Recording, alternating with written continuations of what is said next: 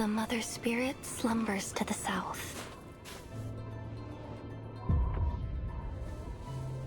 I'm the only one left. What happened to your research team? How could traitors possibly serve them? A gesture of good faith. What's your purpose in all this? We're out of time! The road ahead will only grow more dangerous.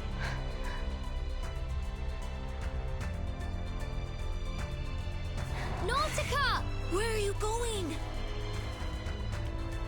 At last, the moment has come. They shall lead us to the promised land. For the sufferer is returned!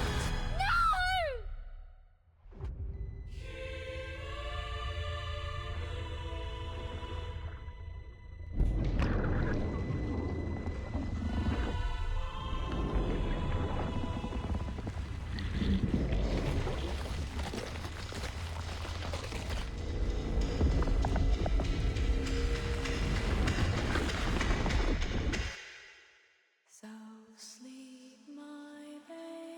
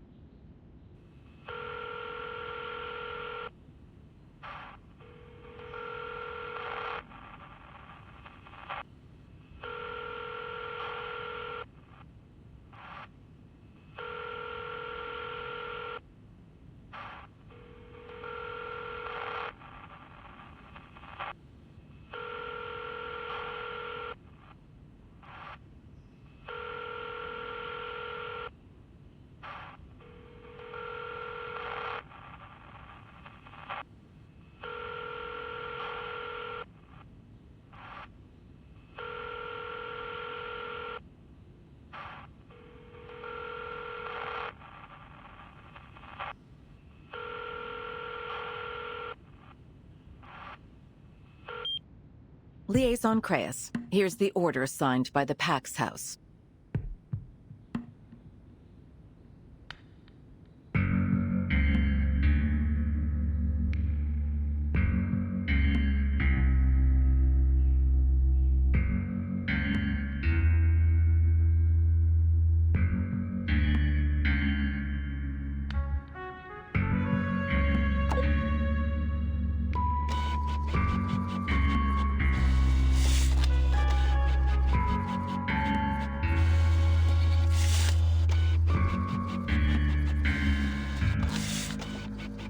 This is the Military Commission's conclusion. Contact Admiral Psalm of Zeno and lead the troops to these coordinates immediately.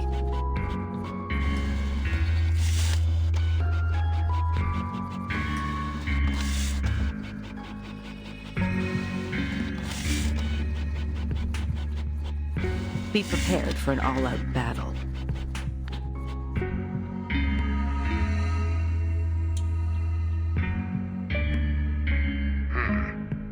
I've never received an order like this.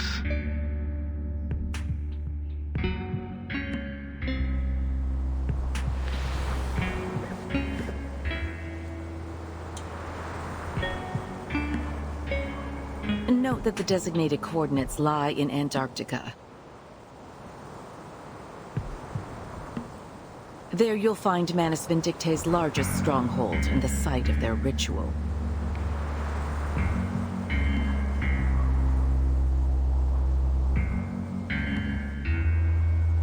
Ritual? Yes, the ritual of both past and future. It seems Manus Vindicte has been preparing it in secret for quite some time.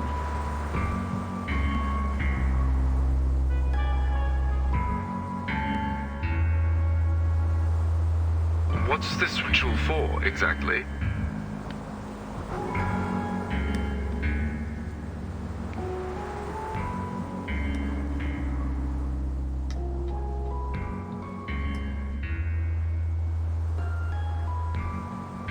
You'll find out soon enough.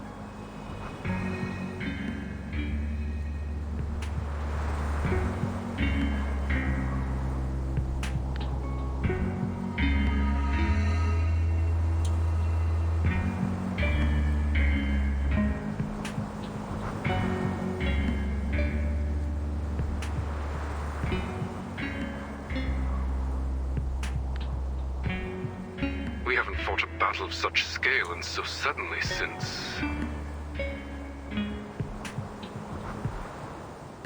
the Battle of 1999.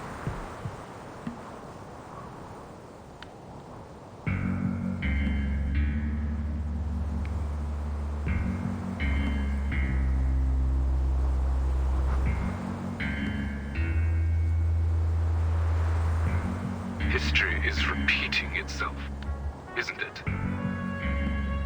Liaison Creus.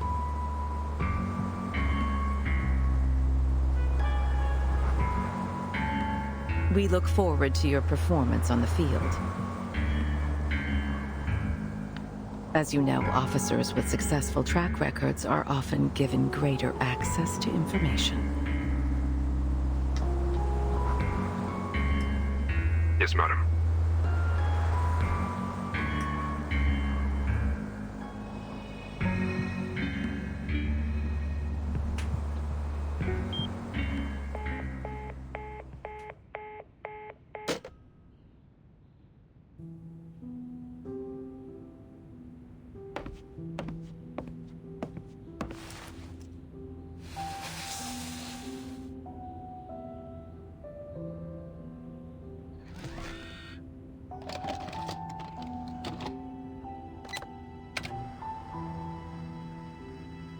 History is repeating itself, but we still have hope on our side.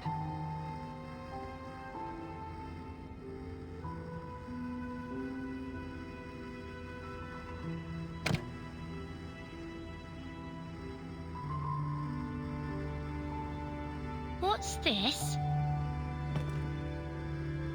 It's a gift for you.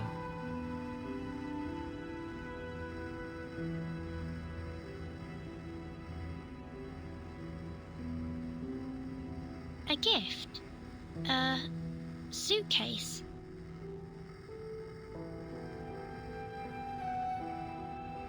That's right. To celebrate your appointment as the Foundation's timekeeper. This is a moment to remember, Burton.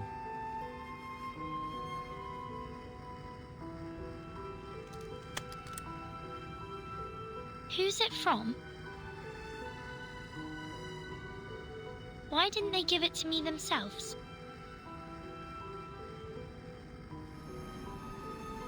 It's from an old friend. An old friend? She left you a message too. She said,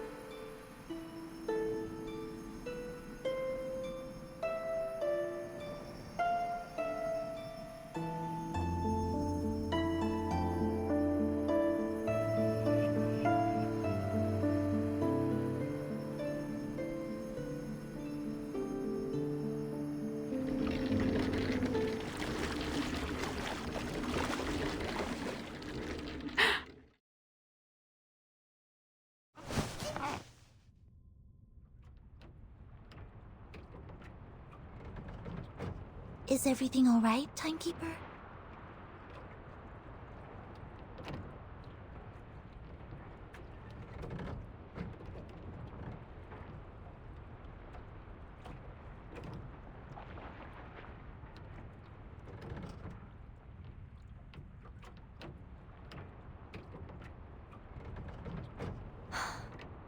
I'm fine.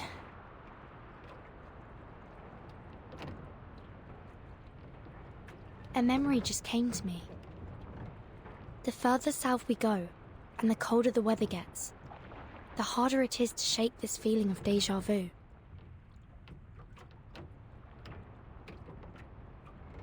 It's like...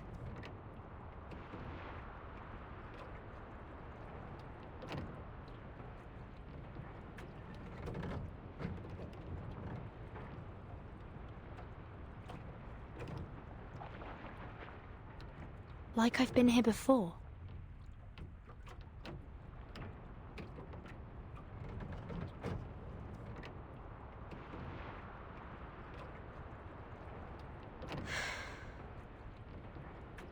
Will we be there soon?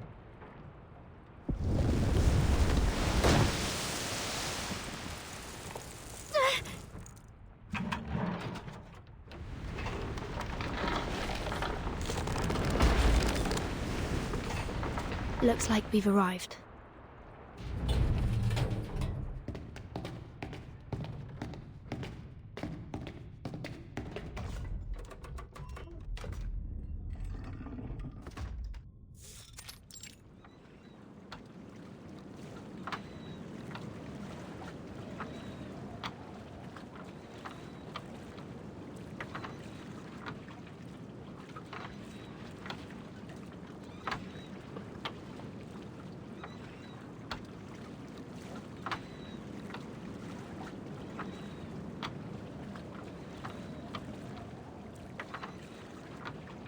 This is McMurdo Sound, the starting point of our Antarctic expedition.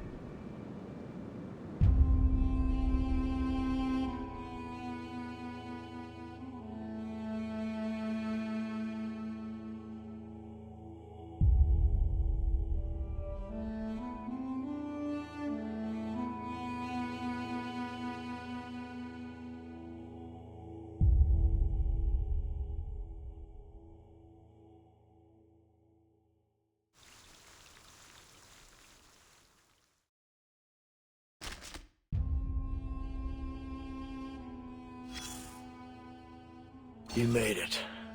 From the US to Brazil to Australia. From a pleasure cruise across the South Pacific, through Argentina, and finally here. Your feet firmly planted on the southernmost continent on Earth. The enemy's been beaten back, retreated to this polar desert, and here you are too. All because of a single command. Find that writer. That's all you've got. No plan, no place or time, not even a full squad. I can't help but wonder what pushes you forward.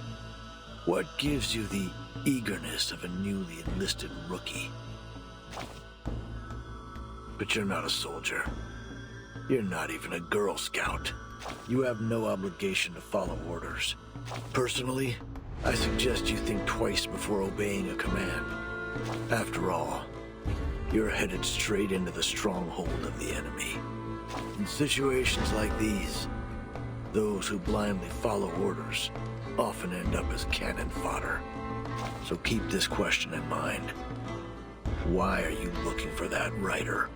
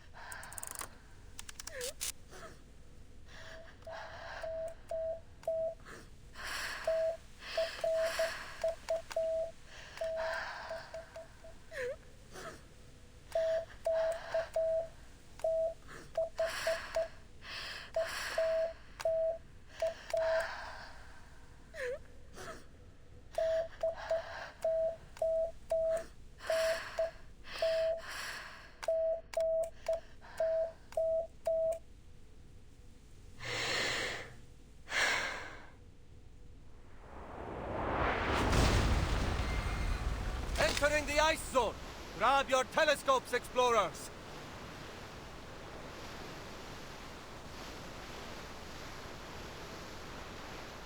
That's right. We need your eyes on every ice floe. Let's not make a second Titanic. This isn't the time for jokes, Scott.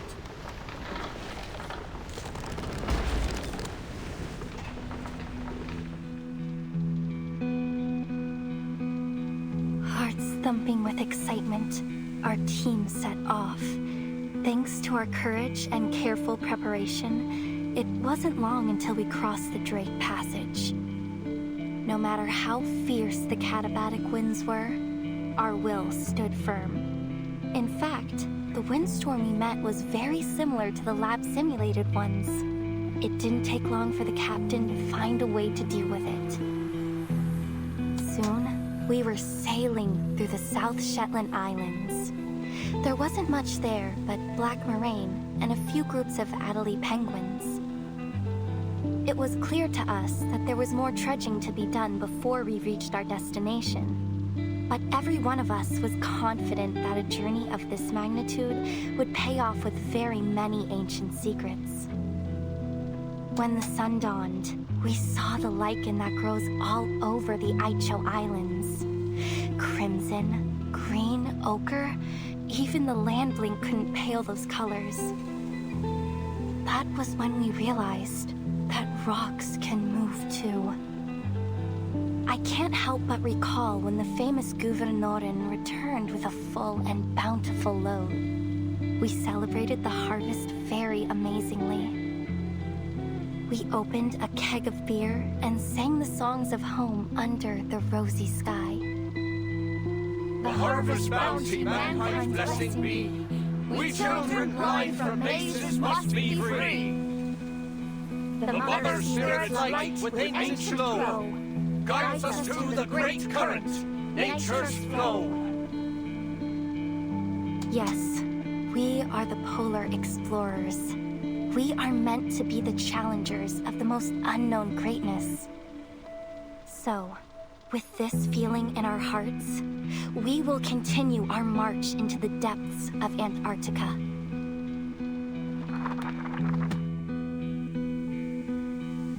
Carpe diem, as the saying goes.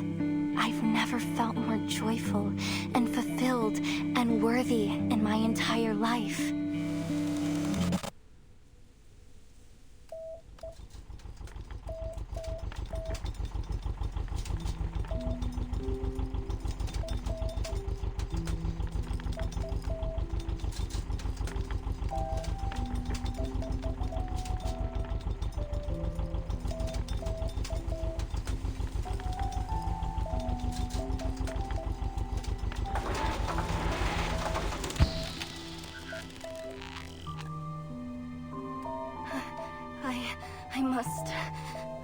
I must send it out.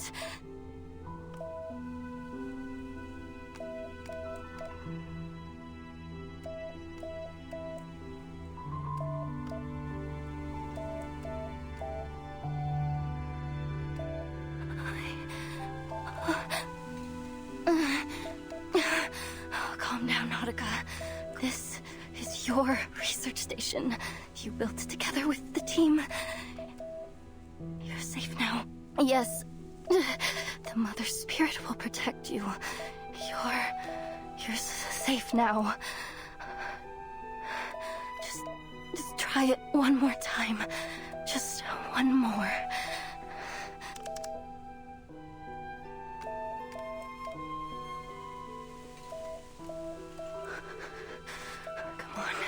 Come on.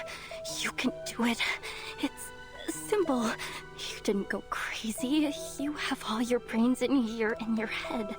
It knows all the letters of Morse code and how to send them. See? There's A and D and E, F, C. You know them all. Just use them to spell out the warning message and send it out across the whole world to everyone. It's easy. Like playing a game of tabloot. Yes, so easy. I can do this.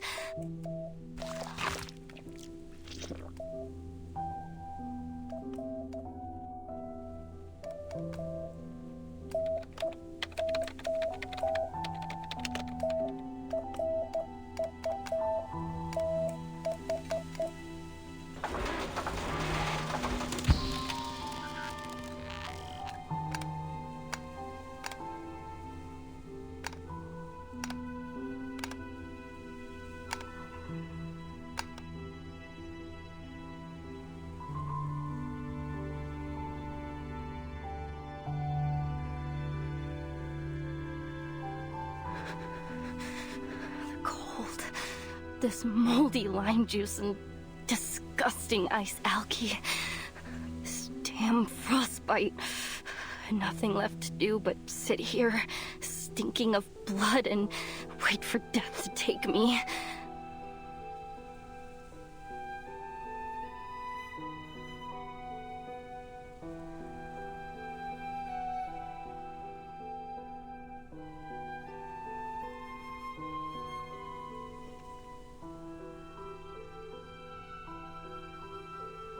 I have to warn the world. This place isn't the last oasis, and there's no such thing as the Hollow Earth.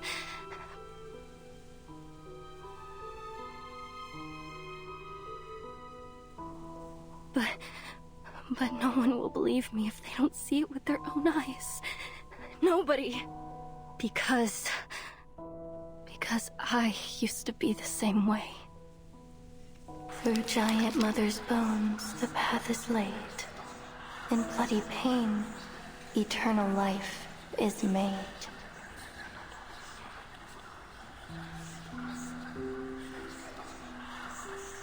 The Mother Spirit's light, with ancient glow, guides us to the great current, nature's flow.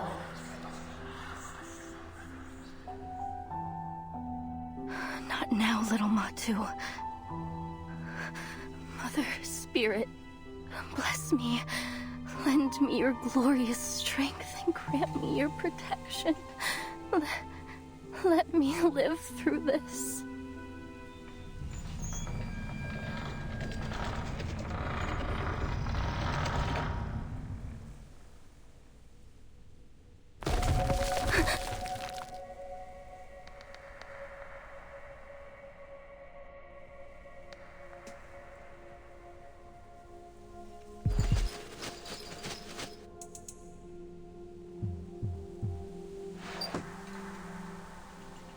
A snow monster ship?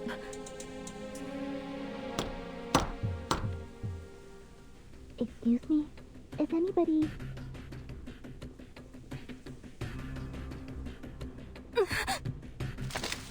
Please don't come over here. Please, please, please.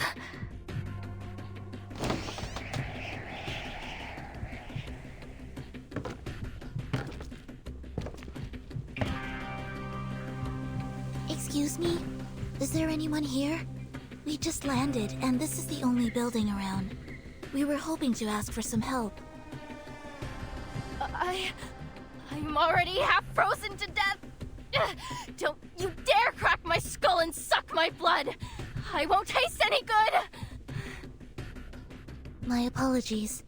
There must have been some kind of misunderstanding. A plague in the glacier. The worms beneath the feet of the Mother Spirit, and those sickening mass tyrants.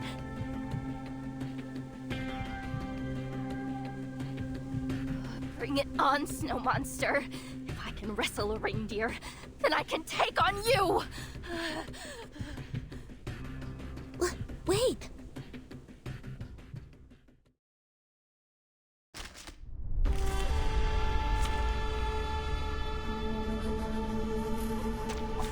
There are many routes to travel, but only one destination.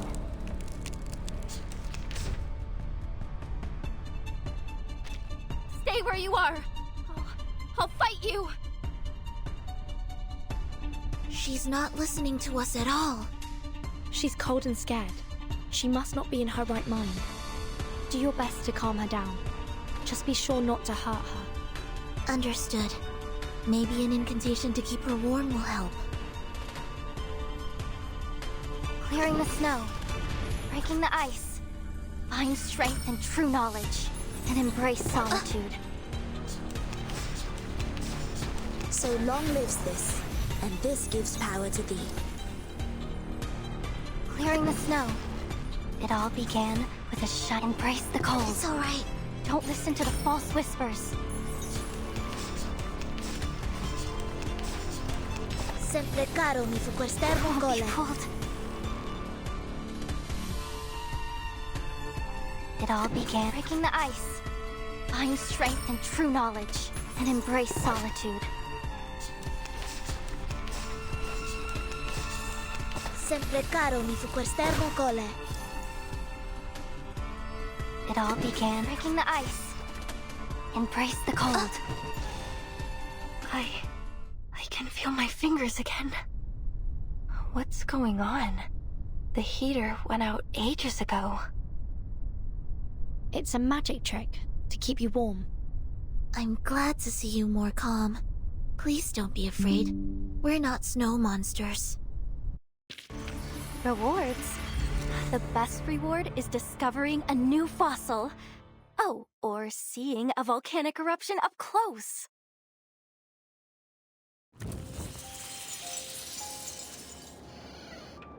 You're not a snow monster?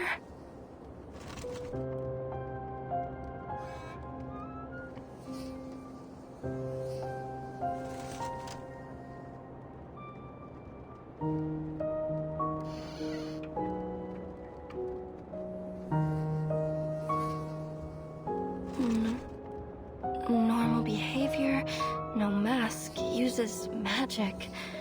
Yes, warm magic. I can move my fingers again. You're right, Matsu. They don't seem like bad people. At least not as bad as the snow monsters.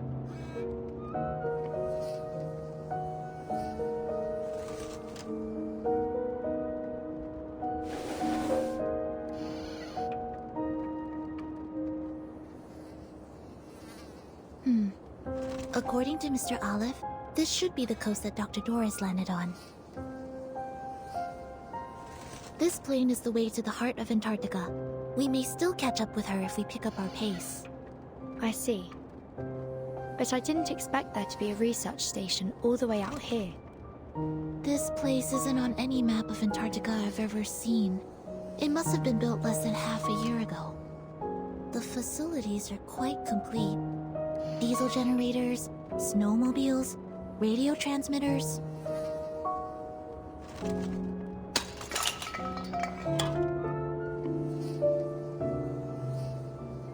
However, they seem to have run out of food.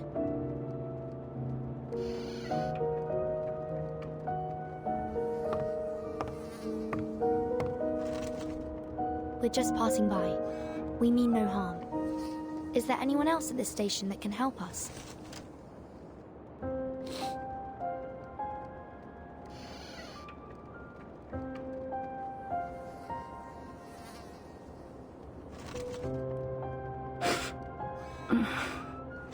No, there's no one else. Only me. I don't mean to offend, miss, but you don't look very well. May I give you a health evaluation? No, no need. I'm fine. I'm an explorer. I know my body. I'm fine.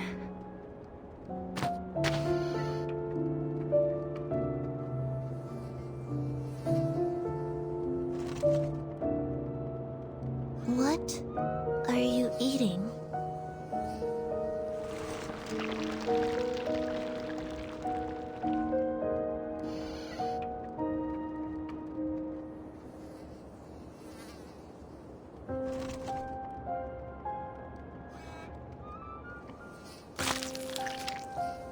The only thing there is to eat here.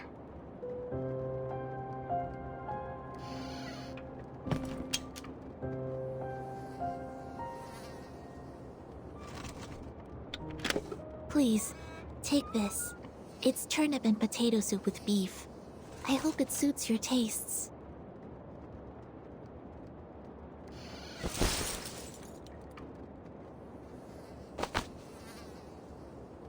Is that a magic suitcase?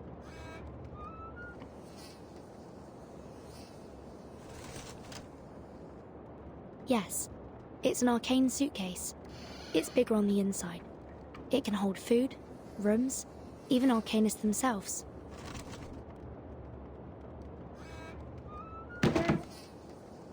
So you're arcanists?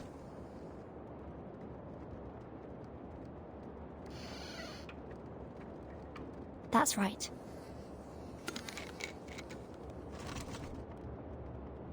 Actually, we're heading to the heart of Antarctica. Perhaps you'd be willing to offer us some advice.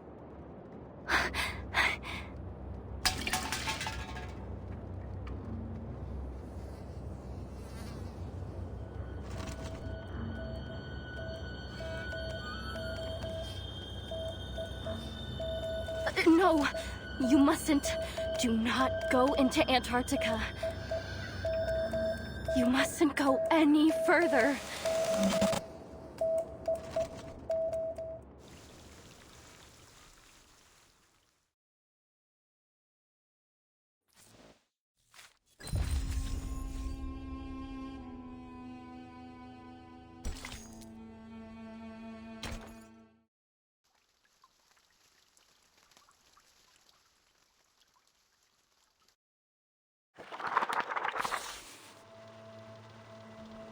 The true horror happened on the third day.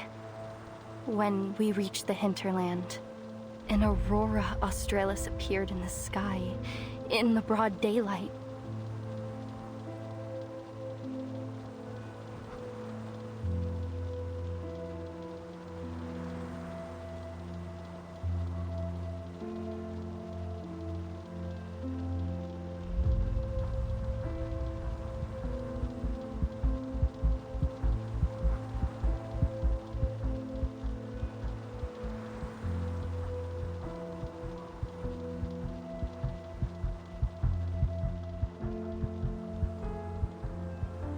solar flares and the coronal mass injections that came with them caused the aurora to appear so bright that it was almost blinding.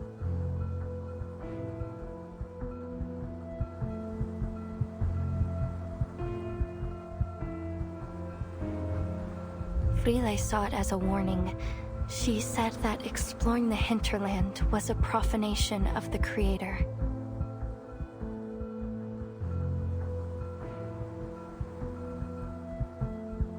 Kot, however, stood against her. He said that the snowbrick windbreak we made would protect us, and we couldn't let all those days of hard work be in vain.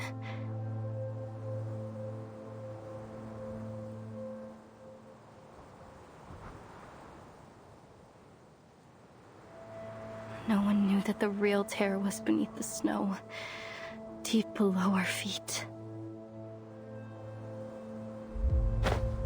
The sextant was right, as long as we stick to this direction.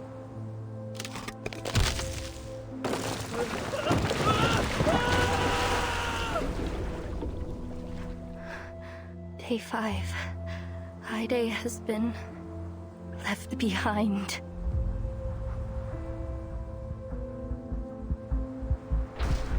This is an emergency situation. We need some people to shift focus to rebuilding the windbreak. Those of you who are fixing the communication devices and getting rid of the EMI, drop it for now.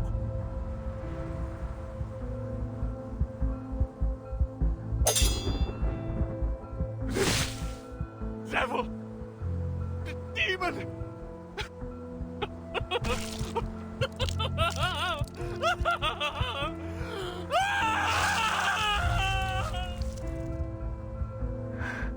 Day 7. Kot is gone. The situation is getting worse.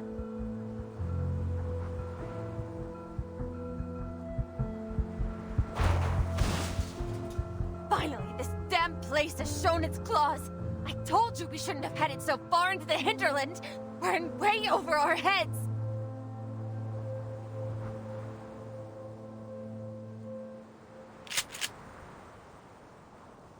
Farewell, everyone. There's no escaping it now. The voice in my head has become one with me. So let it end with me.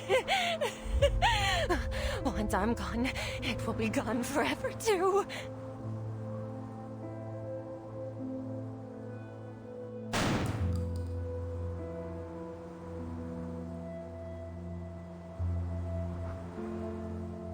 Day 10.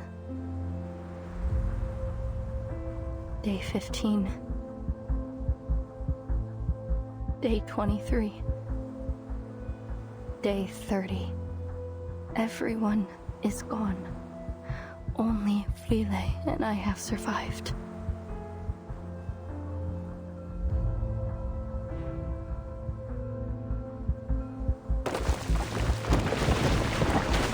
It's okay.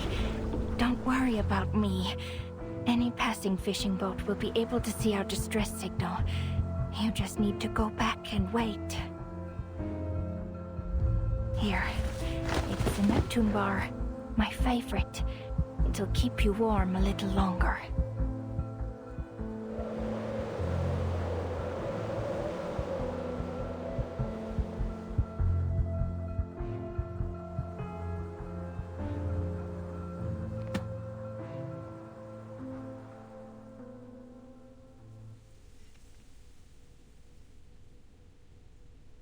That's why you cannot go to the hinterlands.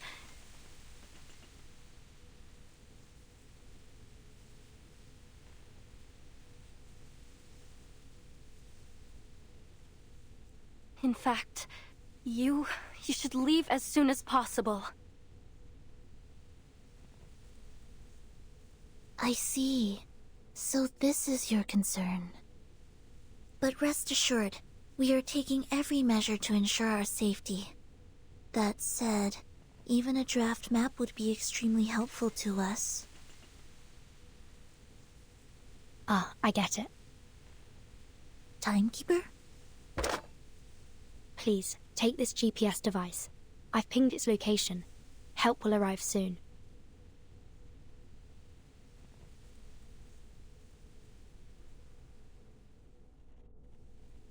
My apologies that we can't stay with you until they arrive.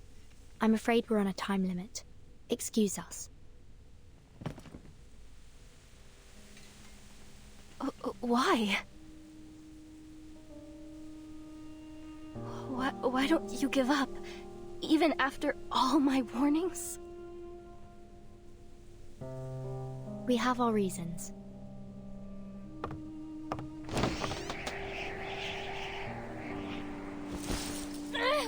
Wait!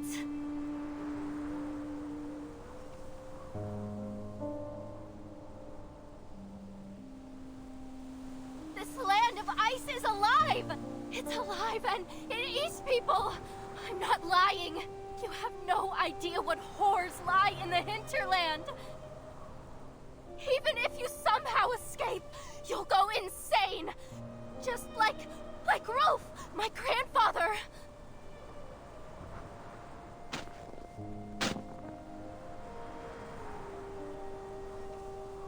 So you have to stop! You have to! You have for your own safety.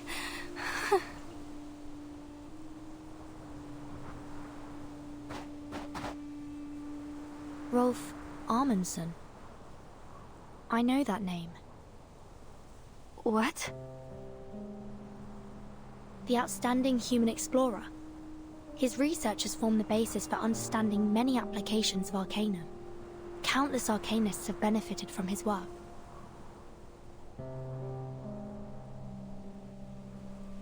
It's said that your family holds a particular set of beliefs about the unsolved mysteries of the world, and that every one of you holds a passion for Arcanum.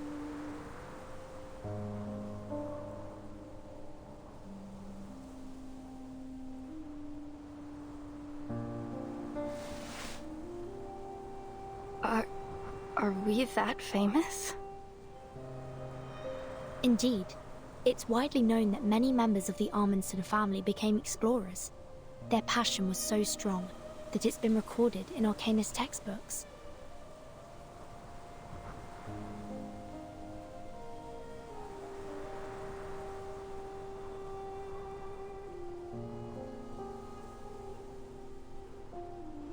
I assume you're here in pursuit of something, just like the rest of your family. And that's why you're reluctant to leave, even after all the misfortune you've encountered. Is that right?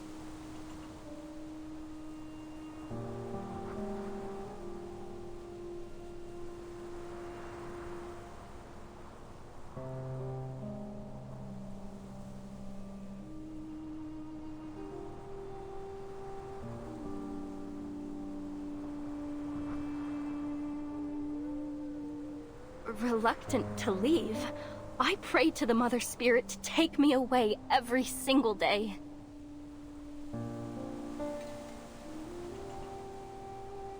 This station is close to the shore. There are many ways you could have got the attention of passing ships if you'd wanted to.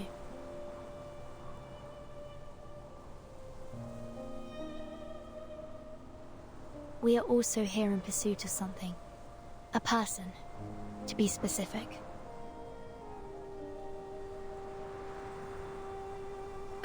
A person?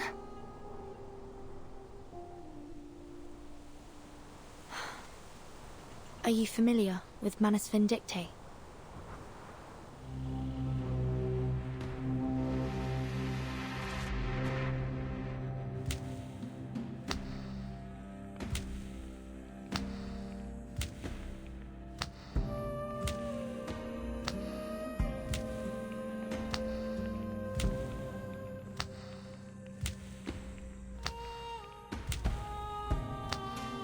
Tides running blind by their ever-new routine.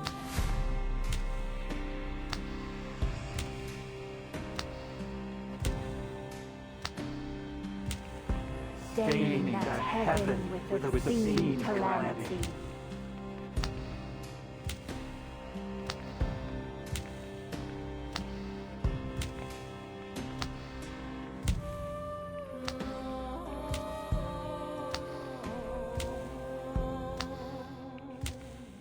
The breaker of death shackles shall rule us all.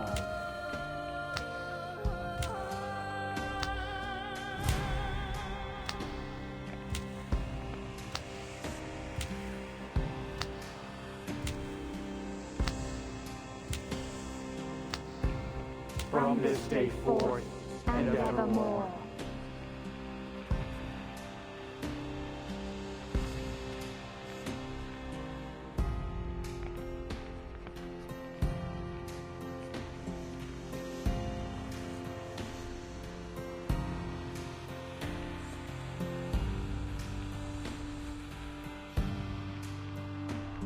You've arrived, as the prophecy foretold.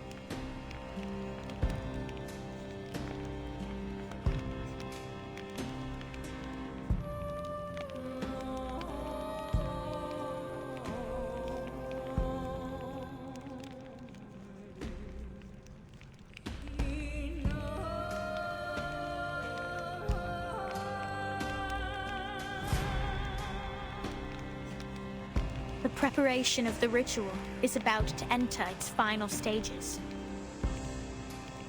The Inculcator of Arcanum, Lady Arcana, has revealed to me the final revelation and oracle. Hear ye!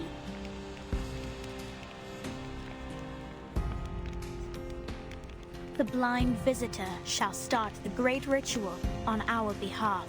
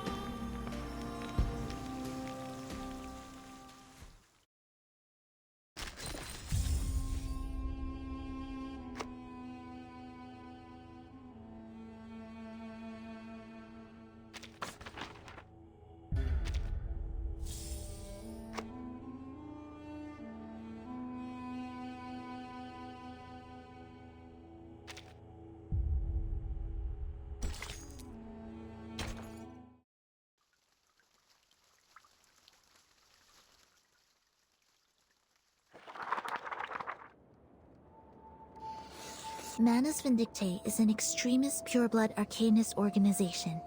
They used to act covertly to disrupt the world order in hopes of reviving Arcanum.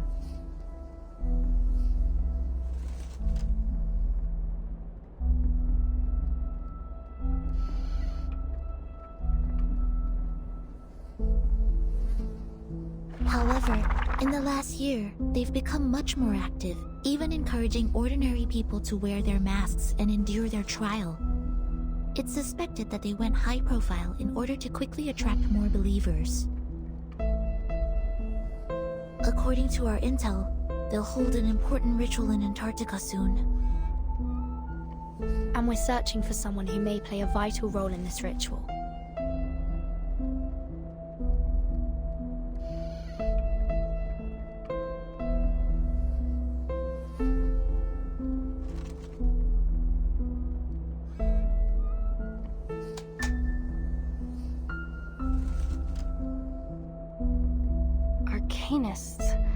masks. Are the snow monsters what you call Manus Vindictae?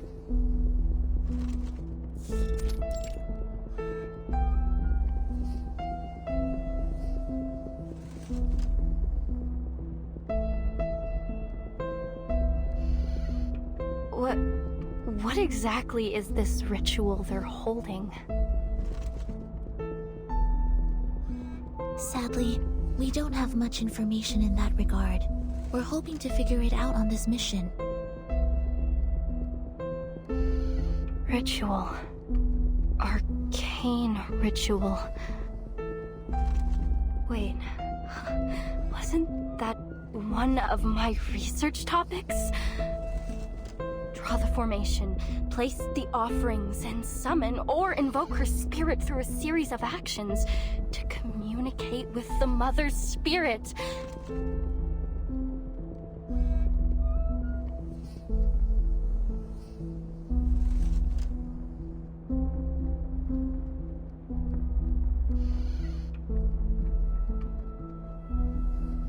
Do you know of her? Do you know the Mother's spirit? Sorry. No.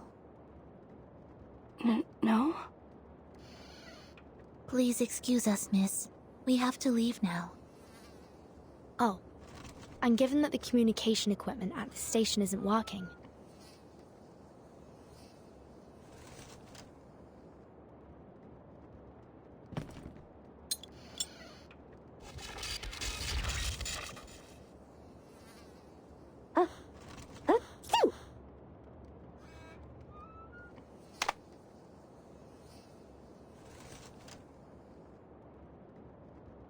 may I introduce you to Miss Radio? She'll receive the signal from the rescue team for you. In the meantime, you may await their arrival here. The incantation keeping you warm will remain effective until then. And thank you for your advice. We will proceed with caution.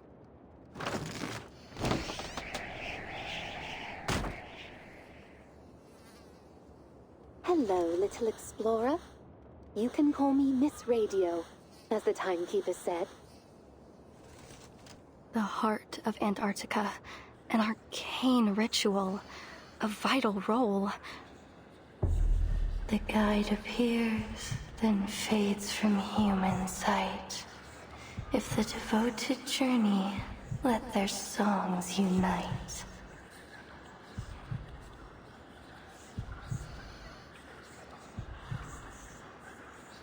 Damn it, Nautica. Little Matu is reciting a message from the Mother Spirit herself. Focus.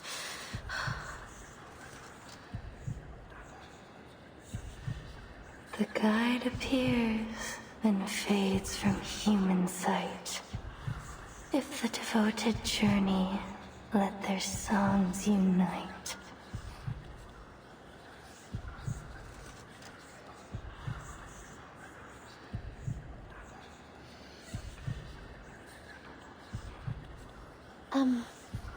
Hello? Can you hear me? Your topic, your research. I assume you're here in pursuit of something, just like the rest of your family. Their dream. Your dream.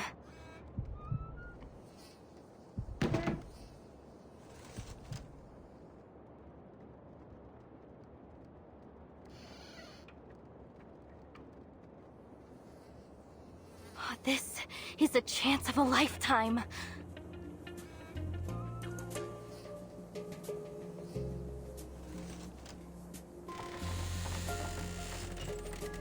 Wait!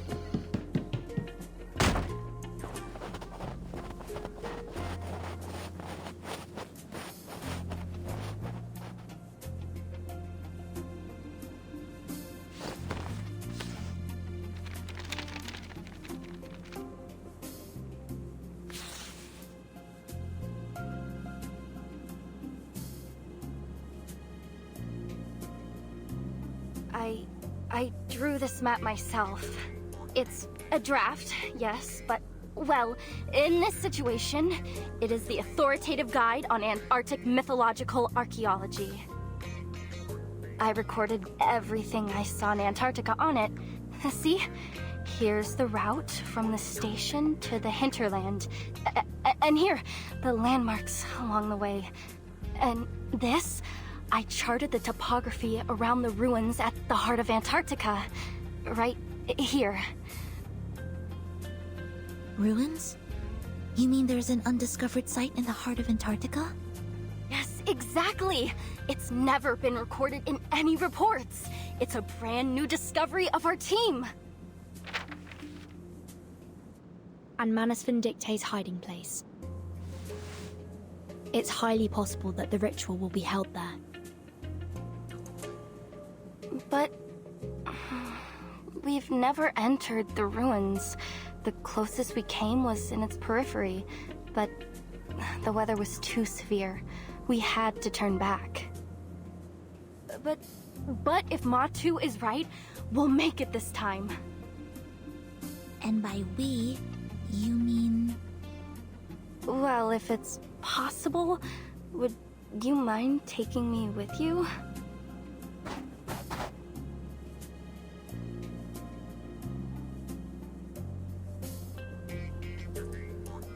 You see, I could be in danger waiting here by myself. Why not just follow you and...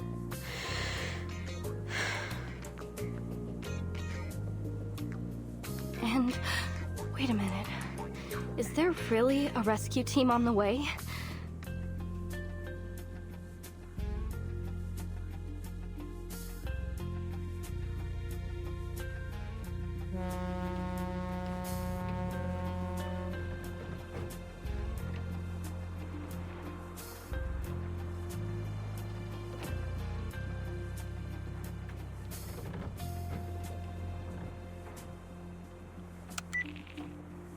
Yes, we've tested the stability of the Regulus record in the storm the hard way, but there are still some experiments to be completed, and that is a problem. Our study is like a baby who's just started to crawl. It's making moves, yes, but it isn't exactly going to win a marathon anytime soon. That's why we need you to stay in the lab. You have the greatest knowledge of the artificial storm. You're more than capable of continuing the work on your own. Yes, I know how much you want to see the Timekeeper and embark on your cross-century rock expedition. But the experiment in Antarctica isn't one of your concerts. It's a gamble, and we're betting every hypothesis on it.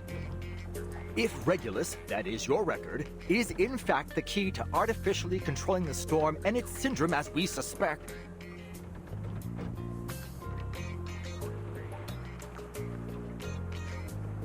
I hope it can at least serve as the Timekeeper's backup plan in this Antarctic operation should the worst happen.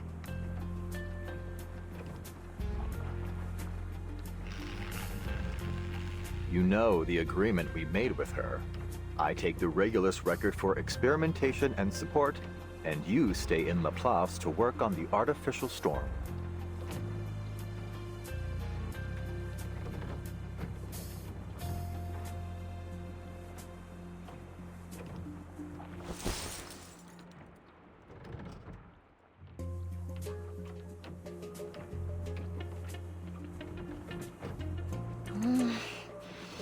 Boss, we've entered the continental shelf. If Manus Vindicte picks up a long-distance comm signal, this operation will be declared a failure.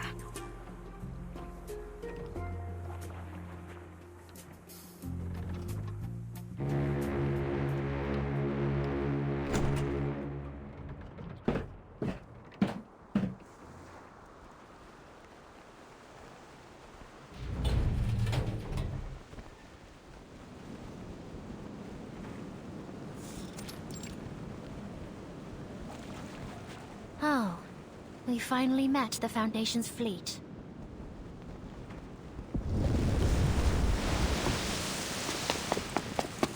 What?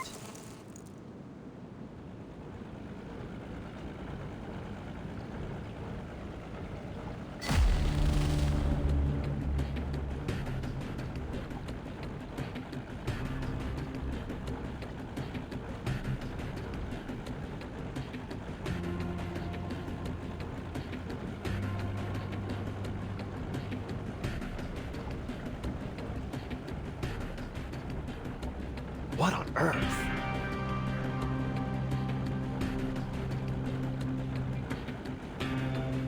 Is that?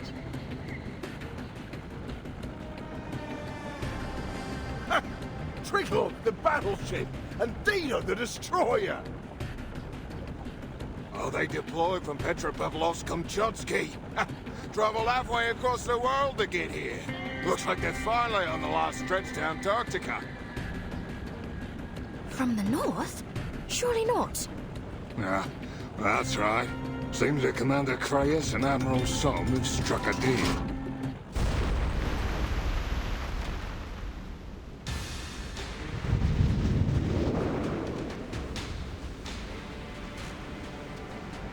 Hold on! Adjusting the sail angle! Oh, damn it! No one told me we'd be fighting on the front bloody line. It's one of them armed Magnus beasts that the Manus modified. Didn't expect their first line of defense to be an actual monster. Xenos elite expeditionary force versus the army Manus Vindictes gathered across multiple storms. This is gonna be a right hell of a fight. What is he so excited about? Come on! Help me at the helm!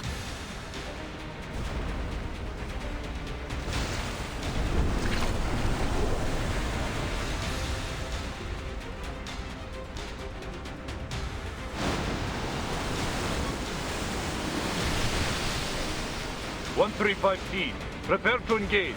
Bridge ready.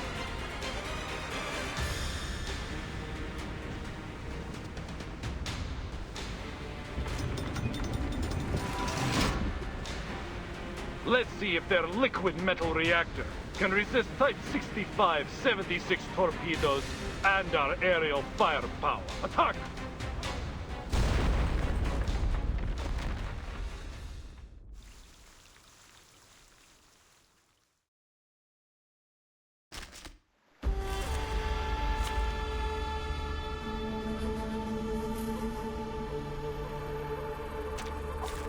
Let the helium fill your pulmonary lobe.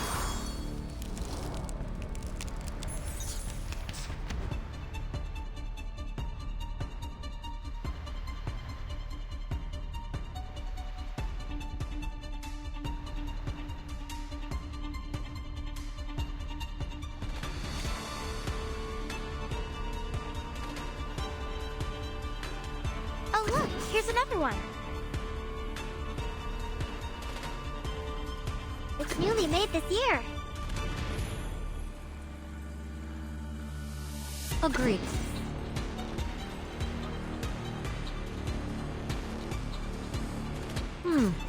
That was certainly a We stand choice. together. Let's get it over quick.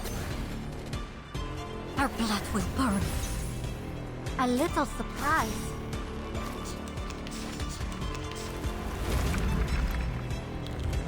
My shells! My shells!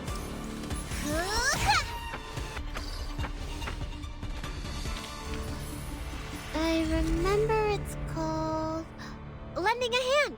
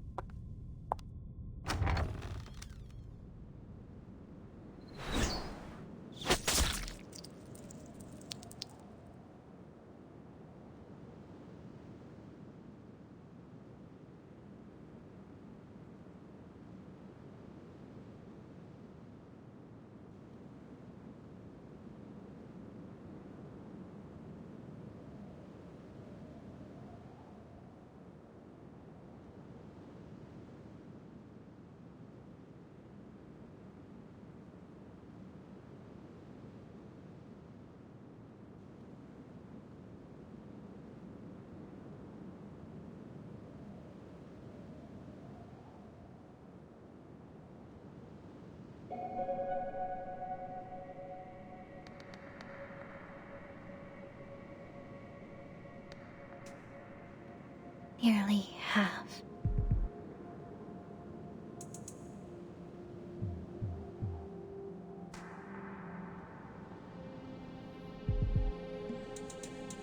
What? Nearly half of the Magnus submarines have been sunk.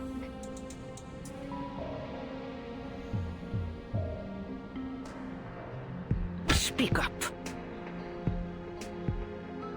Drop your pompous little act, girl. You'll win no favor with me through airs and graces. Nearly half of the Magnus submarines have been sunk. That's more like it.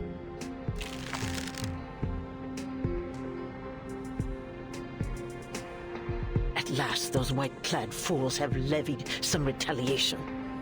How kind of them to finally join us.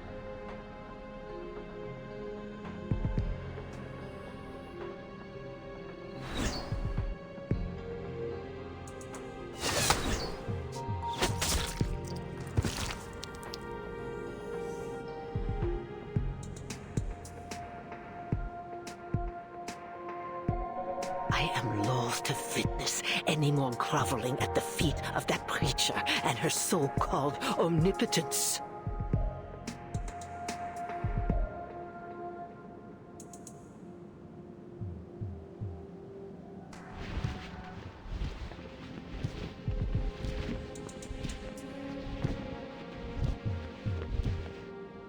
The great corrector of the mysterious island, the one and only leader in the face of the slumbering inculcator of Arcanum, the supreme caster of the great ritual.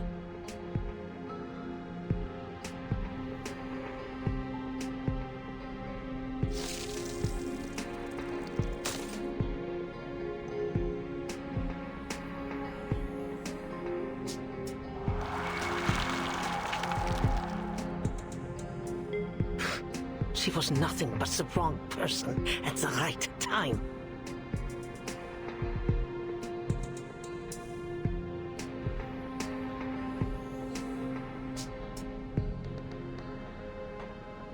She alone hears the voice of the inculcator of Arcanum? Ah, what blatant lies! Yet they submit to her all the same, everyone. While she gallivanted around the world, preaching on the back of her falsities, who was it who prepared for the ritual, Yet she alone is granted power. She alone holds their hearts in her hands. Ridiculous.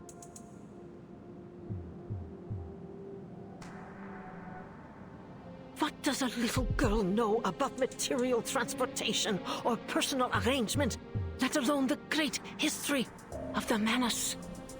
She is nothing without me.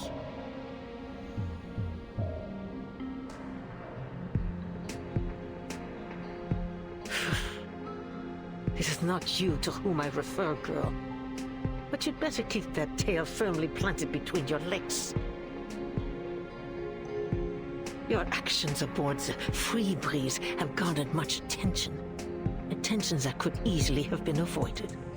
Now the whole world has their sights set on the southern hemisphere, and it's all thanks to you. No amount of ritual materials can make up for that.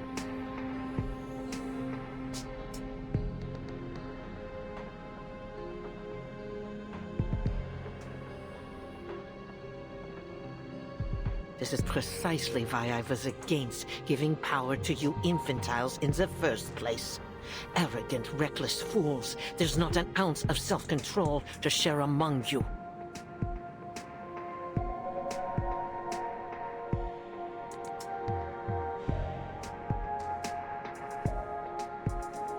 The Foundation's army will break through our first line of defense soon. If we don't stop them, their advance will be halted.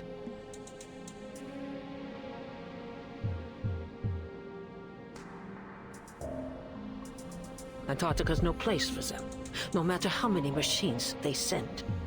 Their war efforts have been naught but a desperate attempt to prove to themselves that they are not utterly without plan. Pathetic as usual. You're right. There's no need to concern ourselves with the insects scurrying beneath our boots. Our role is to support from the outside, to ensure the ritual proceeds smoothly. That's all. What driver straps the blinders to your face, Or were you simply born unable to perform more than one task at a time? Tell me, how do you ensure the safety of the interior?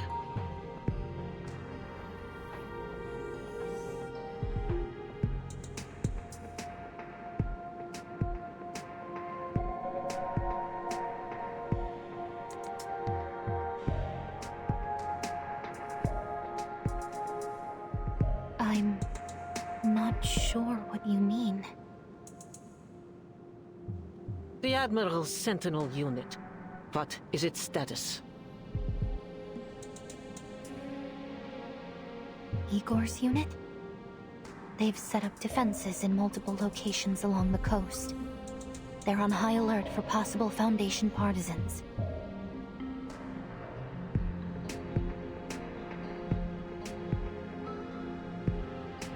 The Fence Sitters.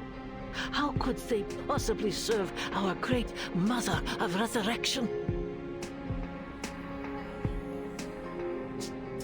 It's an insult that they were ever allowed to set foot on the Holy Land at all. But the Preacher has treated them with the utmost respect. They did bring the key to the ritual, after all.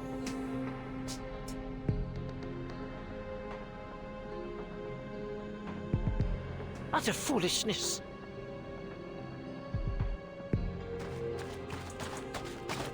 Those heathens are not even willing to undergo the holy trial.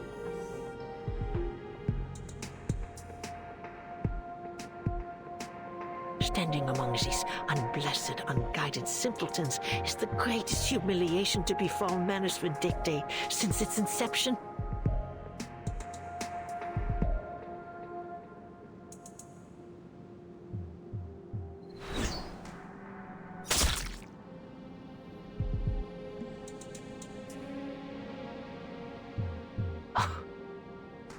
This.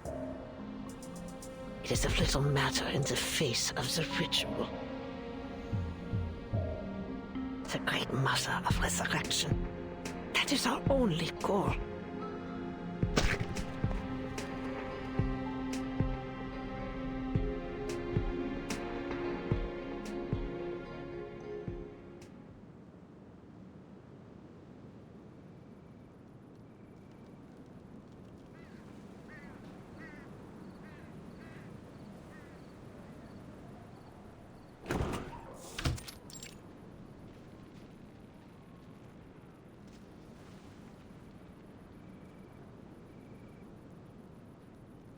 Lieutenant, we have run the checking program. The problem is with the pedal.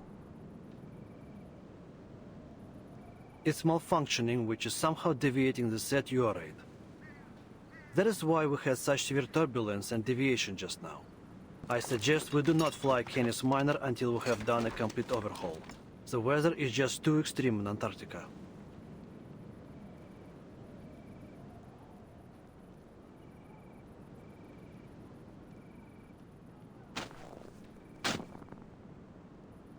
Report to the Admiral. We're still some way away from our designated station, but it seems we have no other choice for now. At least we landed in a place with enough space and sightlines to perform our task. This is the best we could have done, given the situation. Well done, Danilov. Of course, Lieutenant. Now all there is to do is wait.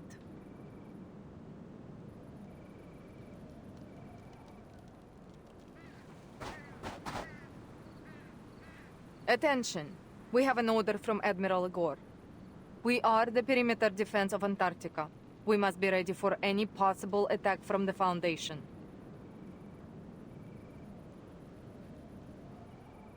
The Admiral is stationed in the Sanctuary.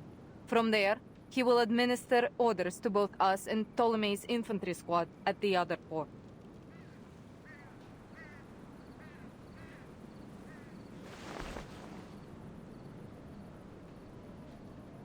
Any unit entering the sea within visual range is to be considered a signal to engage. Understood? Yes, ma'am.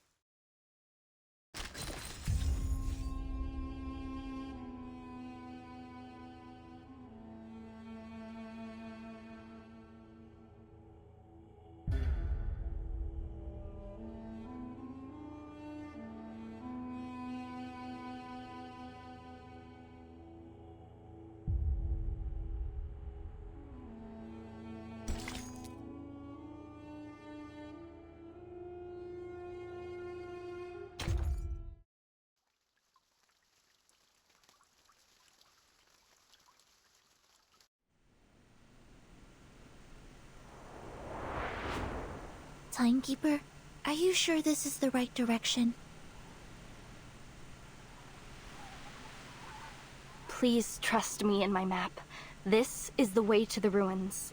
I promise. We need to catch up with Dr. Dorres as soon as possible. Hold on tight, everyone. I'm going to speed up.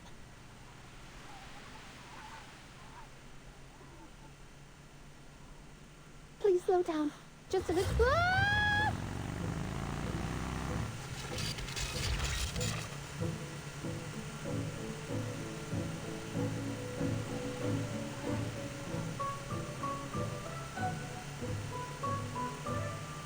Wow, incredible! You really are an Arcanist! We couldn't figure out how this thing worked. The new model with the Chevrolet bumper, only Frile was able to drive it. But you knew how to drive it as soon as you touched the handle. Are you trained to use human technology at the Foundation too? If you are, it would be a huge case support to my study on Arcanist lifestyles. The truth is, Ms. Amundsen, the Timekeeper has never driven before.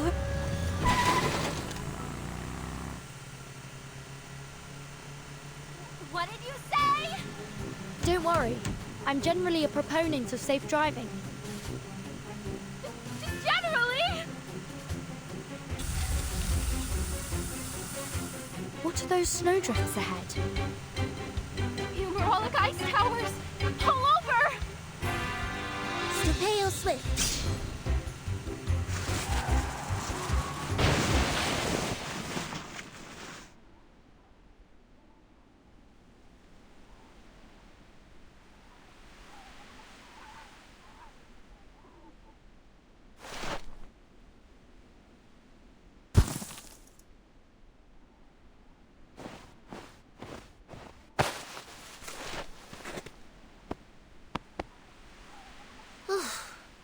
Thankfully, the vehicle isn't badly damaged. Miss Amundsen, are there any other obstacles ahead that we should know about? That's strange. This should be an open plain.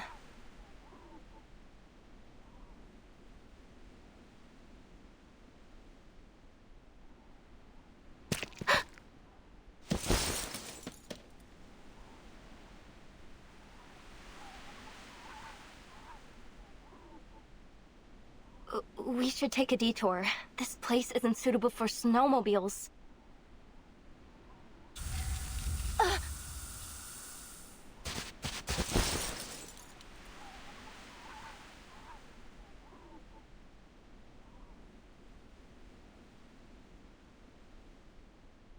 Miss Amundsen, are you okay?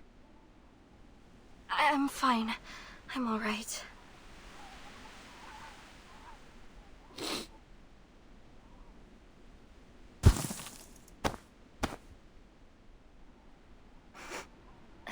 Has my nose gone wrong? Or are we carrying rotten food?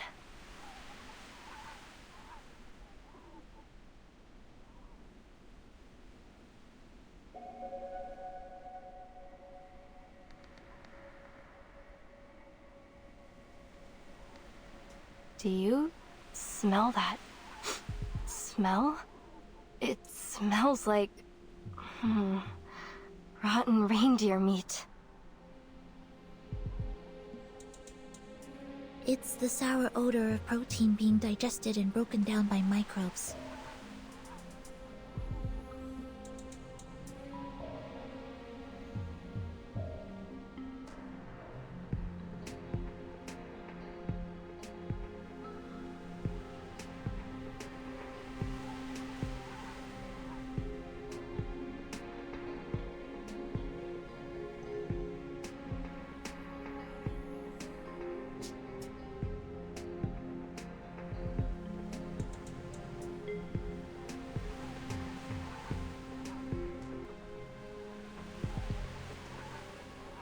It seems to be coming in waves. First it's pungent, then it gets carried away on the wind.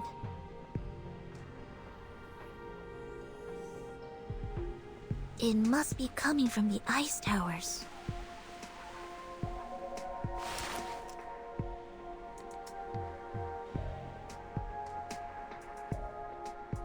What are these towers exactly? When there's magma beneath the surface, hot gas escapes through narrow cracks in the crust. When it meets the cold air, it vaporizes and forms hollow towers.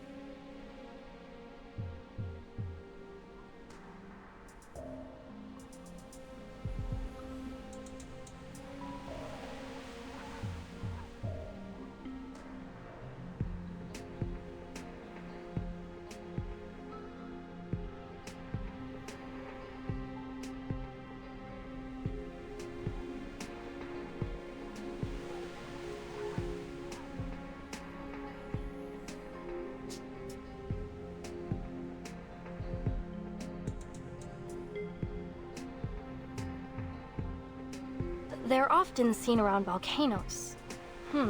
But there's no volcano here.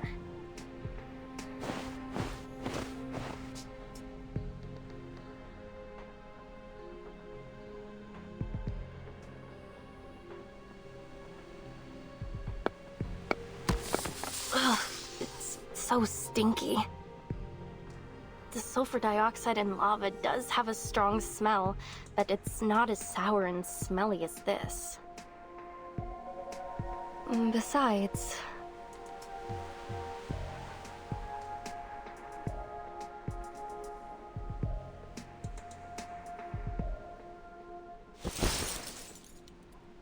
the last time my team and I were here, these towers weren't.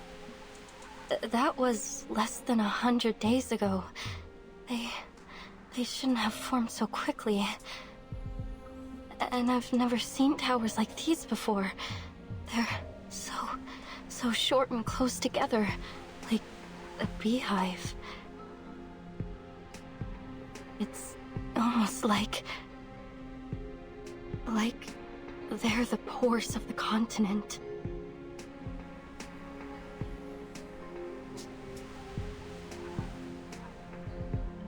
They are warm on the inside.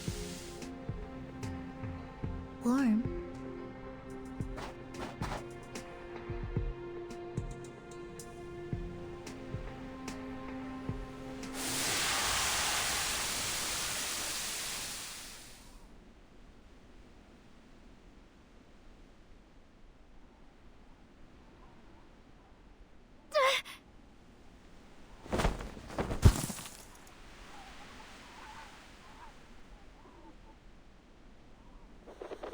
Don't hurt my precious flower.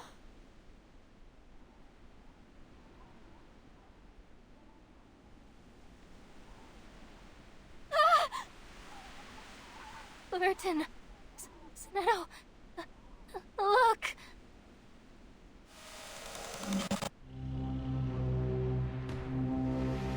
What is that?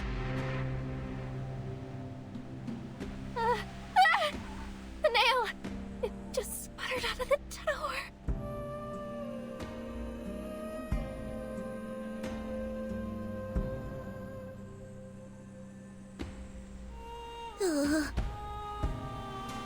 At least now we can be sure that there are people around here. Or there were.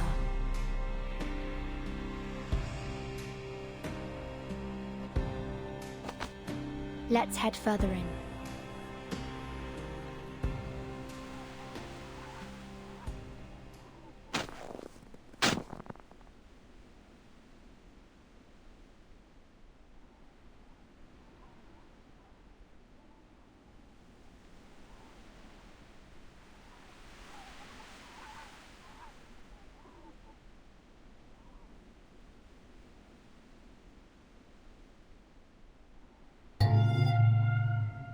Timekeeper, over there.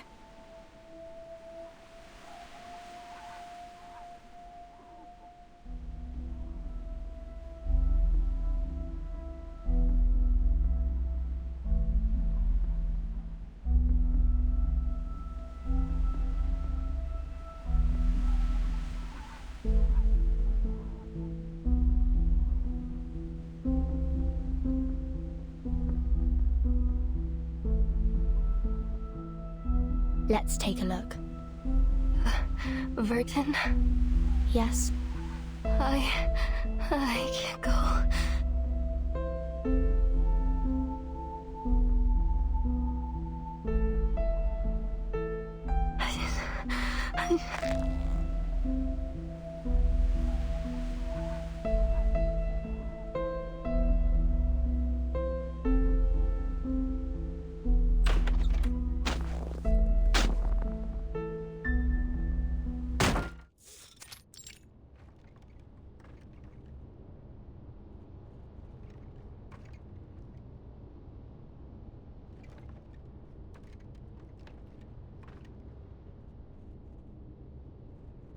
This is a large station.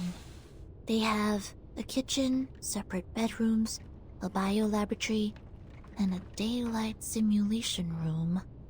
But, judging by the mess, it's been abandoned. Huh? What's this sticky substance on the ground? It's black algae. There's so much of it here. Watch your step. It could be slippery.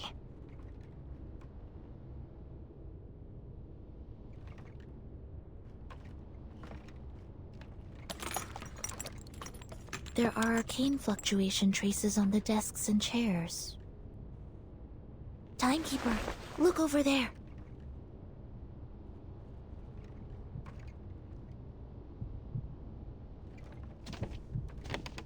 Excuse me? Is anybody there? Hello? We're here to ask for help. I don't think we should go any further. Zinetto!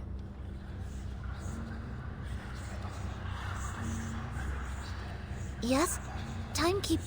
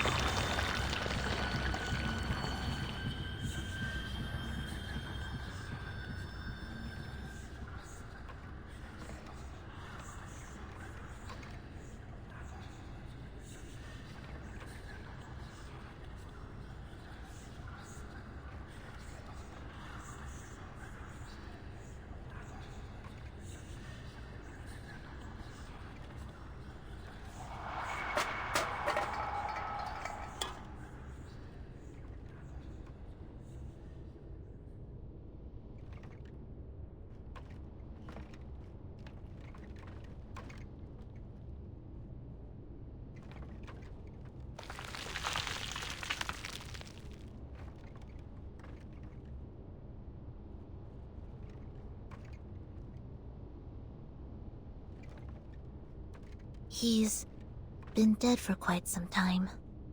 There's an odd mark carved into his forehead. Look at his hands. His nails have been pulled off.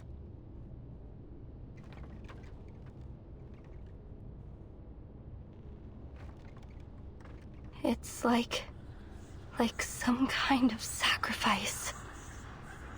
Some cultures believe the connective tissues containing keratin are unclean.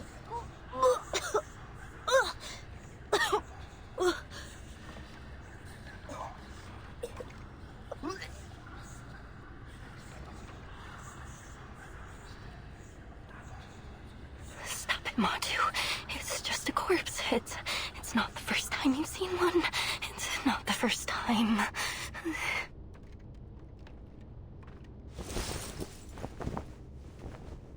Something else is off. There's gauze on the floor, and brown powder around his wound.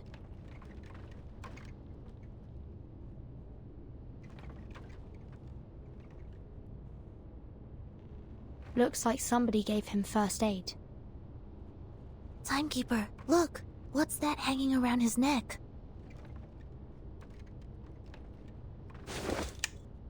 A stethoscope. Aside from the few creases on the tubing, it looks rather new, or at least well kept. Do you think he was a doctor? The body's bloodied, but the stethoscope is clean. It was put on afterwards. Which means someone came here before us. Dr. Doris. Let's take it off and have a look.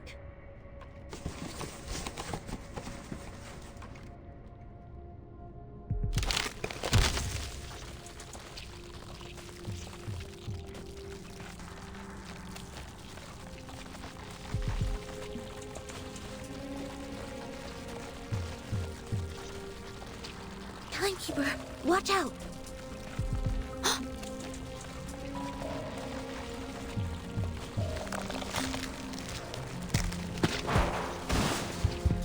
Cover your mouth and nose.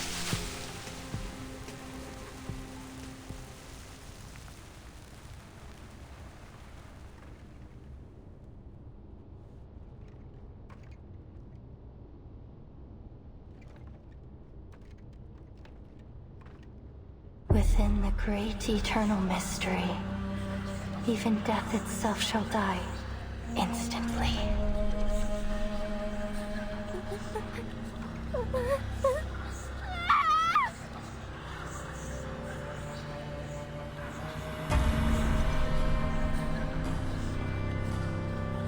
This is exactly what Matu said would happen. I told you we shouldn't have come here. Spirit, please, please save me. Oh, Hadja, save me.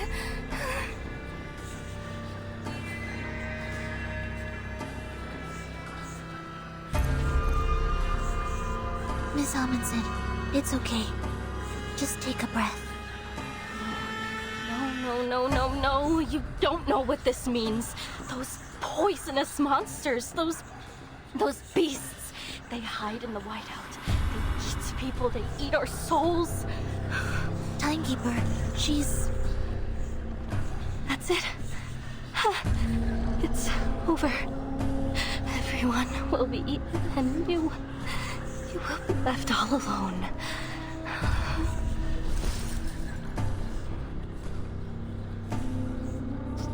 Just you and their nails. Alone. Nails? Nautica, did something similar happen to your teammates?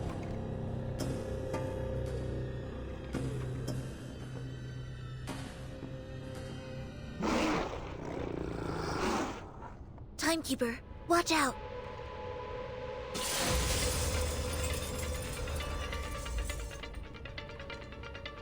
Sinetto, prepare to engage. Copy that.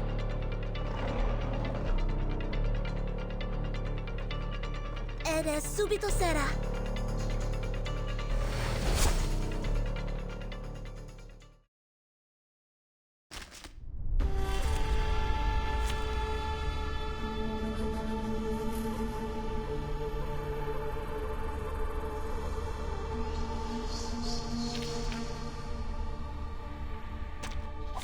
Let us have a fair fight.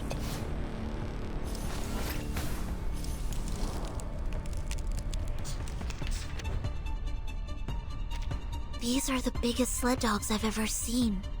But working dogs shouldn't be this aggressive. I'm sensing very familiar arcane fluctuations. Manus Vindicte must have done something to them. Perhaps a calming incantation will abate the effects of the arcane skill they cast on them.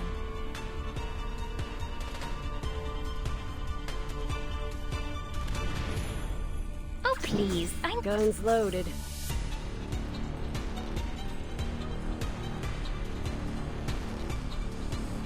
Trail's still warm.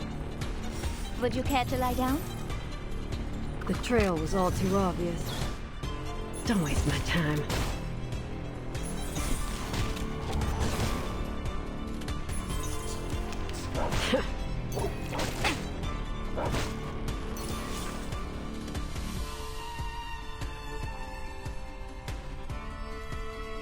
Guns loaded. A simple arcane trick.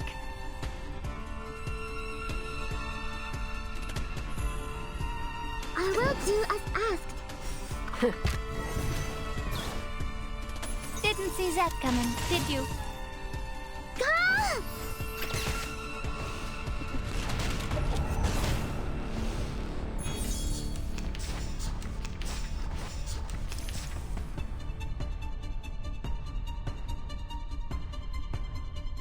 Trail's still warm. Time to pull up. Now presenting Bingler's Mirror. The trail was all too obvious. Hold on, psychiatrist at work. You must see your true self.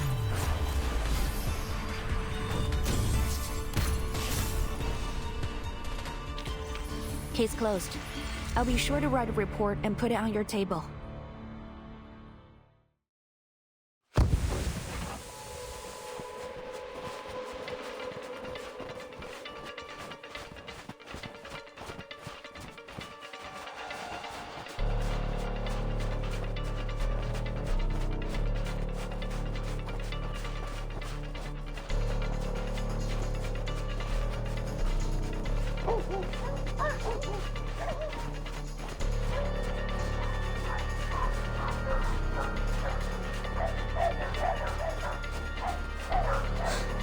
I removed Manus Vindicte's effect on them.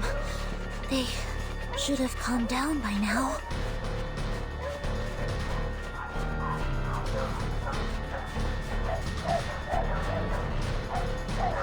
Matu, the Mother Spirit will protect me, right?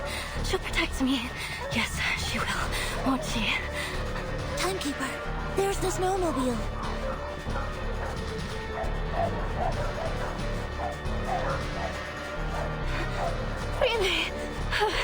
Really, Snowmobile has come to save me. Get on, Miss Amundsen. Give me your hand. Grab tight. I'm starting the engine.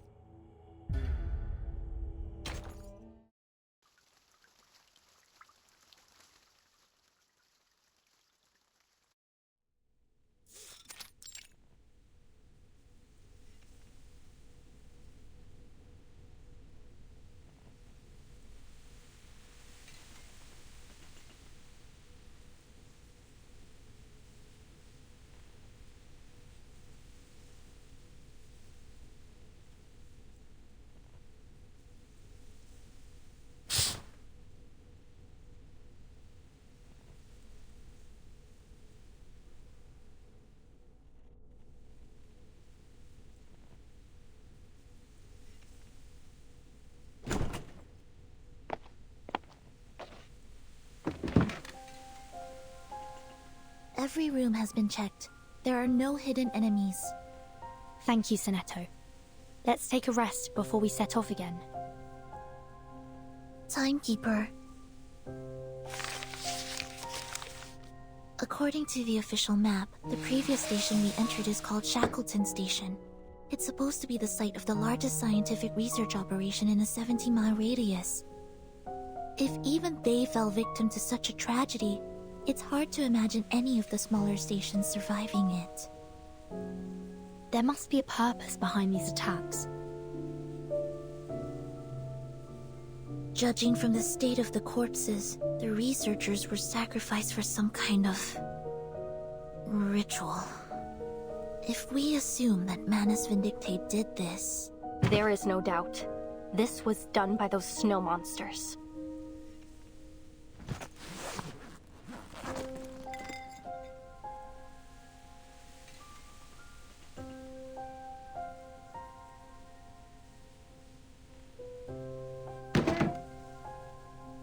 Then it's highly likely that this was all in service of the same ritual Mr. Olive mentioned.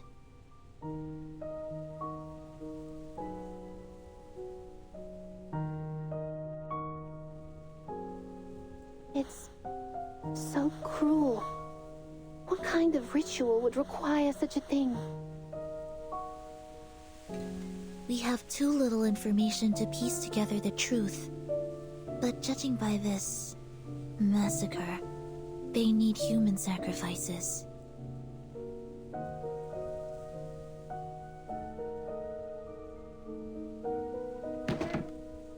Or perhaps they're eliminating any aliens. In this case, humans, in the vicinity before they perform the ritual.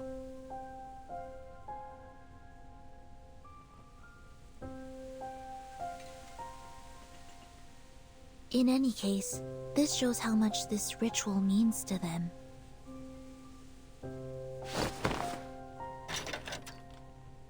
Dr. Doris. If Dr. Doris was in fact here, then we're on the right track.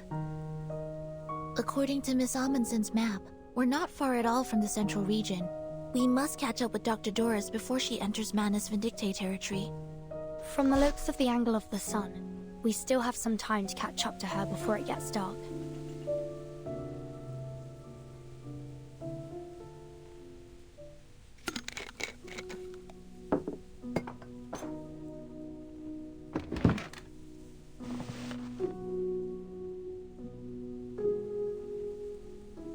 Mother Spirit, thank you for feeding us and for everything you provide. And of course, thank you to Miss Furton and Miss Sinetto for providing the food.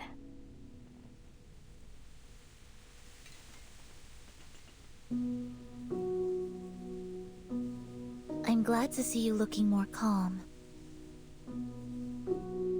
Sorry, I wasn't always like this.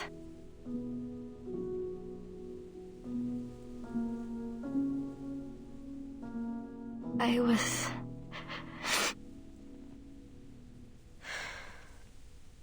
They said I was like a fearless sled dog.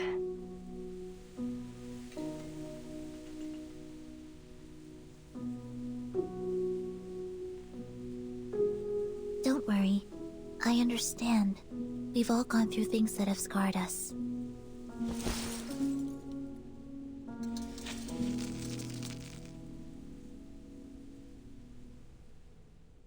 Is it to do with what we saw in Shackleton Station?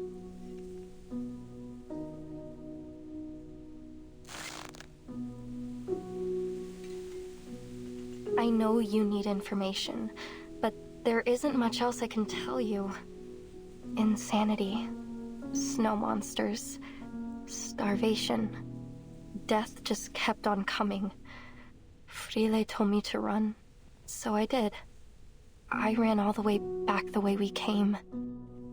I ran fast, as fast as I could. But when I got to the station, everyone had either left or...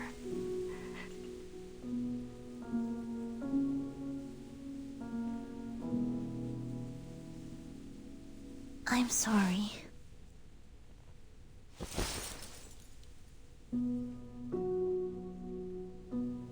I don't know if it's because of hyperventilation or that I hit my head, but there are some things I can't remember clearly.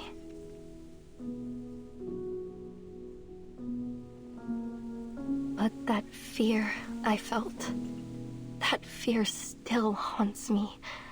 I'm no longer as brave as I used to be. Miss Amundsen. Back in my hometown, you're considered brave if you can tame a reindeer. We have a racing festival every year.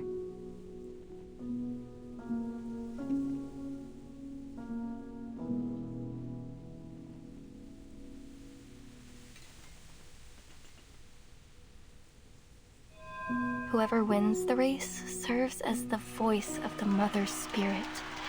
They hear her voice, and it beats its rhythm in praise of the sun, and the flag of our village is raised high into the sky to declare their victory.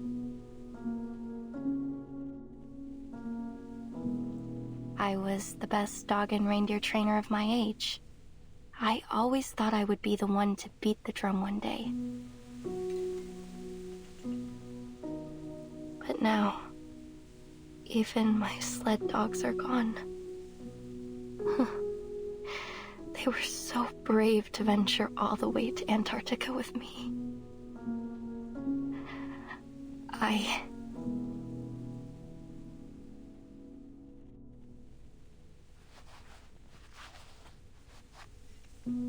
I'm not that girl anymore.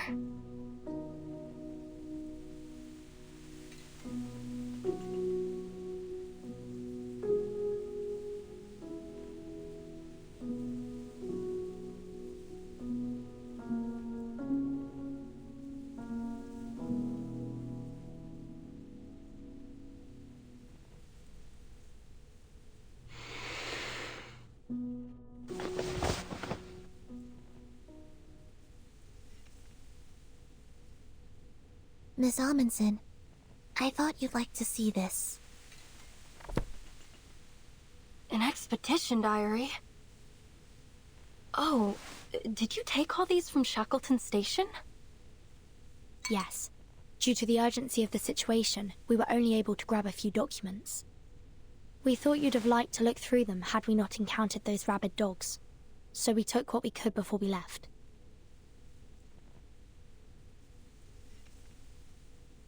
A survey of the Antarctic cryptobiosphere, an index dictionary of arcane ruins, a polar guide to the arcane cultivation of vegetables. Incredible. Fantastic. With this, we may finally master how to grow potatoes in polar regions.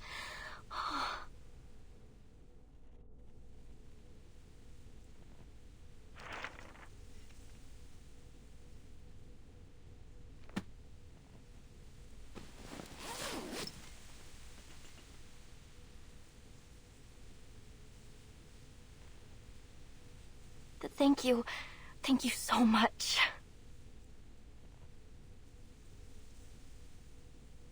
It was worth the risk.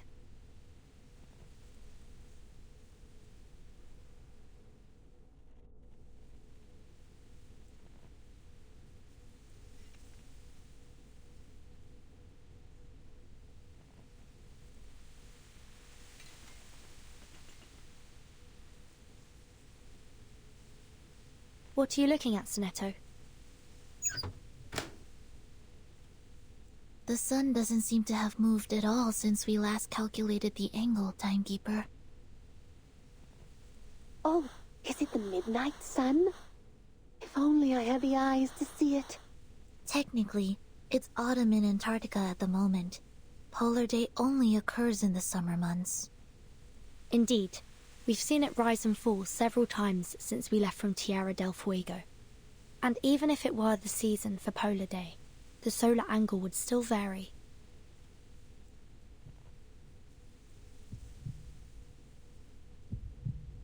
No. No, it can't be. All these abnormal phenomena. The sun standing still in the sky. That aurora in the broad daylight.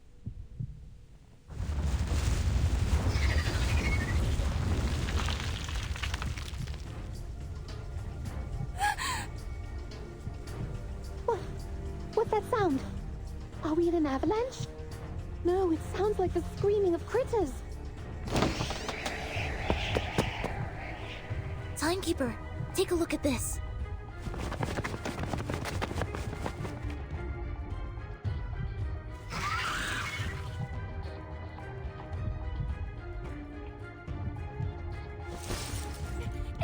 snow monsters! They're flying beasts! Miss Amundsen, stay back.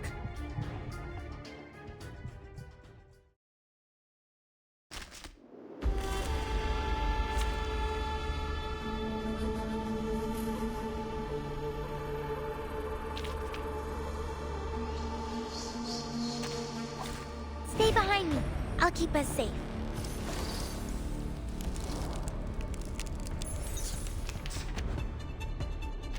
The snow monsters! They said they're flying beasts! These are Manus reformed Alishiaos. We've encountered them before. Then we're heading in the right direction. Oh look, here's another one. It's newly made this year. We stand together. I said hello. Got you.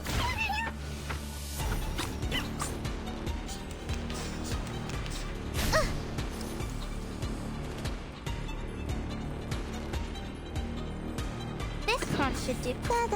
Yep. Another jar? You are not welcome here. Break it. Break it. Enjoy.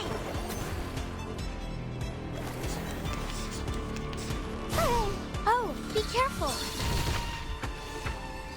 Oh. There they are. It's time to say goodbye. Don't miss me, really. I'll be back.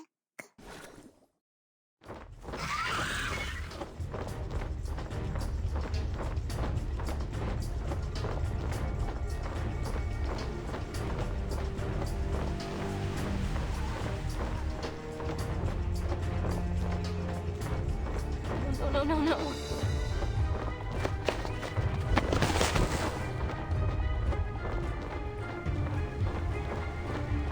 Don't!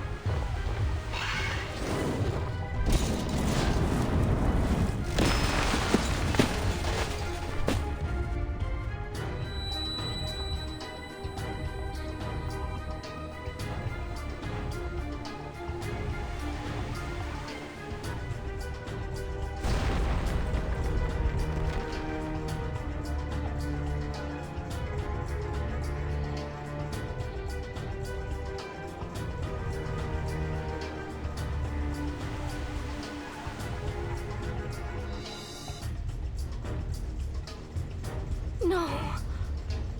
That was our only means of transportation.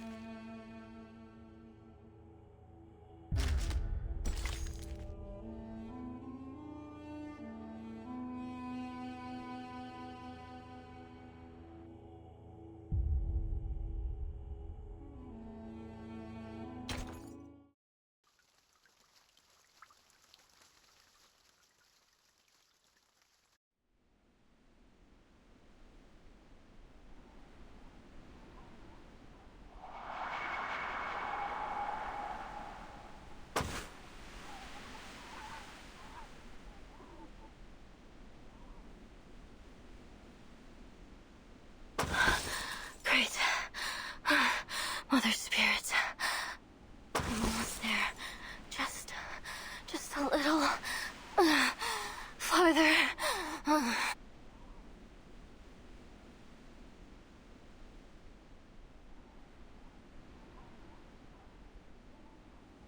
Traveling on foot was never a good choice for an expedition. Evil snow monsters. First, sled dogs, then mad critters. And now, endless daylight. Endless glaring sun. Is all this because of that ritual? What the heck are those snow monsters trying to do? Miss Amundsen, how long until we reach the ruins? I don't know. I don't know.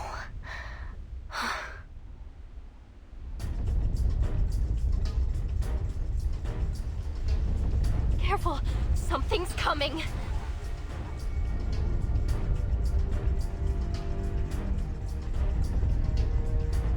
An earthquake? No, not an earthquake. Lower your body. Whatever you do, don't lose your footing.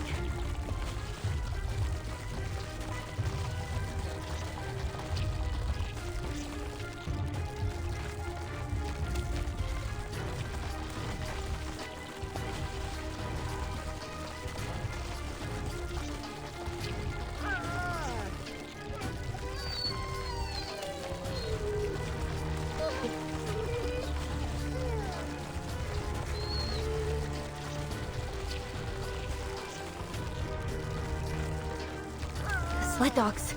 Oh, they're smart. They avoided the cracks very intelligently.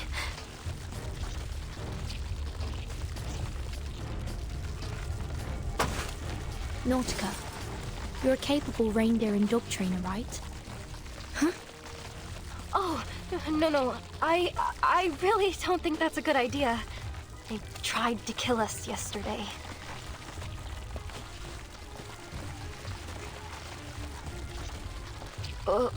Well, maybe I can give it a try. They might still have some sense.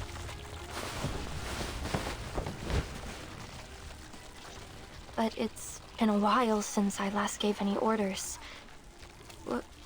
What if they don't listen to me? Come on, Nautica. Time to hit the drum.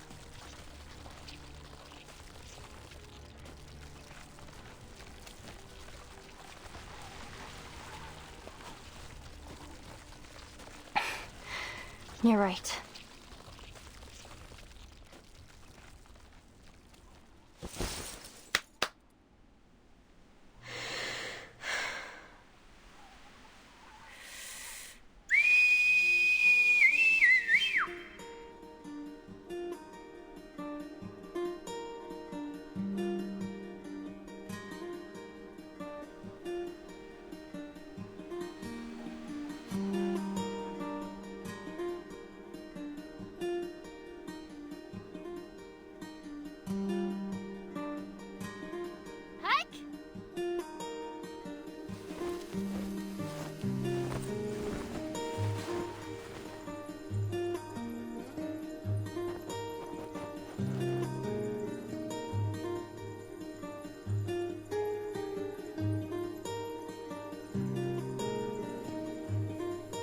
Do this, Nautica.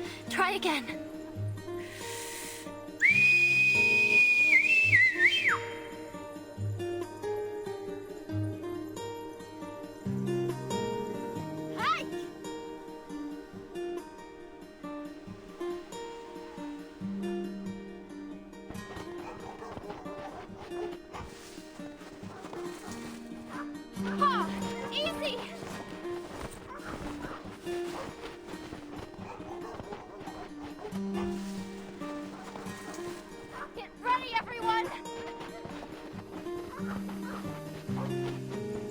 Timekeeper, are we really going to do this?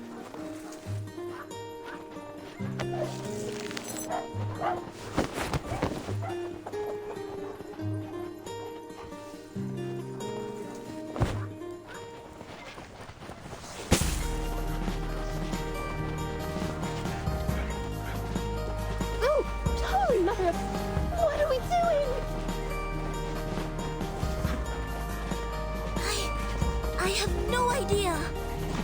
Straight ahead! Straight ahead!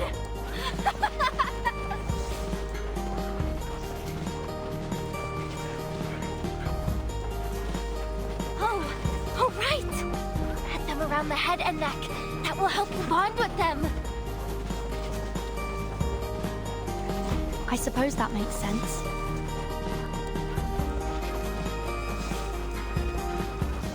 I hope Ulrich has come across friends as reliable as these.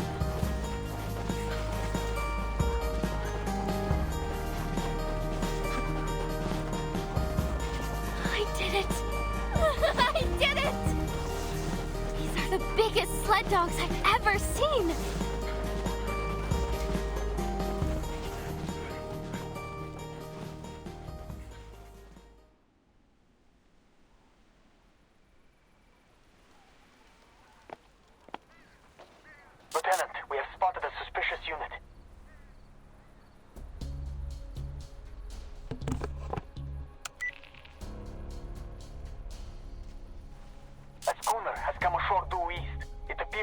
alone.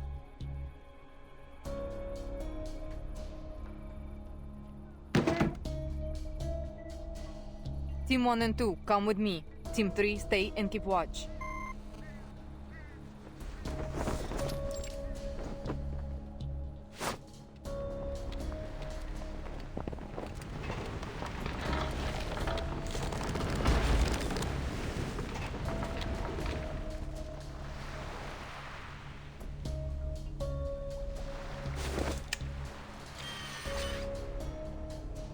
Target presents as an arm, but we can't rule anything out yet. Team 1, follow me. Team 2, stand by at Bunker A2. Keep your eyes on the coast. We don't want to be caught unaware if they send reinforcements.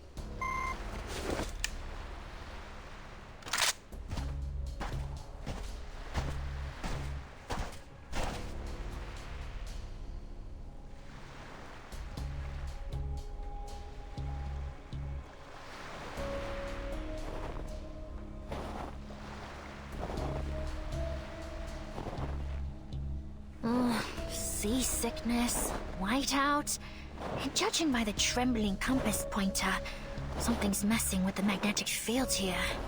Boss, you're probably the least suitable person in the world to be doing this mission. Shoot. I can already hear my silicon dioxide crackling. Find a windproof bunker. I need to reapply the hydrophobic and cold-resistant coatings. Now!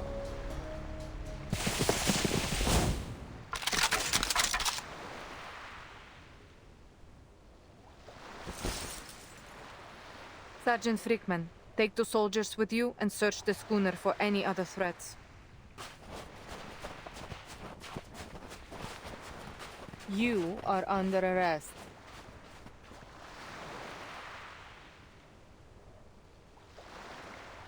Laplace researcher.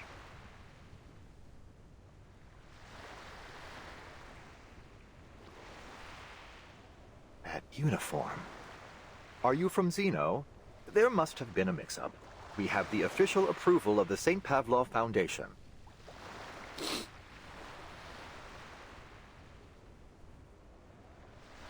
Boss, I've seen their faces hanging in the Hall of Merit. So unless they're ghosts...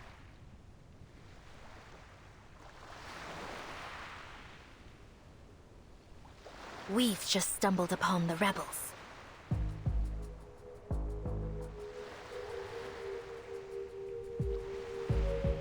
What is your purpose here?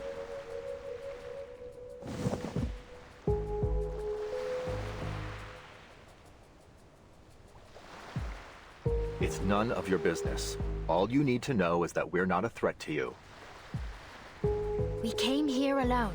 No backup.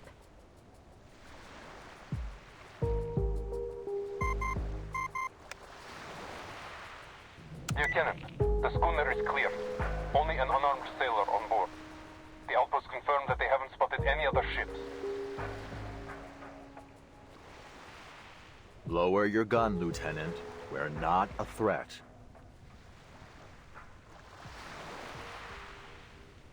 We're just here to play a tune. A poor excuse, researcher. Please head back to where you came from. Now is not the best time to play sing-song in Antarctica. I'm not leaving.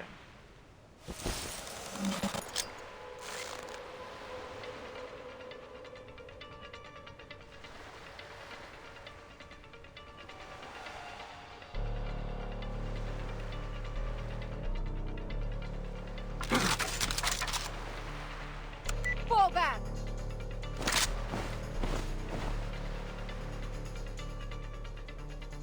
Calm down, sir. You're a researcher. Perhaps you should stick to the pursuit of knowledge and leave the explosives handling to me.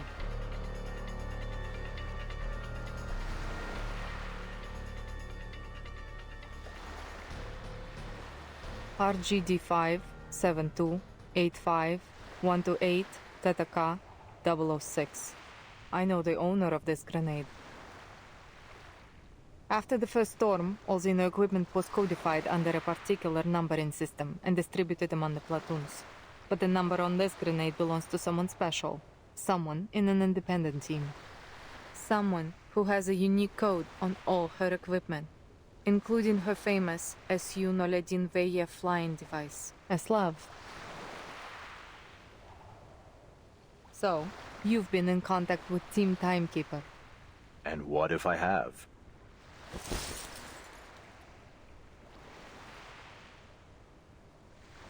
So the weapon that was supposed to protect me is the very thing that gave me away.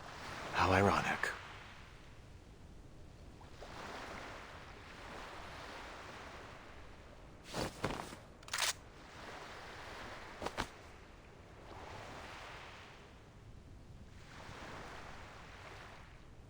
Are you out of your minds? This is a real grenade, you know. Powerful as 200 grams of TNT. Что было, то и будет.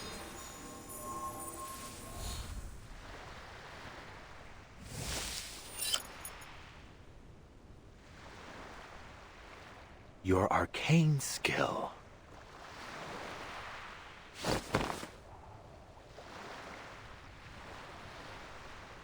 For the last time, what is your purpose here? Is it about the Timekeeper? About Verden?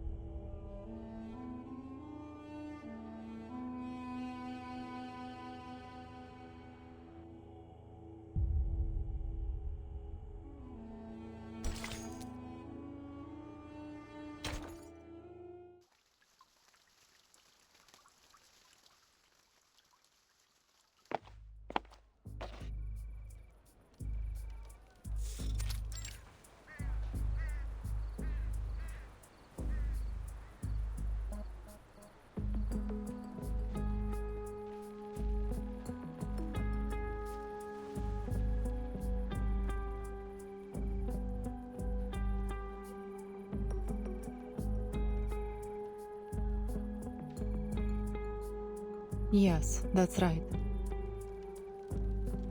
Given the helicopter malfunction, we would be hard-pressed to make any movements unless absolutely necessary.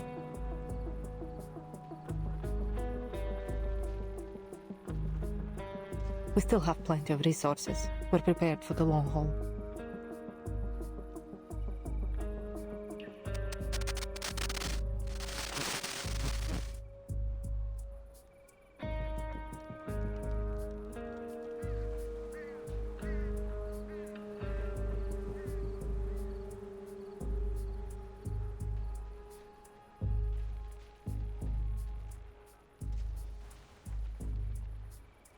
No Foundation armed forces have yet appeared. I suspect the King George V coast is not their first landing choice. Victoria Land. Isn't that near?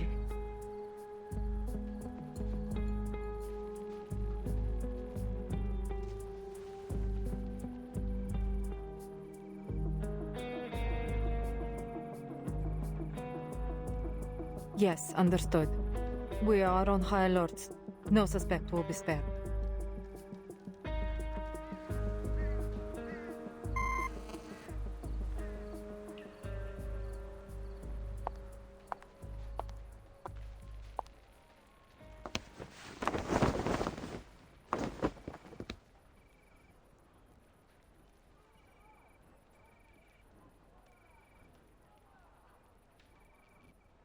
All that chatter, yet you didn't report the thing most worthy of reporting.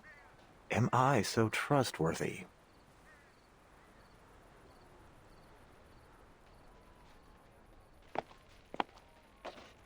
You are disarmed with no locator and no backup. It would be redundant to report you. There's no need to disturb Father with such things.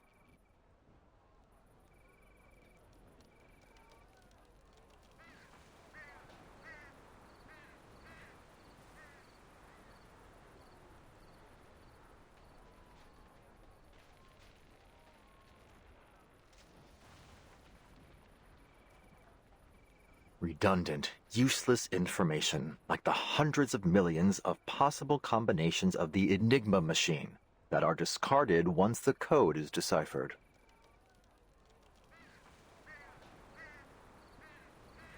Anyway, are you certain there's no room for a deal?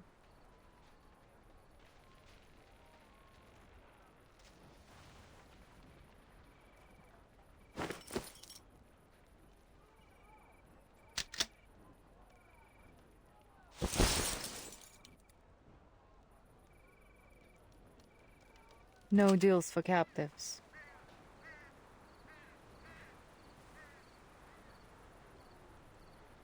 A soldier's loyalty should be unwavering, no?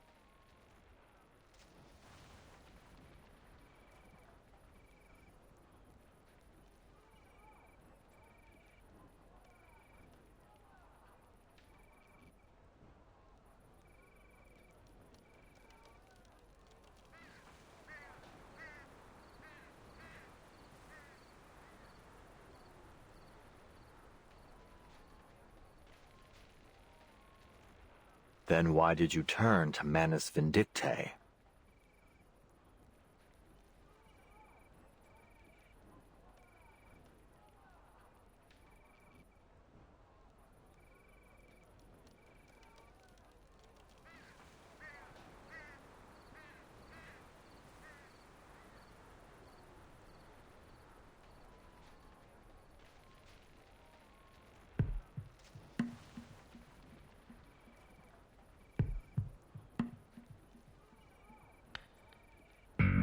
It's none of your business.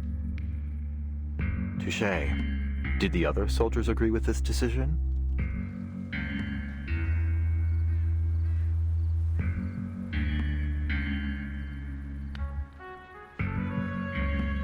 No need to tell me.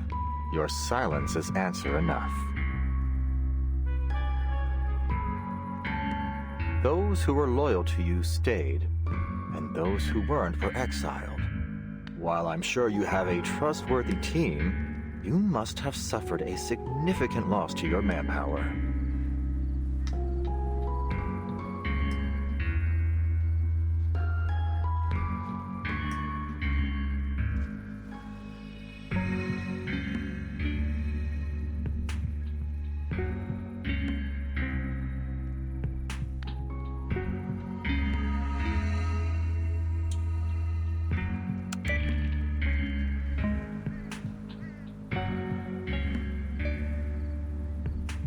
So you're here to listen to music, huh?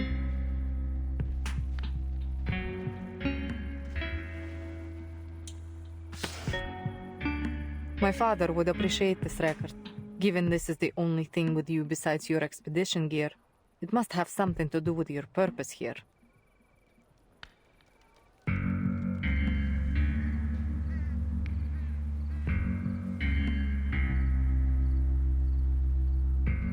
I assume the LSCC has made another development, but I wonder how many sacrifices have been made to get to this point.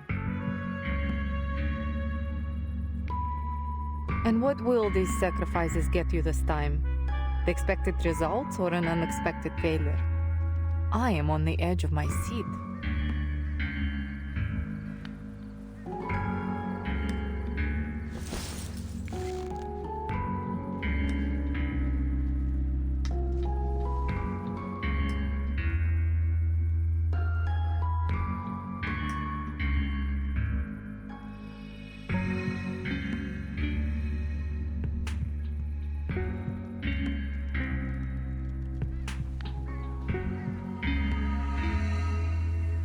Then I assume you're able to accurately predict the consequences of all your actions? So, where do you predict this decision will take you?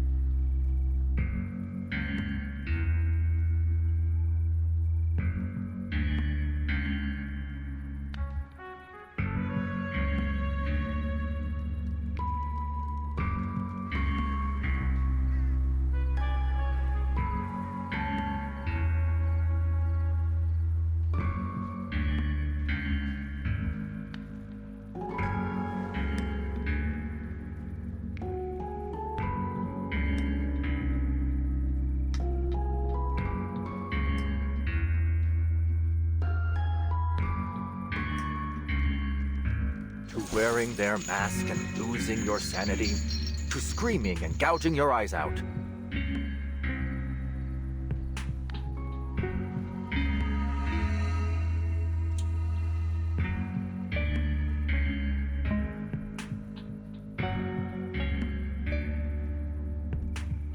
Or are you planning to play the loyal Manus dog, helping them bring about one storm after another until every one of your rivals has been washed away?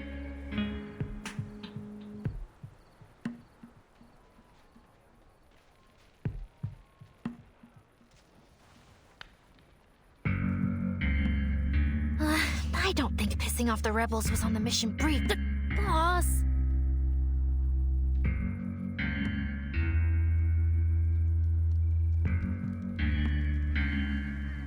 Your actions are poised to undo all your past efforts by your own hand.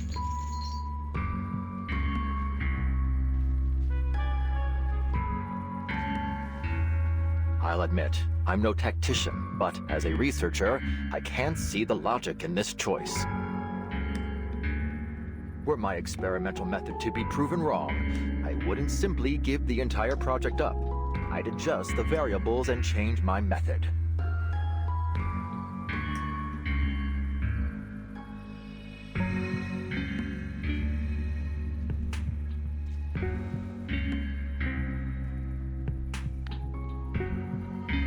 Laplace member said, there are no wrong projects, only rules that have not yet been made reproducible.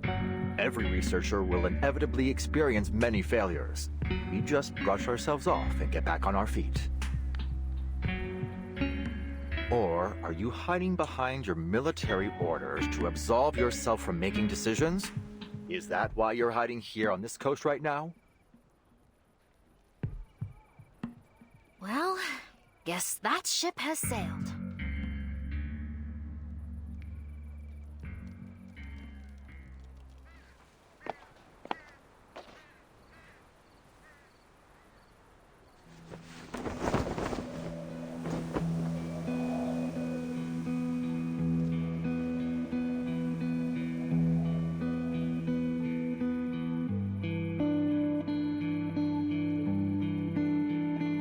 Intelligence has confirmed that the Foundation's fleet is coming from the Ross Sea.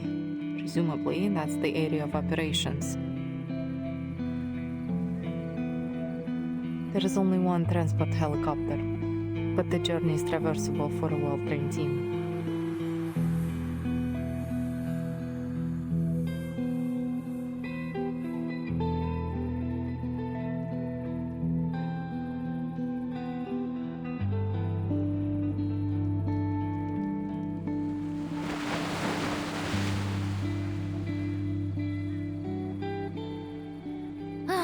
Looks like this mission is a great big fail. Least we can have one last chocolate MRE before we're toast. Do you want a piece, boss? Thank you. But chewing isn't in my repertoire. It doesn't matter how ready to eat the meal is.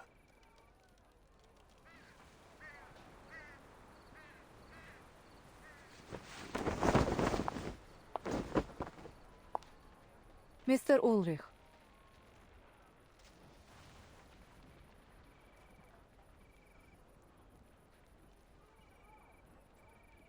How much do you know about Manus Vindictae's plans in Antarctica?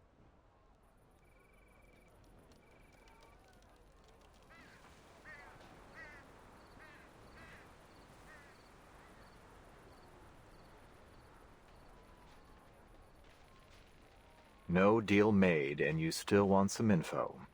Is this how Xeno trains its soldiers? Honestly, I've never been much of an interrogator. But before I pour you into Terra Nova Bay, I have to know who or what is behind your mission here.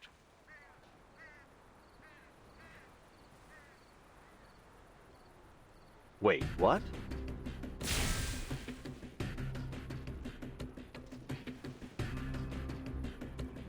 Sergeant Whitegloves, Sergeant Frichman.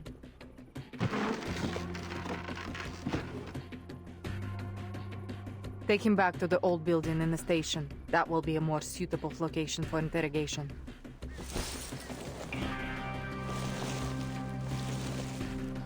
Wait. You don't know what you're doing. You're making a huge mistake.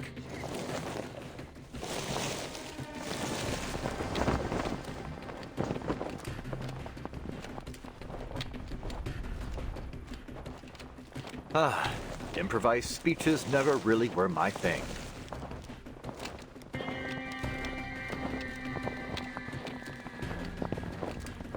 Negotiations have failed. Guard!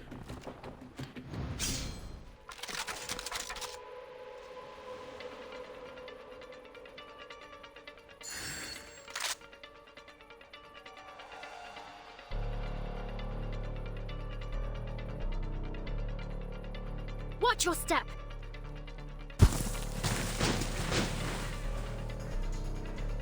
She's a tricky one.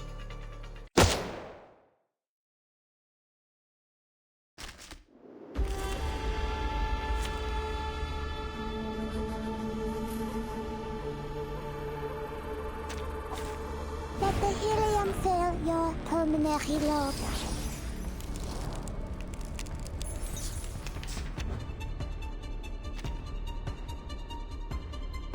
Oh look, here's another one. This conch should do. Another jar? We're not afraid of you. Oh, be careful. Got you.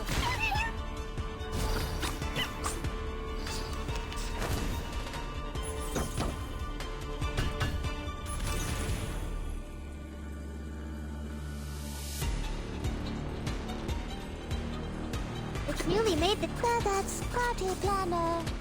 You don't want to miss it. I said hello.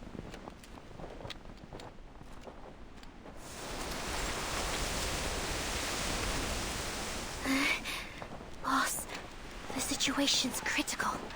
Do I have your permission to use? So close to death, yet you're still in the mood for chit-chat. This emergency intercom has a direct line to our commander-in-chief. If I press this button, our mission will fail. But it'll also send our coordinates to him. And we both know what'll happen after that.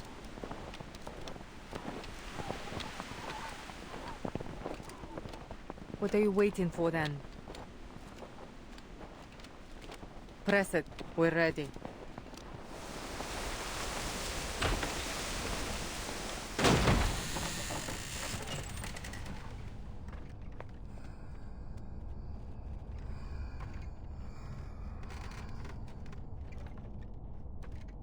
Sergeant Whitegloves, Sergeant Frichman, please wait outside. I would like to have a private conversation with our guests.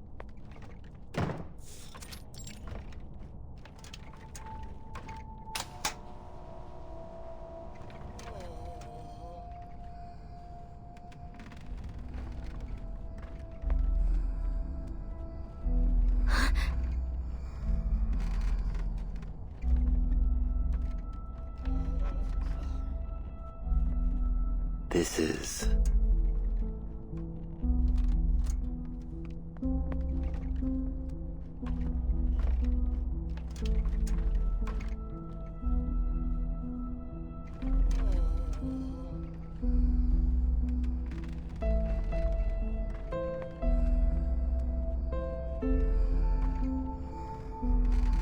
The aftermath of Manus Vindictae's actions.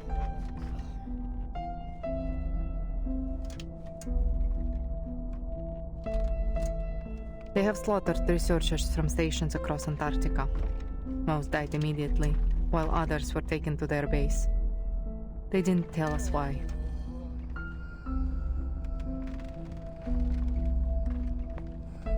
These are the people we found who are still breathing.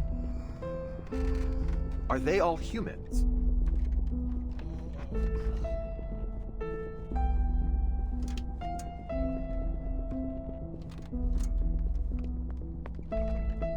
For the most part. There are some of our kind, too.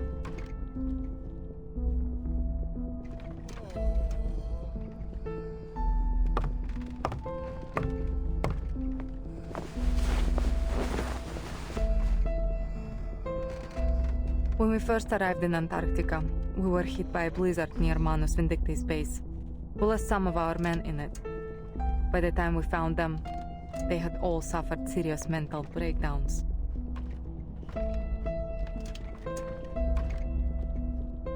Father promised us a shelter. But now, everyone in Andrea's team has donned the mask and become a mad follower of the Manus. I know how it feels to lose your comrades.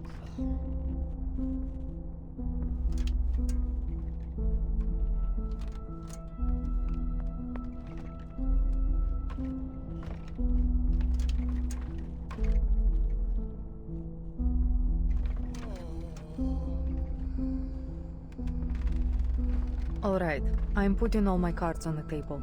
The current situation isn't good for either of us.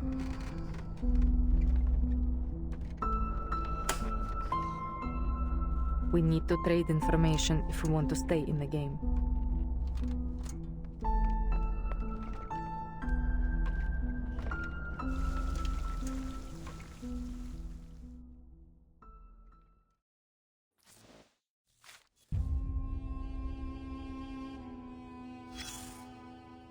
Turn away. Cover your nose. Better not look at this scene unless you're mentally prepared. What a mess. Surely the work of amateurs. Well, as you can see, there was more than one person here. How many is anybody's guess. Anyone with a sense of justice wouldn't let this happen.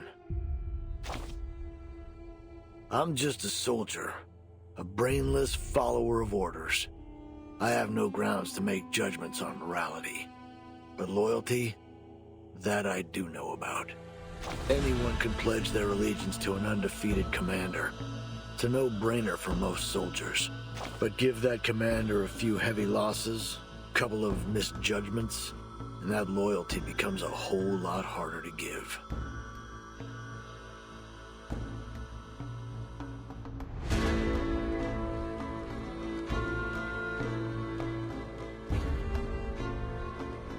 So if you really want to prove how loyal you are, you should follow a stupid commander. The stupider the better. Just be sure you know what you're getting yourself. That lieutenant, though, she's a sure way off from being a loyal subordinate. She must have been sick to the stomach when all this went down.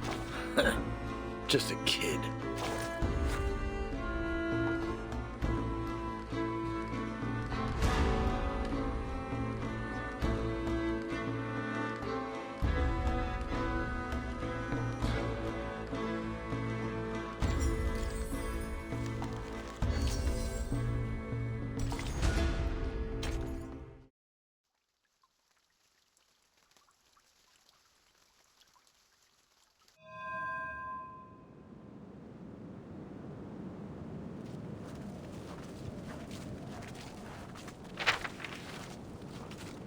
That's odd.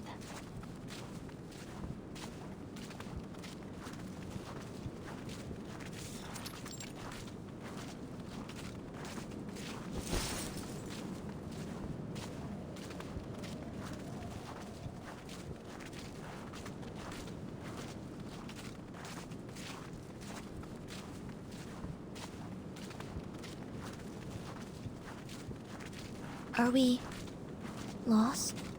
My team reached the outer perimeter of the ruins twice. The entrance should be right around here.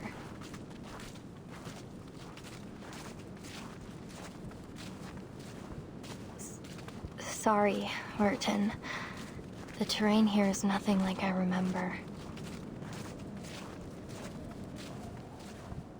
Just so you know, I've lost all radio reception from the Foundation.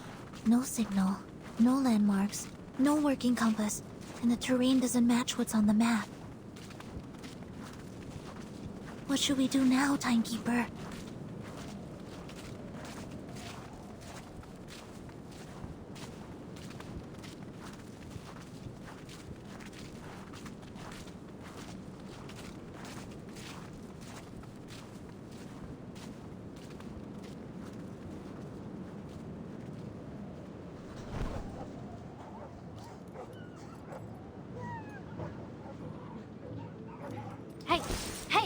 My watch is not for dogs. Give me that. Shoo.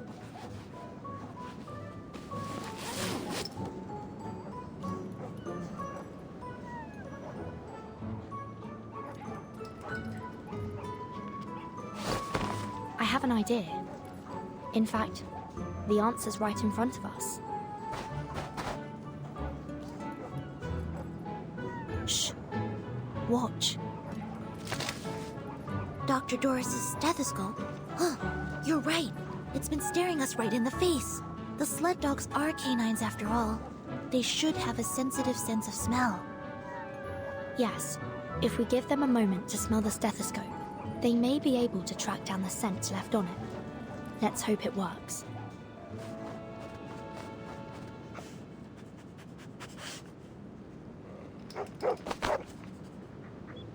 Hey, they smelled something.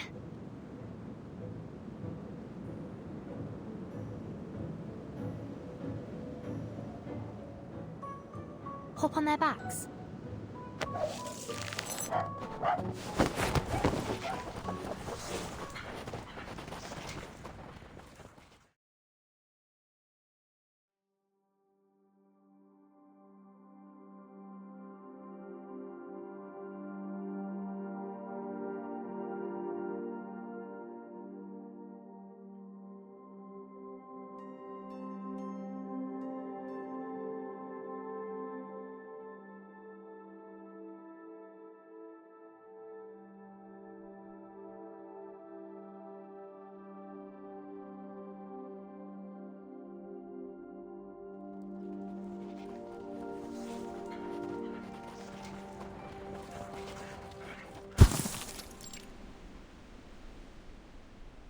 We made it.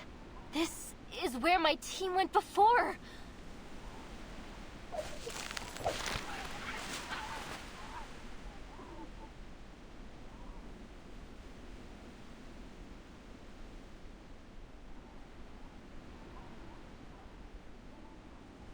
The guide appears, then fades from human sight. If the devoted journey, let their songs unite.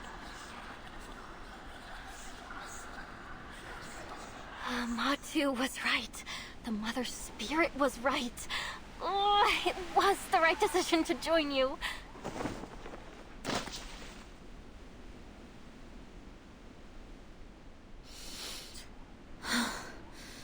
Where are we?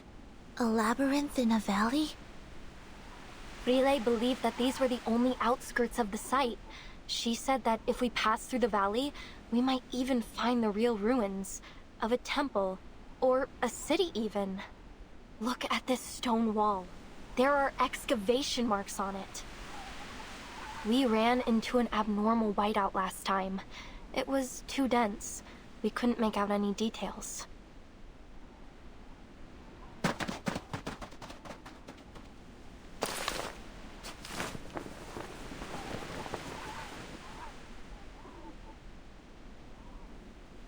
I've never seen this kind of rock before. Is it some kind of fossil? It's Toliitic basalt. It forms at mid-ocean ridges, down at the bottom of the sea. Look at the geometric pores and the golden mineral veins.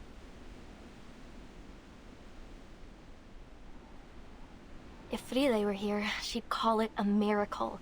A once in a 425 million year occurrence.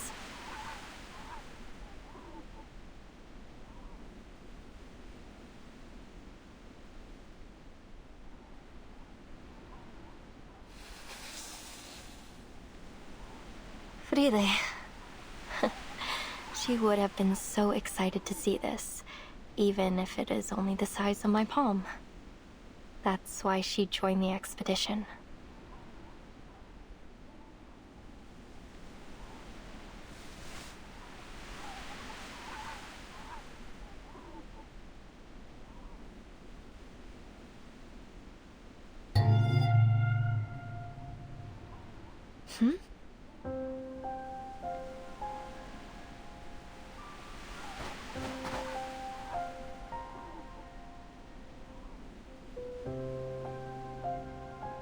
Timekeeper?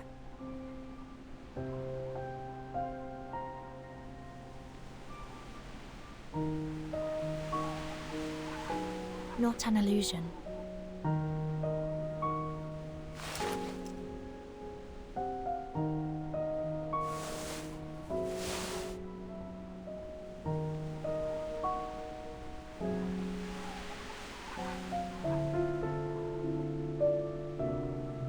I read about this typewriter in the file.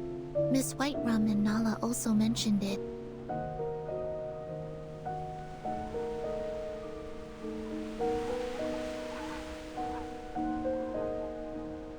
That's right. This is Dr. Doris's typewriter. Another one of her belongings. Is it too coincidental to be mere chance?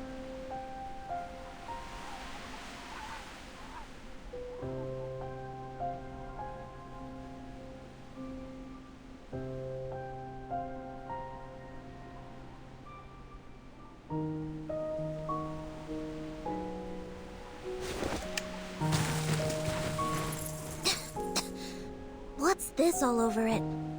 Scale powder?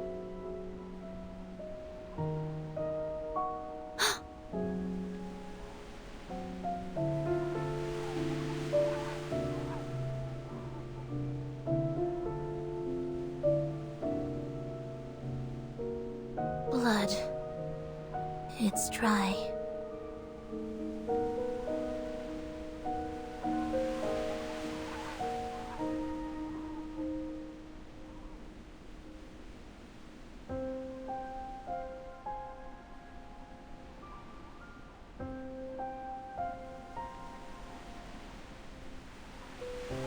Whether these were left intentionally or not, this proves that we're heading in the right direction. So much blood. She may be injured. We need to find her as soon as possible.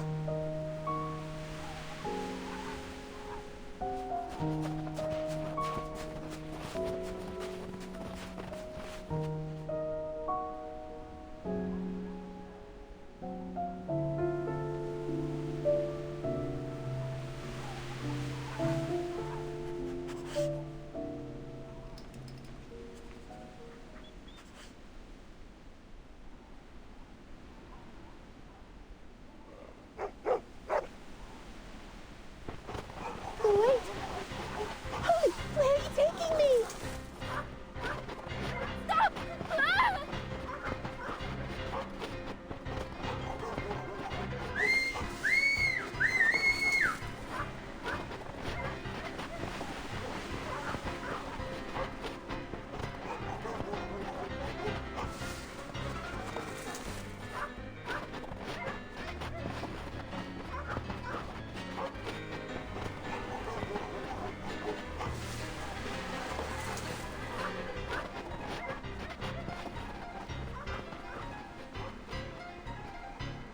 They're gone. What do we do now? Think positively. Perhaps they'll just get there before us. Let's go after them.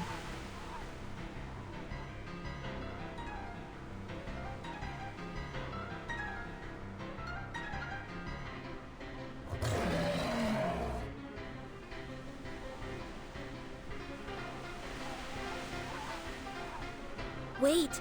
There are critters hiding out nearby.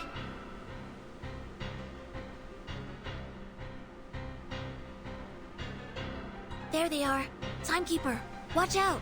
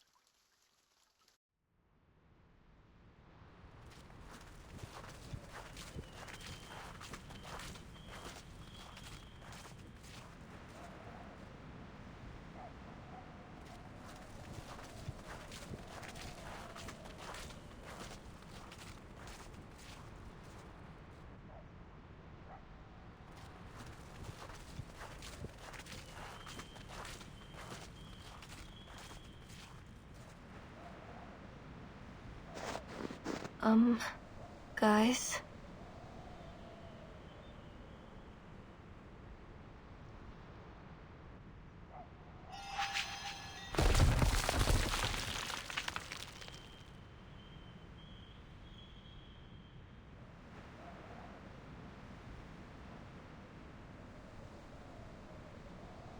Yes, Nautica. We noticed it too. This is the 6th time we've passed this stone wall.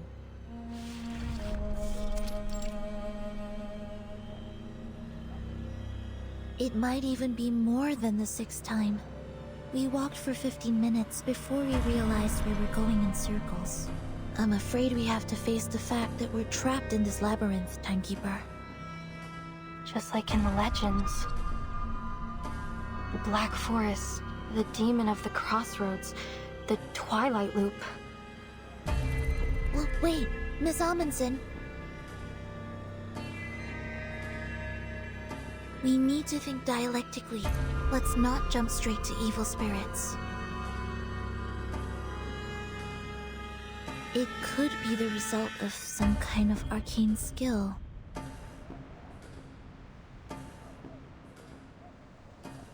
I had the same thought, but I don't sense any arcane fluctuations around here.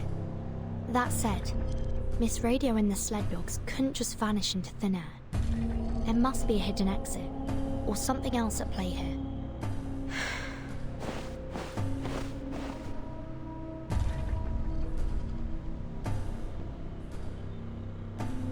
Let me give it a try. I may not be an arcanist, but we human explorers have our ways.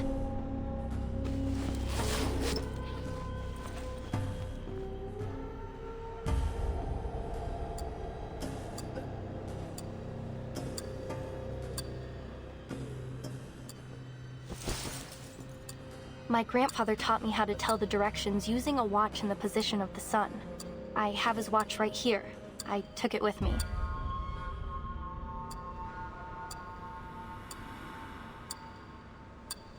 Let me see. What was it again? Point the hour hand towards the sun, and bisect the angle between the hour hand and 12 o'clock to find the south. Wait, we're in the southern hemisphere, so it actually points north.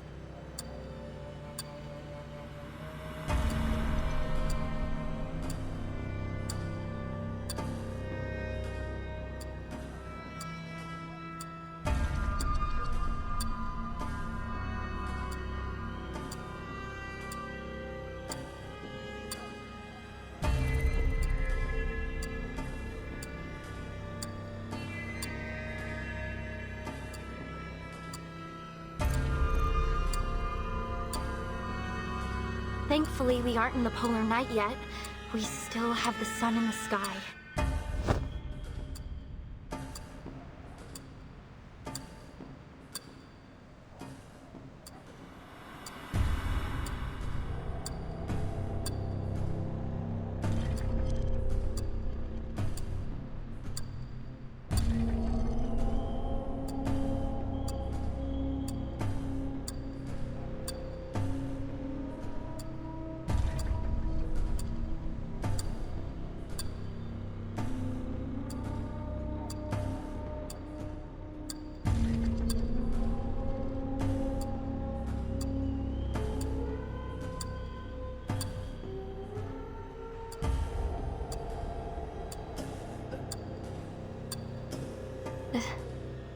There's no sun.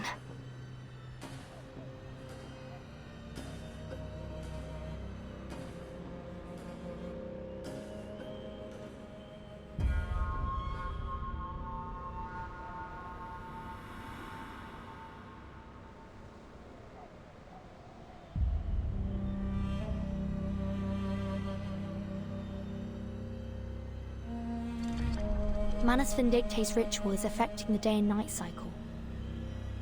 Don't worry, Miss Amundsen. There must be another way. Timekeeper, I suggest we try to exit this area first. Agreed. We can't afford to risk any more time in here.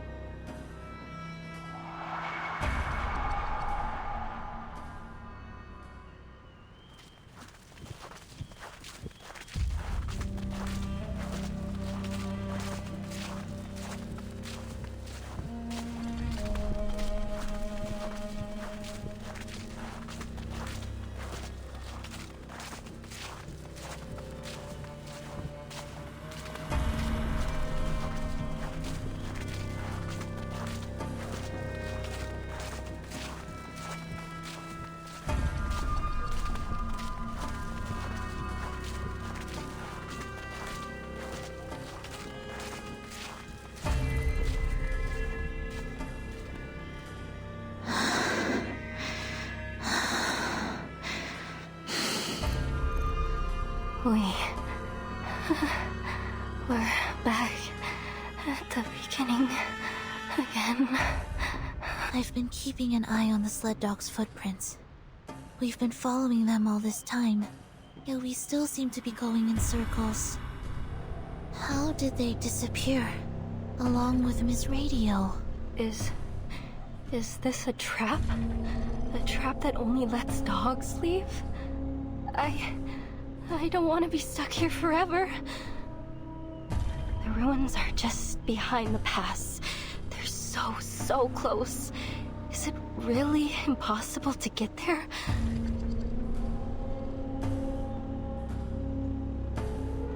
But Matu told me that it's different this time. This is the closest I've ever been.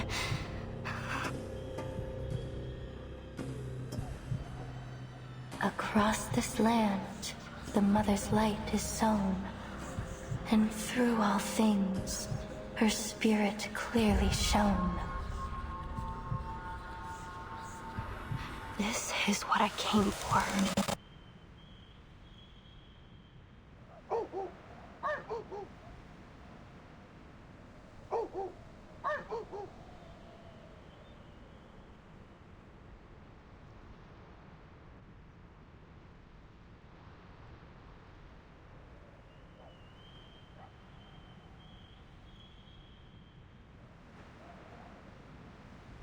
The sled dogs followed Dr. Doris' scent from the typewriter. That's right. And the direction of their barking is consistent. So, unless the labyrinth has been designed to carry sound in a particular direction, they must have made it through to the other side, where the ruins are.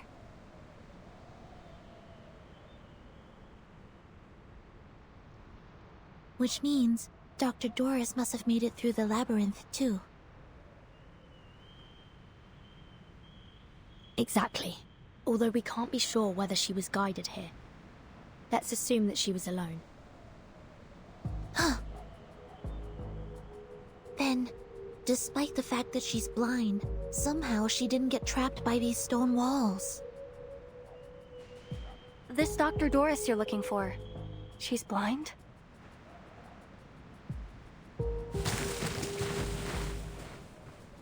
Yes, she always covers her eyes with a patch or bandage.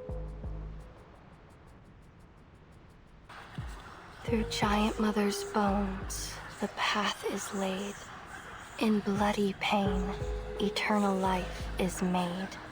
The blind seer walks, and we her path do take. For all will shift in the Evernight's wake.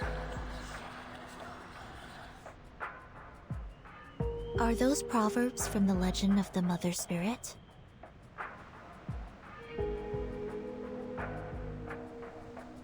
Yes, they are.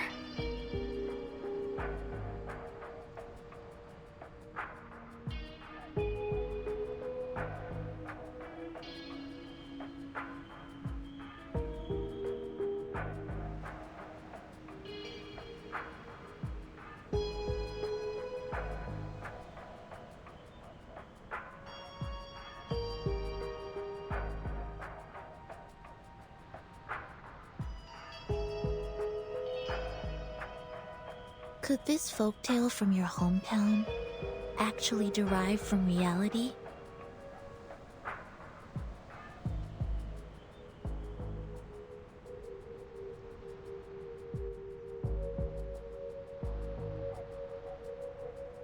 Even in my hometown, many people think this proverb is an expression of the people's want for spring after the long polar night. But I've always thought that there is something else behind it.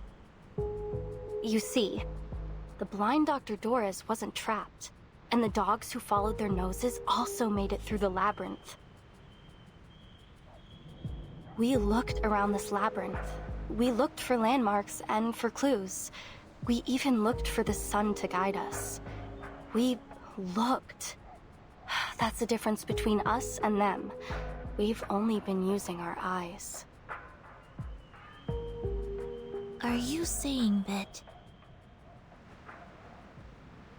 Maybe, if we close our eyes, the true direction will be revealed.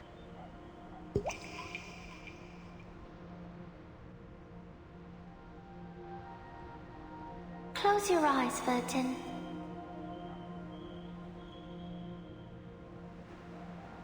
Only when your eyes are closed will your mind open up.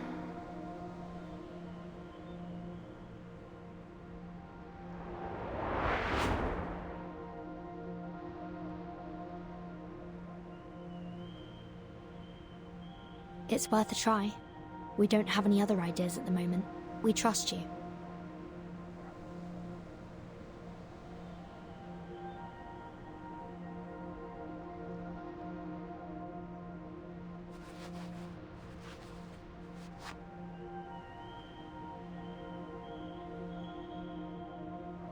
Are you ready to walk in the darkness, ladies?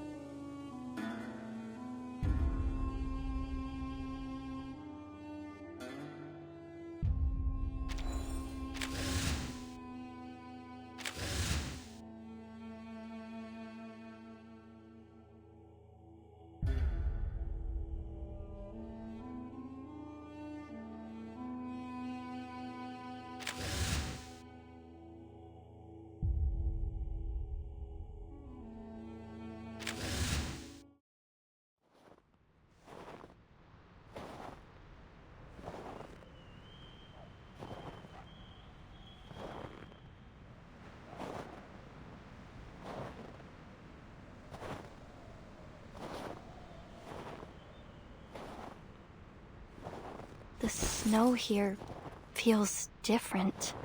It's harder than the last path we were on.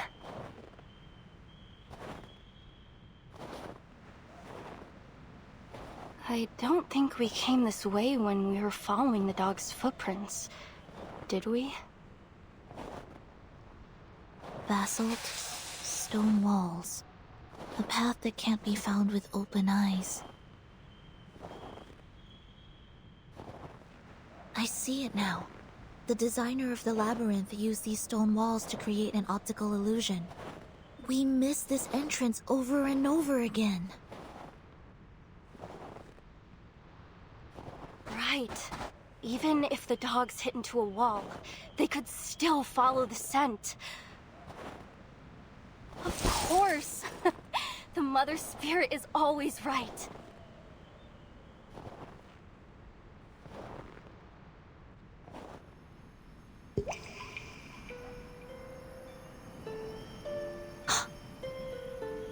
I think I see her. What do you see, Vertin? No. No. It's gone.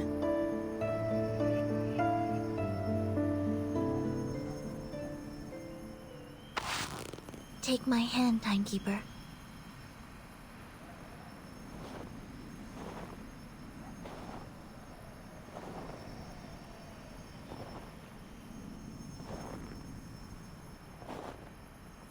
Miss Erd. What is the answer that you're searching for?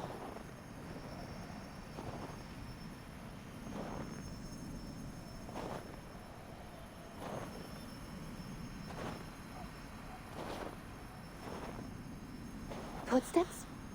Timekeeper? Miss Sinetto? Miss Amundsen? Is that you? Oh, thank goodness you're here. You have no idea how many times these reckless dogs almost flung me off their backs.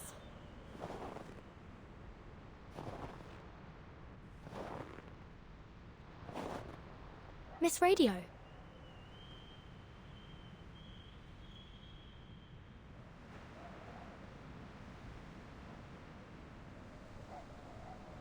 Oh, Miss Radio. We did it!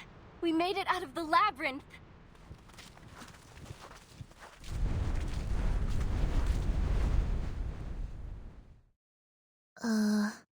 Where are we?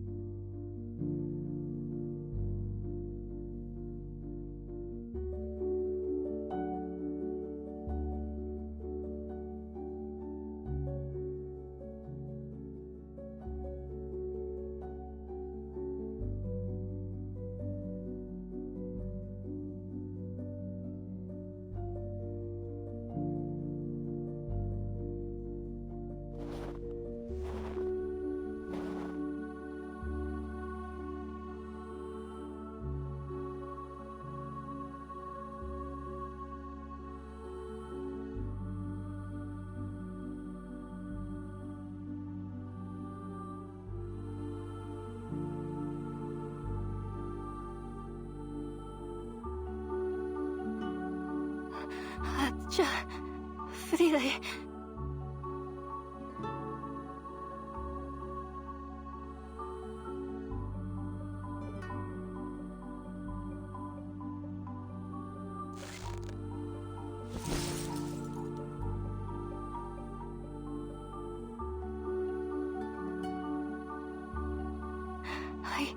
I made it. I found it.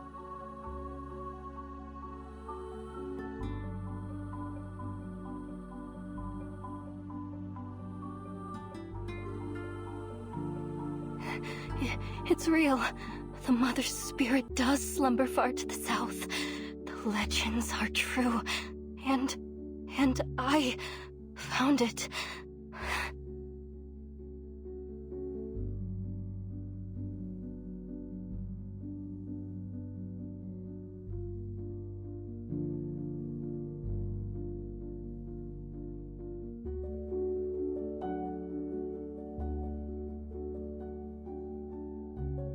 We should keep moving. I have a feeling that all our questions will be answered once we pass through that gate.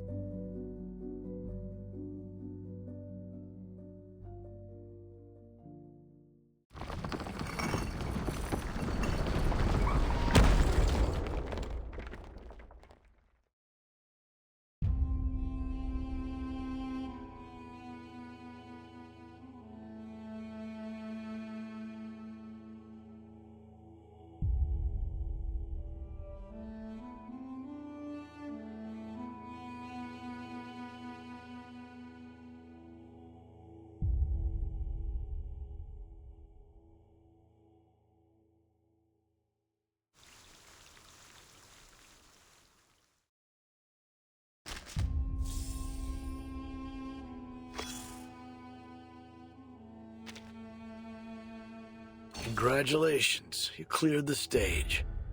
Though I hardly thought it'd take you so long. The answer was right in front of you the whole time. Just cover your eyes. Funny, you had to do the very thing the enemy wanted you to. That was your third lesson. Hands serve to control. As for the first and the second, well, you've already seen the digestive and excretory systems. Save us both the time and look over your logs if you're curious.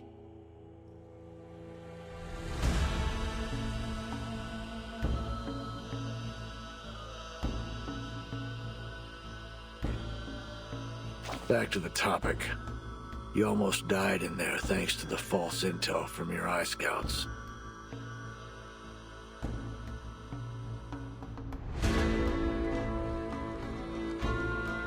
Luckily, Brain Command reacted quickly enough to prevent the worst from happening. You better set a second in command to avoid this kind of thing happening again. The pass, the gate to the body, allowing thoughts to spill out and nutrition to enter.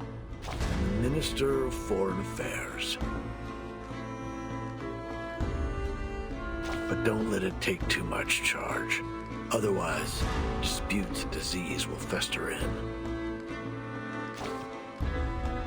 It wasn't my intention to talk like a Renaissance artist. But when you reflect on Michelangelo's painting on that grand ceiling, there's no choice but to do so. The key to creating life could be either the Hall of Wisdom or the Land of Birth. So, you should understand art a little better now.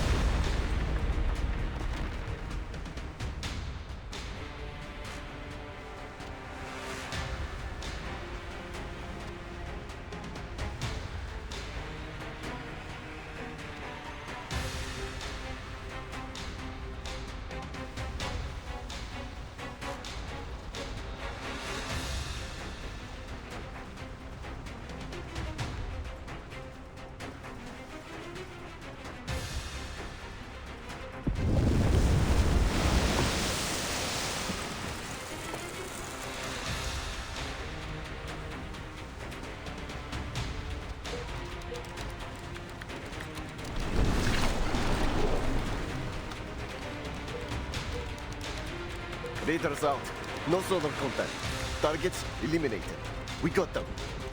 Good work, everyone. But let's not start celebrating yet. The ice is getting thicker. We are entering an ice zone.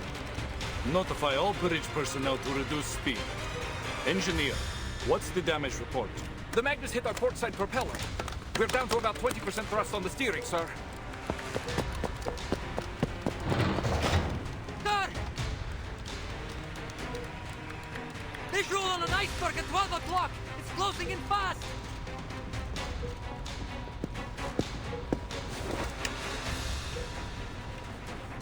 Speeding iceberg?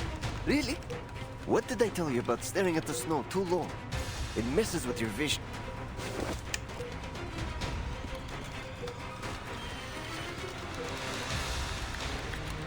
Idiots! That's no iceberg! It's a fin! A massive one! Something's under the water! A Leviathan! Triglav, all systems engage.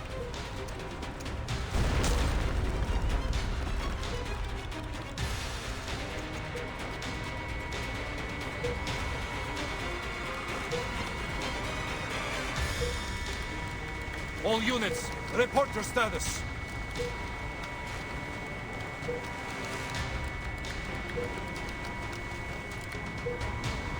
Water in main battery magazine!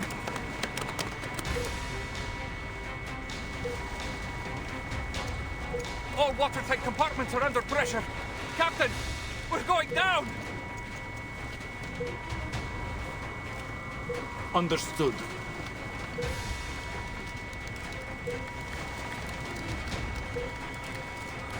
For all these years, we have fought side by side with Triglav and the 3 frigates.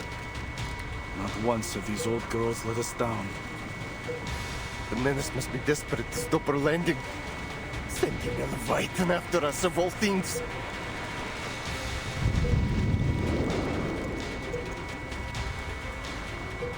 Let them try. The Foundation will not be stopped at the Ross Sea.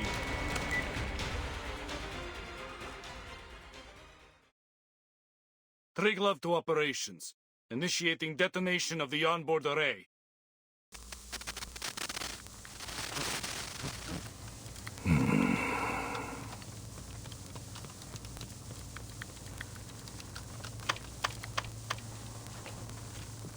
Operations to Dida. Steer clear of the ice zone. Fall back to defense line A2.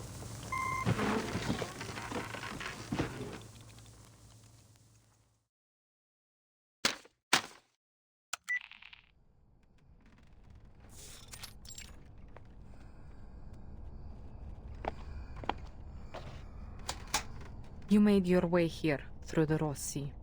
The front lines must have given you a grim taste of the war. The Manus won't let the Foundation set foot on Antarctica, not without a fight. The ritual is too important. They will stop at nothing to see it happen. So here's my offer. Reciprocity.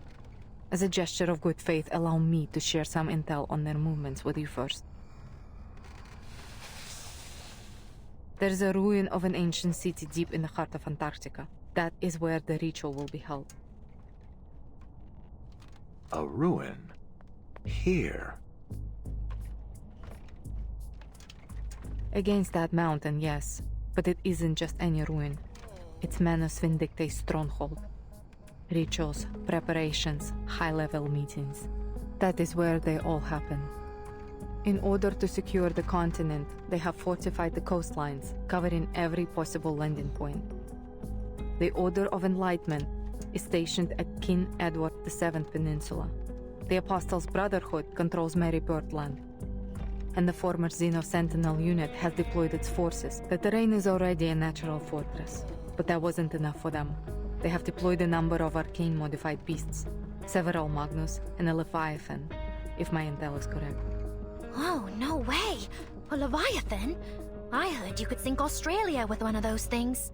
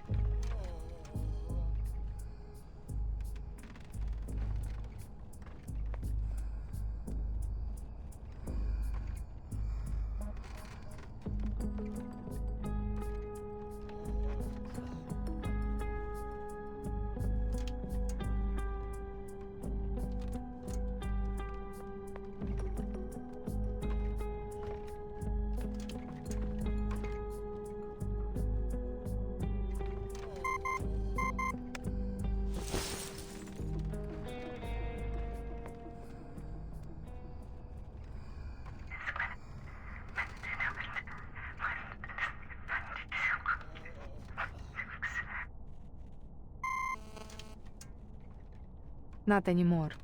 The Triglav just blew it up and sank with it in the explosion. She was one of the Foundation's best battleships.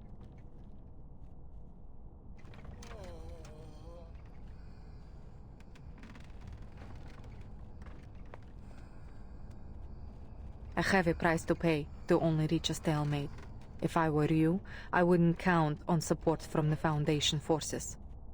They are already spread thin, just holding the front line.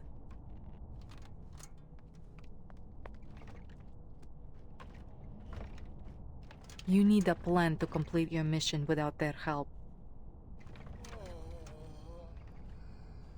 And if you are as smart as you hope you are, you will see that this map is your best shot at reaching the city without getting caught in their territory.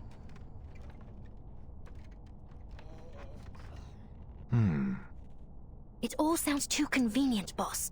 We've got no clue what she's really up to.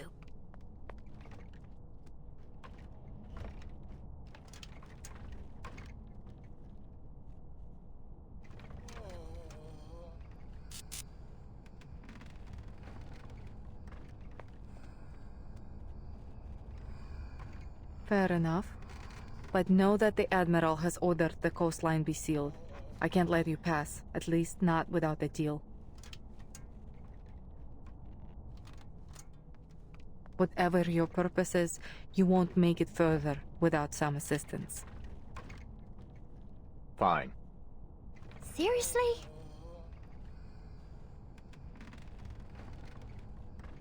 I'm meeting with the Timekeeper at the site of the ritual.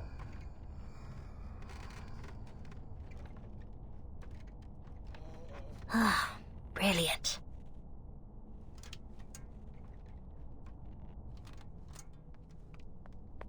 What's the Timekeeper doing there? I'm not saying another word until you remove these cuffs. You think you're in a position to bargain? Bargain? You were the one suggesting reciprocity. Hardly seems reciprocal to keep us locked up, don't you think?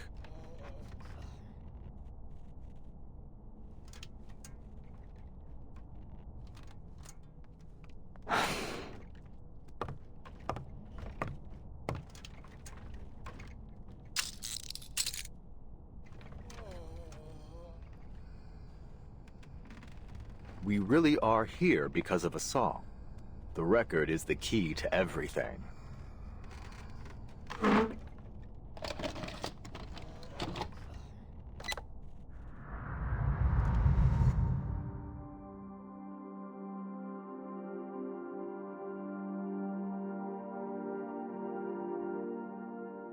In 1995, before the world was afflicted with the storm, this record, along with its arcane record player, was sent into space aboard the Regulus Space Telescope, serving as the power source of the satellite.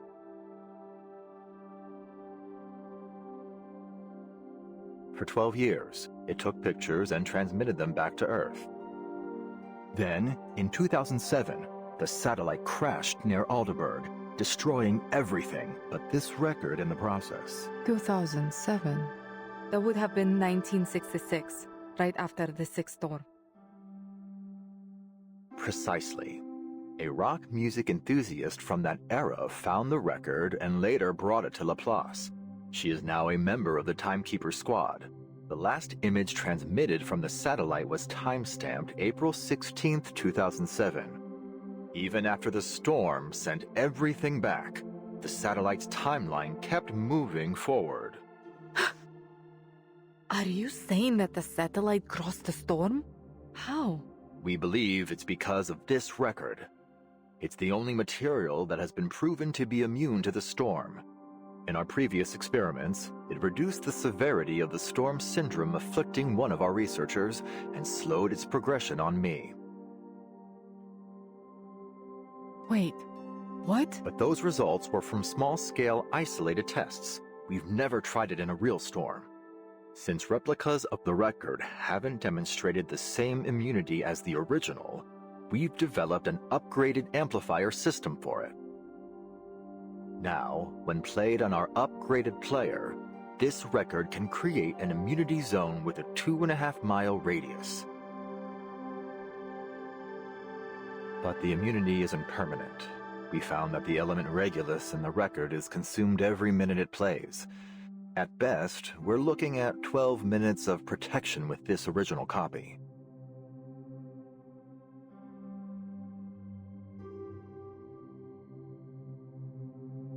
If Manus Vindicte succeeds in triggering another storm with their ritual, this record may be our last line of defense. That's why I brought it here. And that's why I need to get it to the Timekeeper. Should the worst happen, at least we can minimize the damage.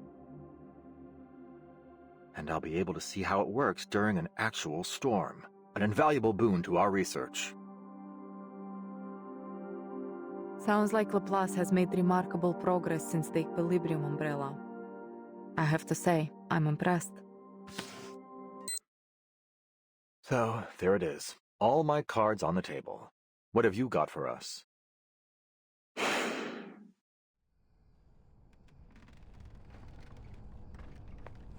The actual location of the ritual is in a sanctuary hidden in the heart of that mountain behind the city ruins.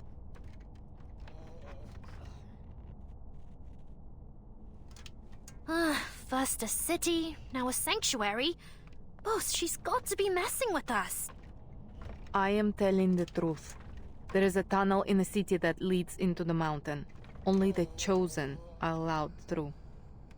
And you can bet that the tunnel will be heavily guarded.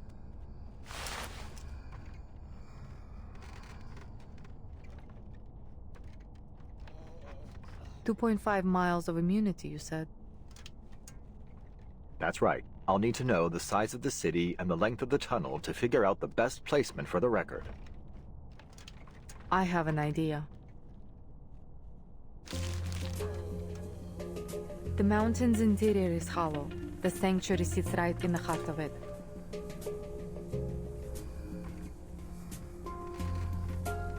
It used to be an active volcano, but it hasn't erupted for centuries.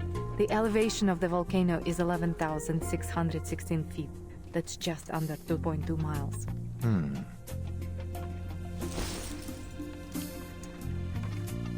Boss, it's not exactly easy to tell what you're thinking, you know. Surely you're not taking her seriously, are you?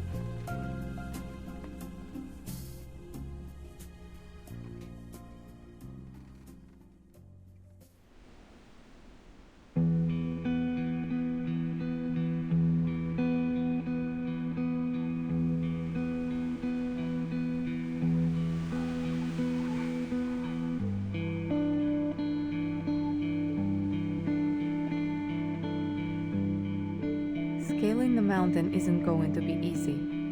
I have marked the dangerous areas on this map. Try to avoid them when planning your route. Before you go, let me make one thing clear. This is just my advice. Whether you take it or not is up to you. If just the two of you go up the mountain, you may keep yourselves out of the enemy's sides, but it will be highly dangerous. There will be no saving you if something goes wrong. Of course. We'll weigh our options before we make a move. Good. Keep your head on straight, soldier.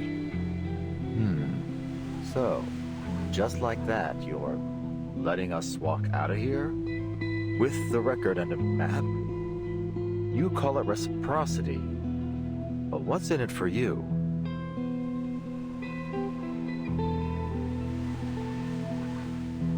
Arcana's death hasn't weakened Manus Vindicte.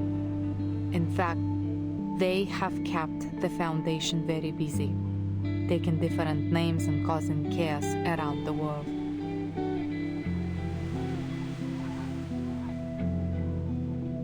They rallied their followers, journeyed across the globe, and set the stage for their ritual on this barren land. And they planned every step, but you just barged in here with nothing but a record and an idea. If you were my soldiers, I would have thrown you out of my camp by now. That said, I would rather see the storm end than see you fail.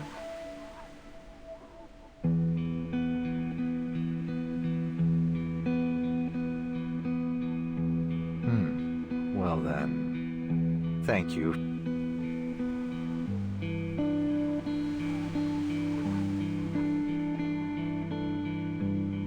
Why don't you come with us? Me? Look, we may be rushing in there like a couple of idiots, but if this works, if it really stops whatever scheme the Manus are brewing, don't you want to see it for yourself? It doesn't matter what I want. I have orders.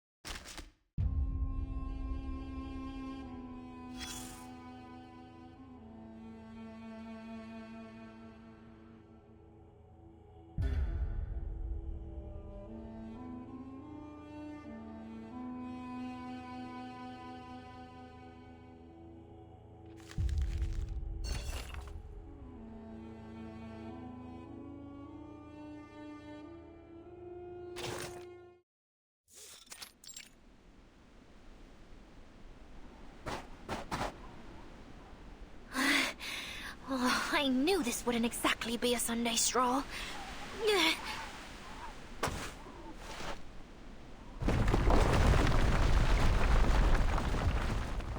But I didn't think we'd literally be carving our own trail through the wilderness.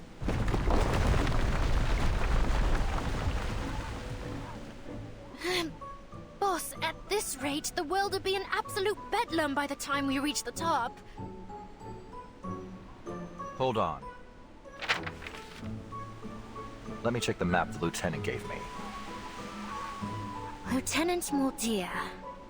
As grateful as I am that she set us free, which I absolutely am, I have to say, this isn't exactly the type of freedom I imagined. Who's there?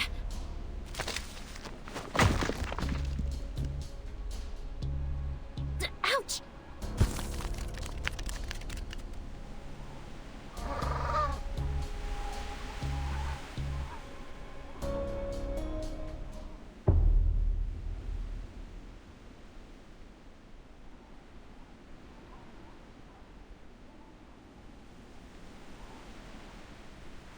Penguins?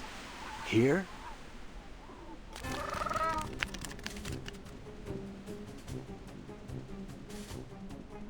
Hey, give that grenade back! No interference, right, boss? I mean, you're not going to make me fight a penguin, are you? Look at their little faces. All members of the Sentinel Unit Antarctic Advance Party, attention!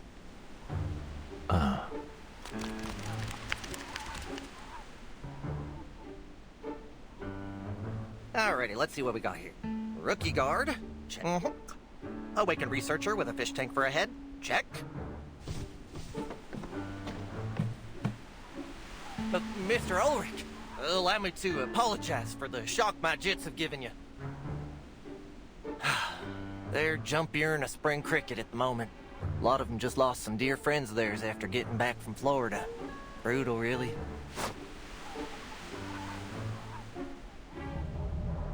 Penguins? In Florida? And a squirrel in Antarctica? Not just any squirrel. You're looking at a sergeant, Missy. Sergeant Buddy Fairchild, reporting for duty. We've been waiting here on account of the lieutenant's order. I've been tasked with being your official Antarctic guide. And it's a good thing, too, because you sure ain't gonna find no one else to guide you around these parts. The lieutenant? You mean Mordia? Sure is shooting. Her message came in earlier today. Told me you're fixing to scale that there mountain. Gave me the job of getting you there.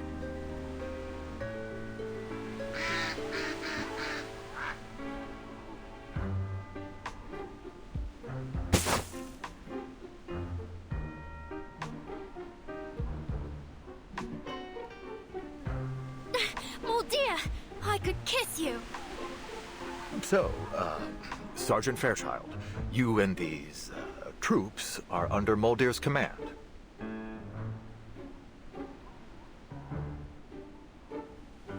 Let's skip the pleasantries, shall we? The lieutenant's orders were as clear as the day is long.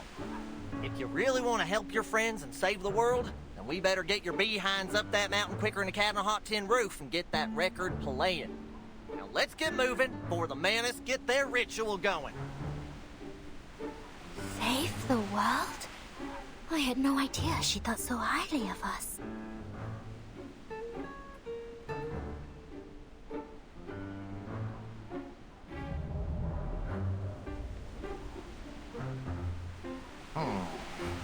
Now let's see here.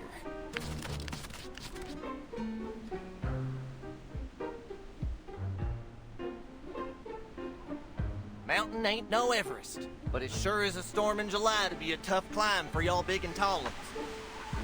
Well, tain't never could. Buckle up, folks. I don't want to see no bodies tumbling down the mountain. You hear?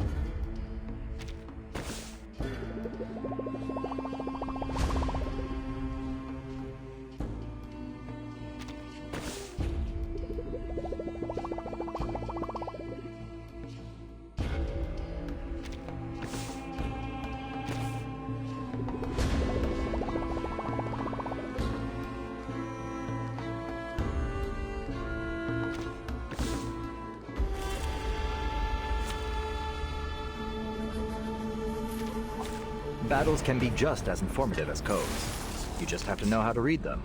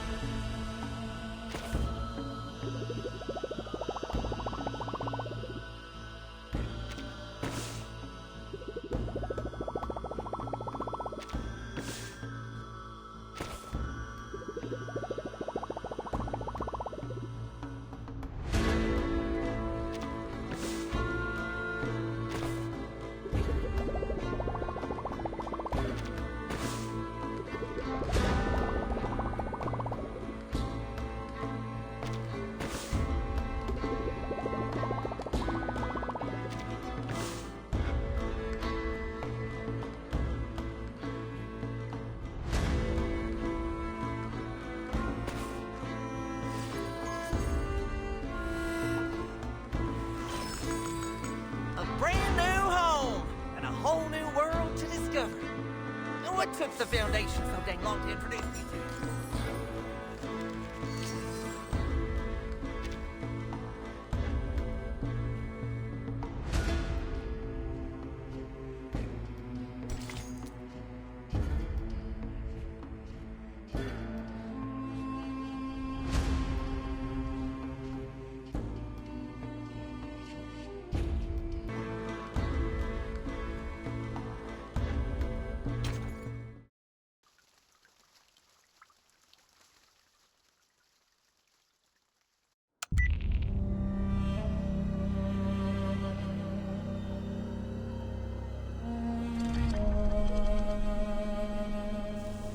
I see. Thank you, Mr. Ulrich. This is exactly the information we needed.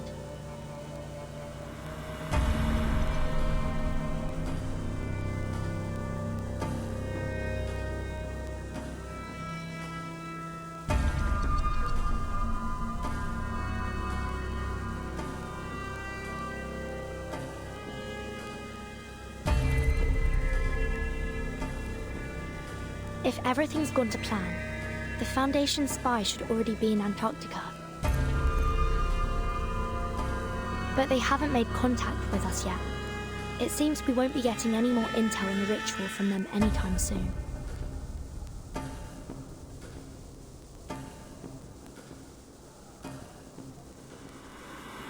Are you certain?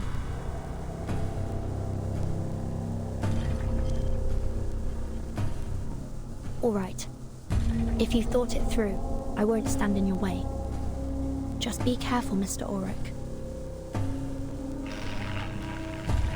Mr. Ulrich?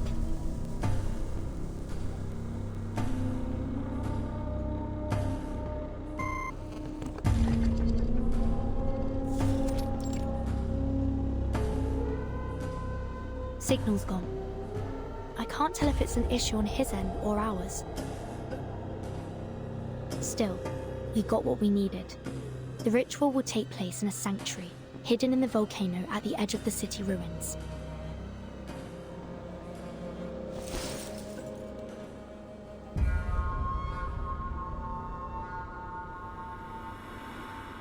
That means we'll need to cross the city to get there. Perhaps it's best to report back to the Foundation and wait for reinforcements before going deeper.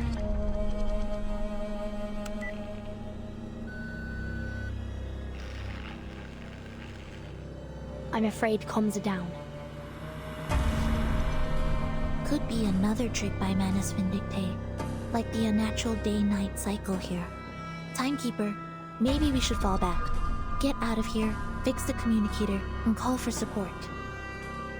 That would be the safest choice. But according to Mr. Ulrich, the Foundation is tied up on the front lines. I doubt they'd be able to come to our aid in time. Besides, with every passing minute, we fall that much further behind Dr. Dorez. I suggest we stay here and search the area. Perhaps we'll find something to point us in the right direction. Well, there are no immediate signs of danger. It should be safe to look around.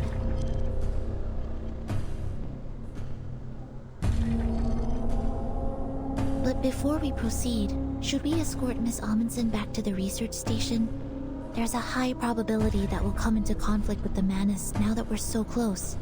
She'd be safer there. Go back? After all this?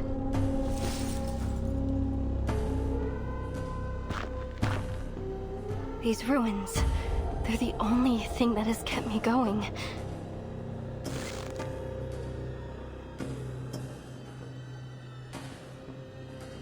No, I can't turn back now. I can't. It's okay, Sonetto. Nautica can come with me. We'll just look around the city's perimeter. You have my word. All right. Please be careful.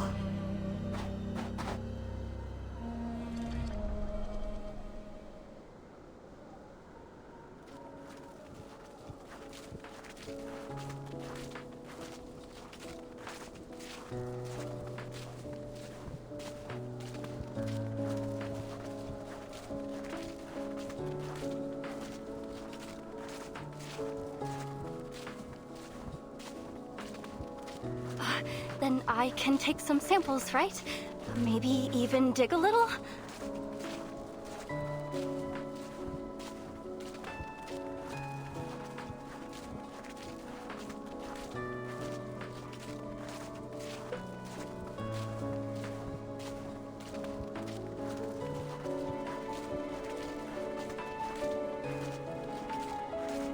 Yes, but please keep an eye out for anything suspicious while you work.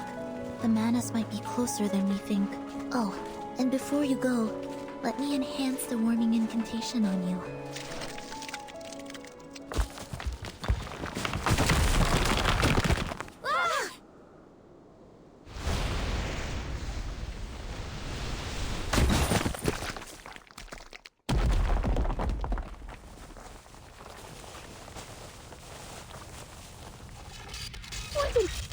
Did we fall into a trap?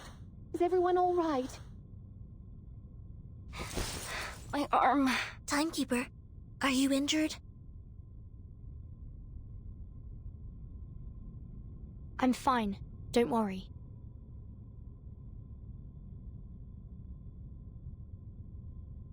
The ground was probably already caved in. We must have stepped on the thin layer of ice left behind. This happened back home once.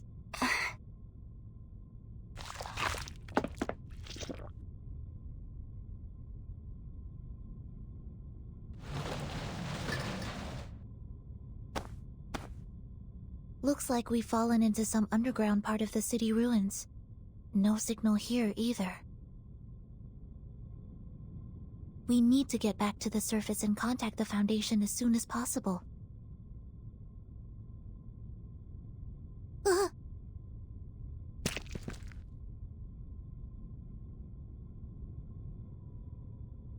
This is... Black algae! Careful. It's slippery, remember? You need to walk around it. I've been meaning to ask. What is black algae exactly? Ose, my team's arcanobiologist, was the first to notice it. It looks like algae, but it's actually a hybrid of an ancient fungus, and I think some kind of fibrous plant. Luckily for me, she found that they were edible. This is what I ate after I ran out of food at the station.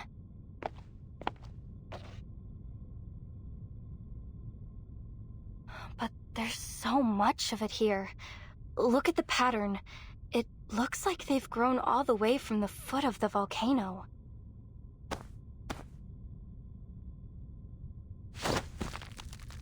This algae grows very fast and very violently. I saw one grow by a few dozen meters overnight.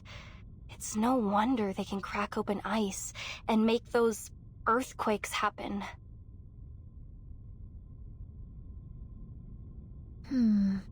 Perhaps it's a new type of arcane material. I imagine there'd be quite a debate over its classification. Alright. Let's just watch where we step.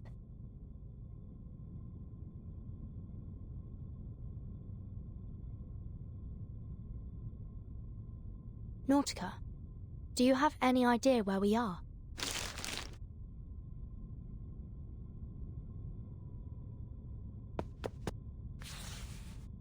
Oh, I think I do. I listened in on your conversation over the comm and filled in a few gaps on my map based on what your colleague said.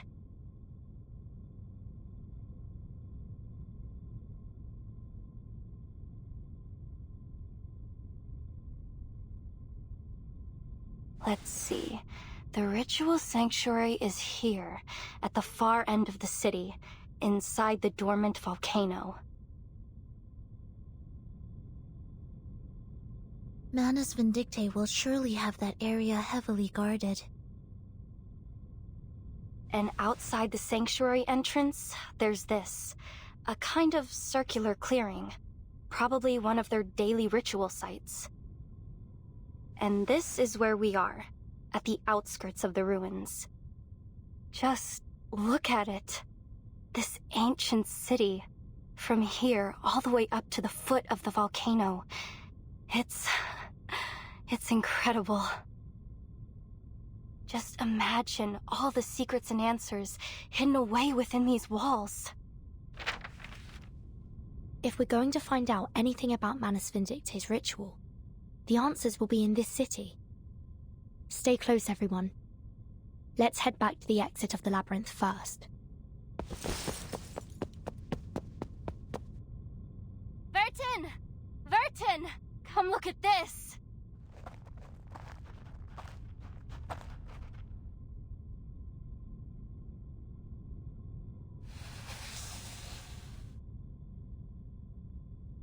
A peridotite stone bed, a nice stone table and chairs.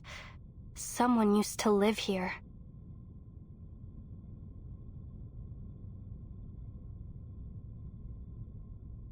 It's so stark, even for life in Antarctica.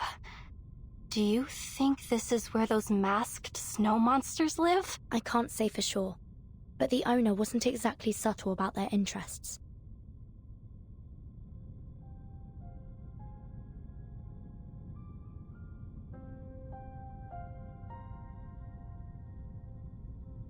This is an alchemist's chamber.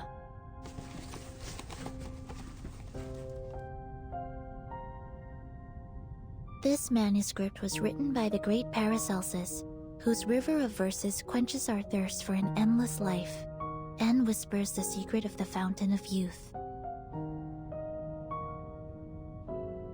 Transcribed by... Cavendish. I can only make out the surname. The Fountain of Youth? What else does it say? There are just a few verses and illustrations. Paracelsus. Why does that name ring a bell?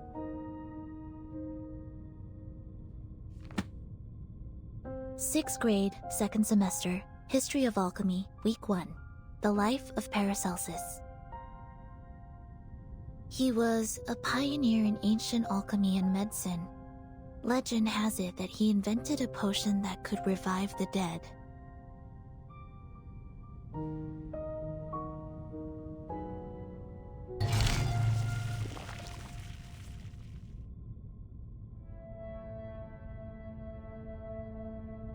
Revive the dead. There was an array in Tuesday's motel, which the Foundation confirmed to be part of a resurrection ritual. And here in Manus Vindictae City, there's a manuscript about a revival potion. Perhaps this is what their ritual is for. To bring back the dead. And the only person they'd go to such lengths to bring back is.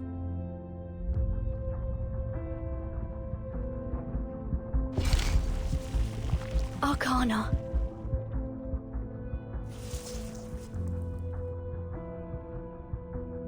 But what's Dr. Doris's part in all this? That's still unclear. But if Manus Vindictae needs her to complete their ritual, we're on borrowed time. I'm afraid waiting for reinforcements is no longer an option. We have to go through the city. Now, Sonetto. Agreed. The situation may be more urgent than we thought. We can't afford to linger any longer.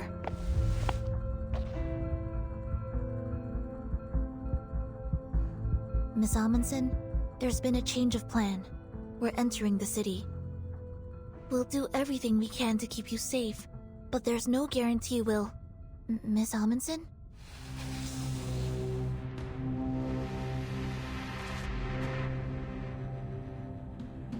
You were right, Frile. The tales are true. The Mother Spirit is here, at the southernmost edge of the world. This is her resting place.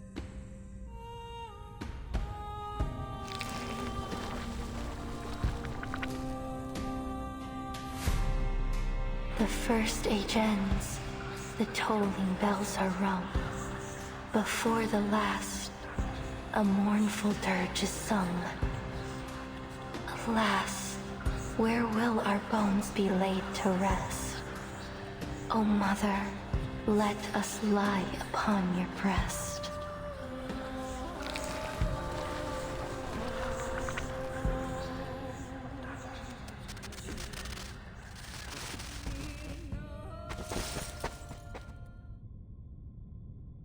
Burton, here, this place. Oh, this is the place I've been searching for. Huh?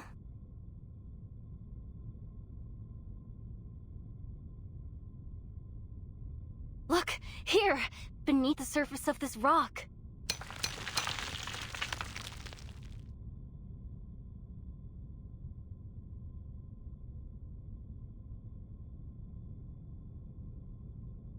Feel it.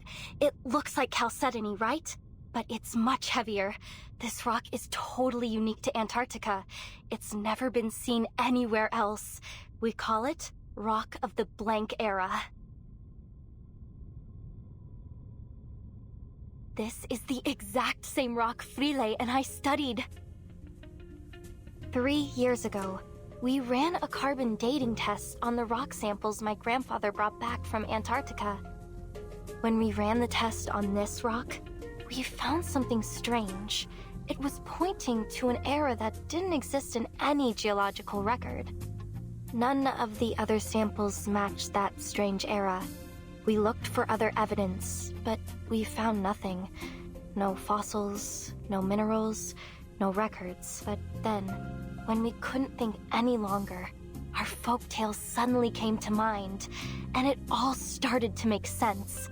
Our book, Tales of the Mother Spirit, led me here, to the end of the earth. It guided me to these ruins, to this very rock. I see what you're saying, and I'm sure there's more to discover through this rock. But isn't it a little too soon to link it to your tale? I'm sure of it. This is the place. It's just like Matu said, this is where the Mother Spirit rests. There is no doubt. If I can bring more samples back to the lab, we might be able to figure out the connection between the Mother Spirit and the Blank Era. We can finally find out what it was like.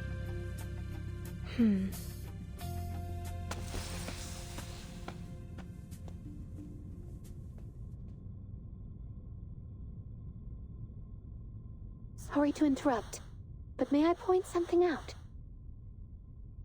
It's getting very cold in here. I can feel my resistance starting to drop. Burton!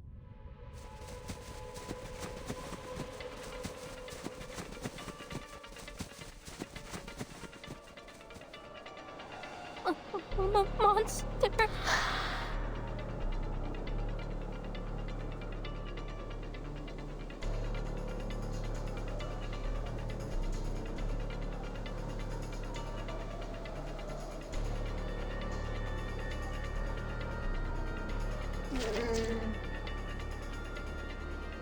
Don't provoke it. There's a chance it might just leave us be.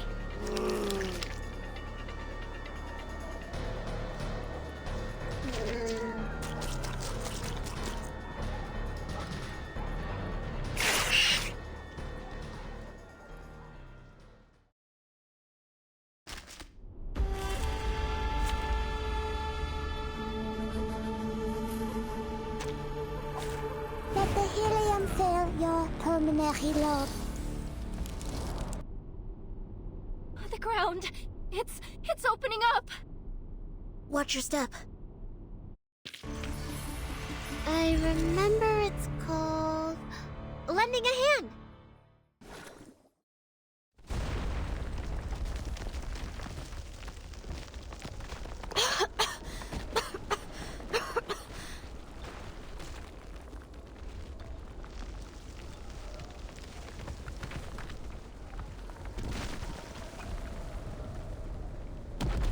Timekeeper, are you alright? Alive and well. And you? Where's Nautica? She didn't fall through with us. She's still up there, alone. I don't hear any movement above us. Perhaps she's found a place to hide. Miss Radio, could you get her on the comm? I'm trying. Is that girl with you? Huh?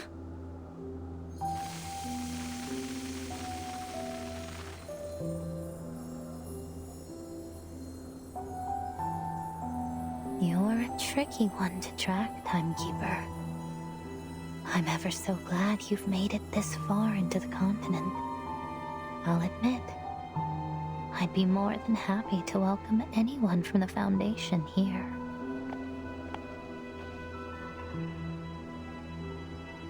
But oh, what a pleasure it is that you, of all people, would be the one to show up.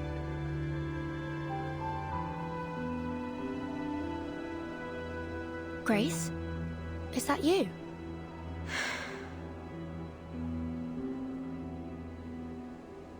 No.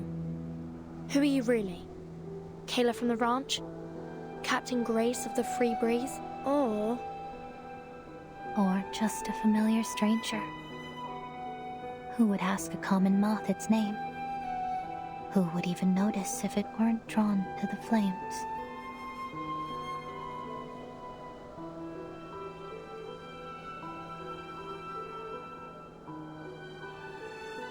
So many lives have been lived through me. So many names taken. Cecily, Kayla, Grace. I've been them all. Yet never quite been any of them. So which one are you now? What's your goal here?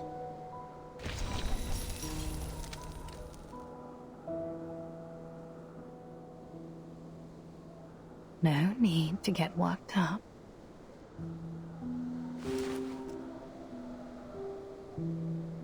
About Dr. Doris, or rather, Miss Erd.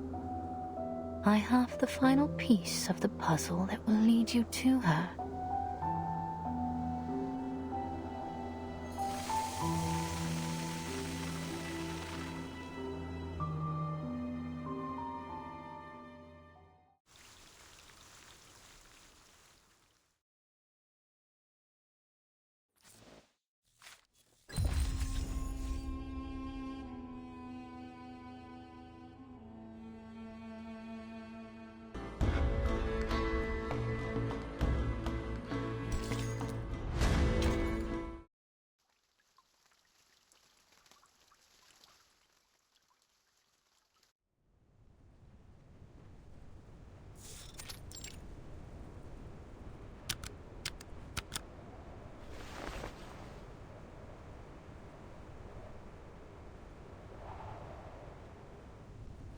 Lieutenant?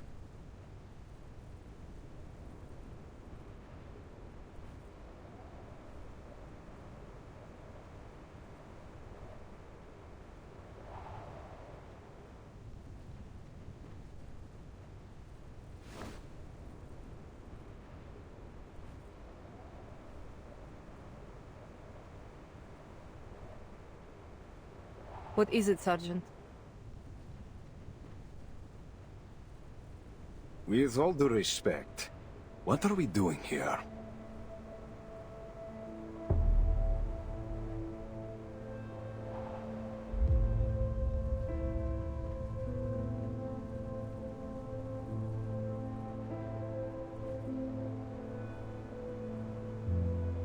We're on standby.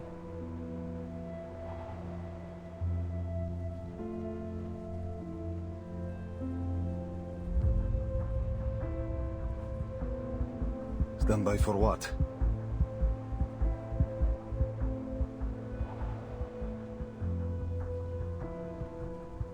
To capture any Foundation soldiers that make it to the shore. Then what about the ones we already captured? Why are we only holding the run-of-the-mill seamen? The other two could have been useful, but we just...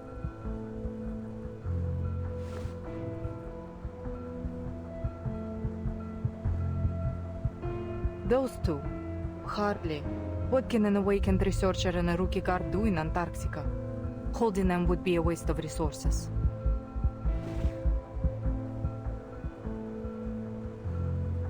Where is Danilov?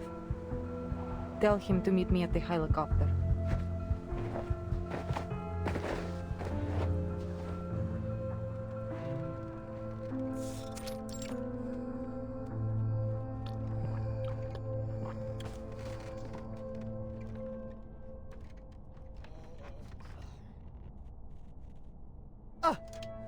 Stop sneaking up on me like that.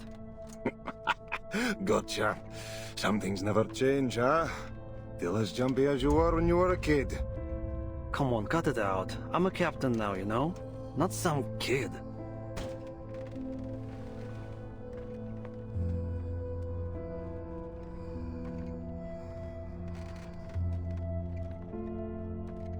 What do you want? Did the lieutenant send you? Yep. She wants you over at Canis Minor.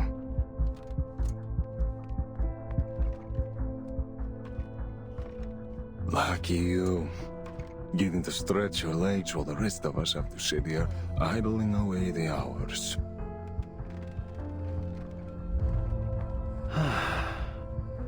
Guess that's how it is these days. Everything still seems foggy.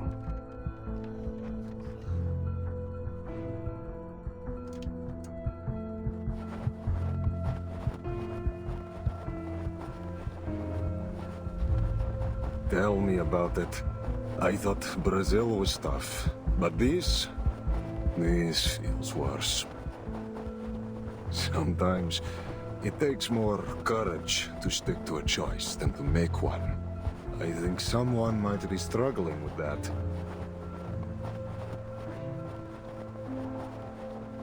You should know better than to doubt our leadership, White Gloves. Sure, but what if they start doubting each other? What if the Admiral's steering us one way and the Lieutenant another? You saw how the Lieutenant let that Foundation researcher go. Didn't that bother you?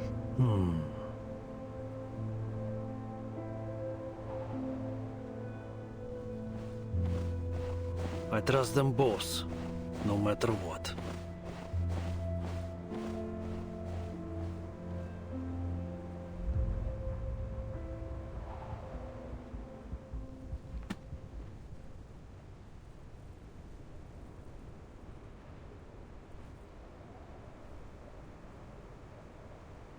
Your rate issue might just be a pedal problem, you see.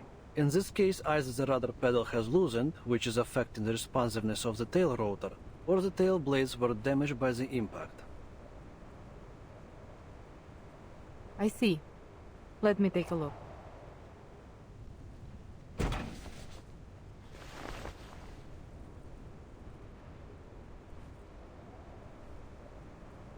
Что было, то и будет.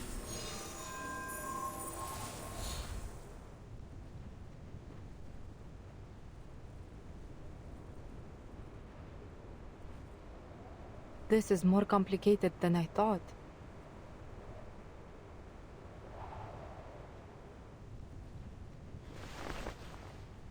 I would be surprised if you managed to fix it in one go.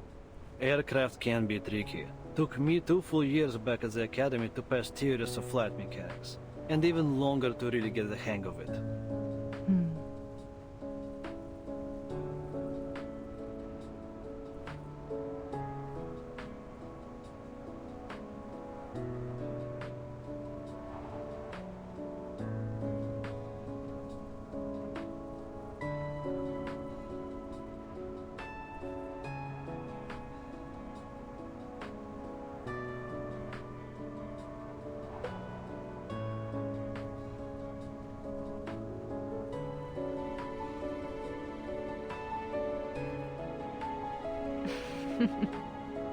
I remember.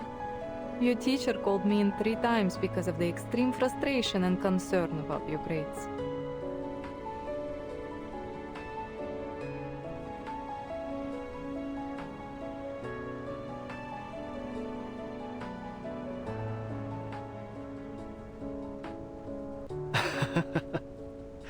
I'm just glad I didn't call father. That would have been the end of me. You know, I don't see you using your arcane skill much these days. Well, there is not much use for it, really. Bullets and medicine are 1,000 times more useful on the battlefield.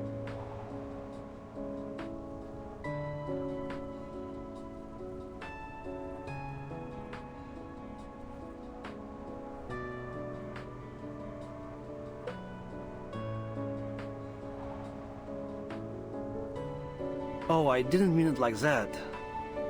Sorry. Do you want some space? No, it's fine. You're fine.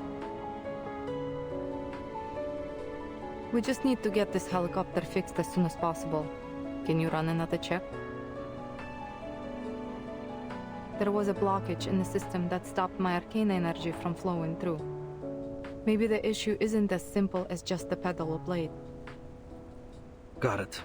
I'll take another look.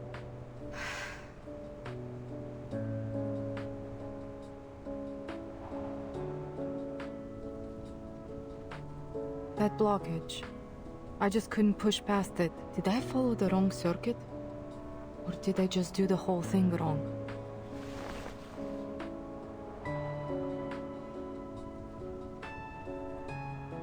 I wouldn't overthink it if I were you.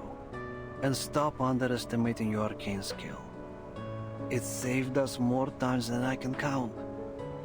Frozen prosthetics, broken casts, ripped dents. Hell, you've been fixing our guns since we were kids. There's nothing wrong with your power. We all appreciate it a lot more than you think.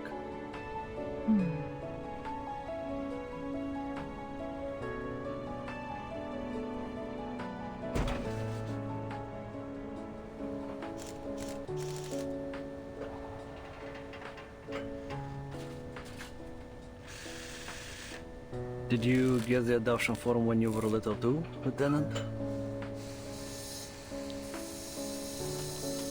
You mean the... Yeah. Mine came after my parents died in 1999. Even now, I still don't know what happened that day. When they brought me the death notice, they handed me an adoption form along with it. It was from Admiral Igor.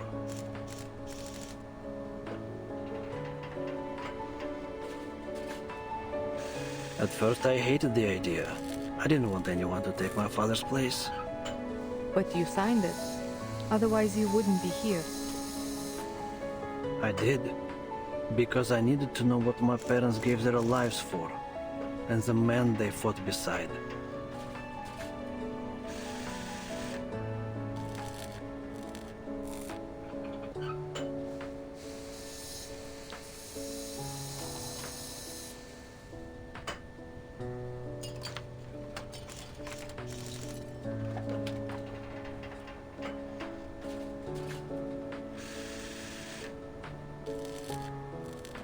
I've never regretted it.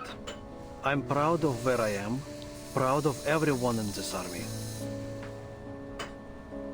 Not because we're the best soldiers Xenos ever had.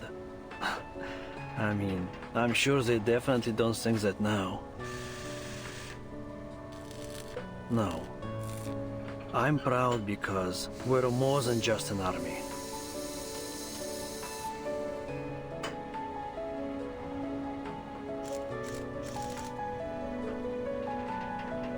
We're family.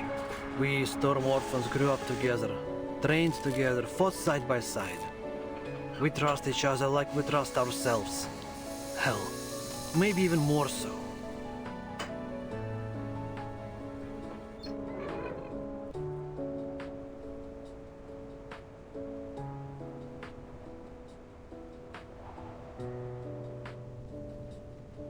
I know Father hasn't told us everything, but maybe that's for the best.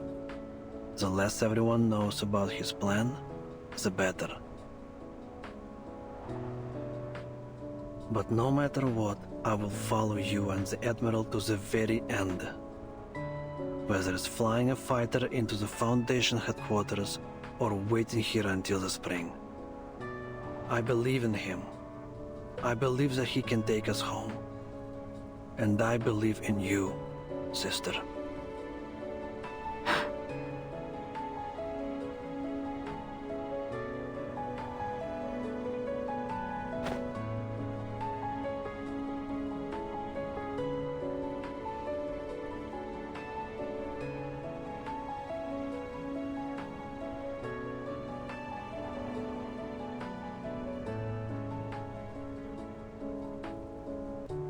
Thank you, Captain Danilov.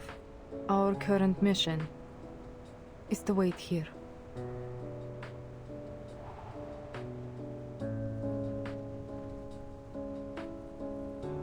Those are our orders. Let's be sure we see them through.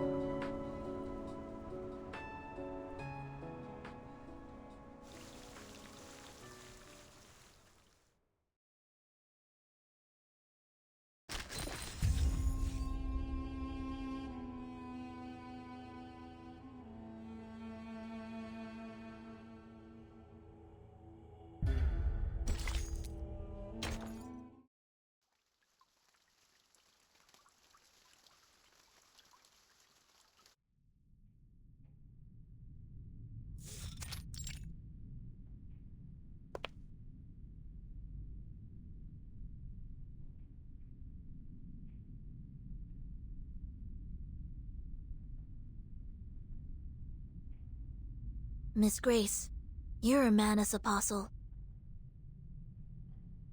Don't think we've forgotten what you did aboard the Free Breeze. What exactly are you scheming now?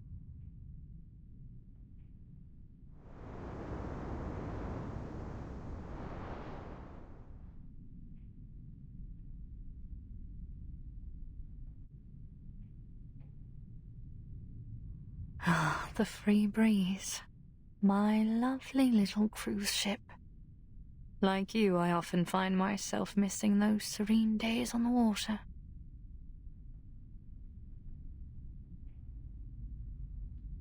But it seems a few unpleasant memories and misinterpreted actions have deeply wounded your trust in me.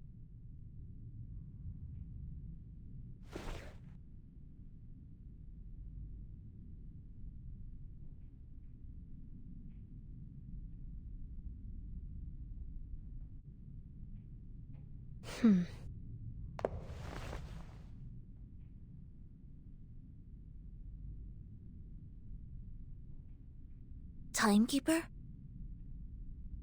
It's fine, Sonetto. I have a few questions I'd like to ask.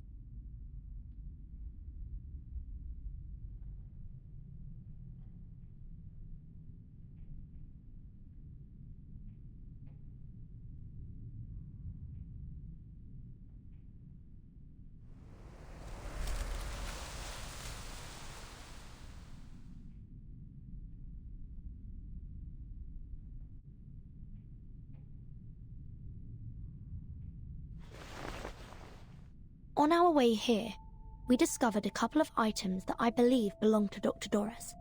A stethoscope and a typewriter.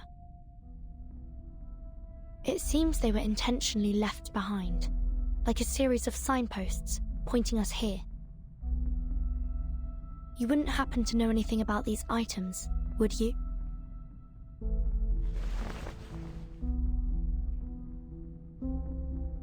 How about the powder we found on the typewriter?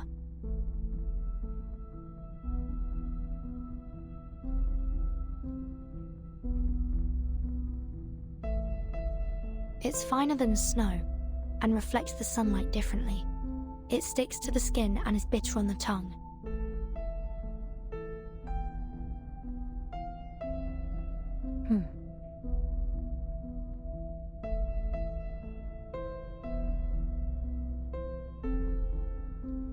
Any idea how it got there? And how the typewriter ended up lying in the snowfields?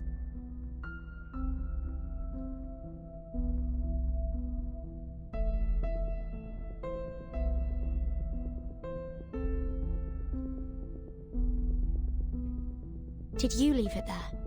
Were you giving directions to the Foundation's investigators?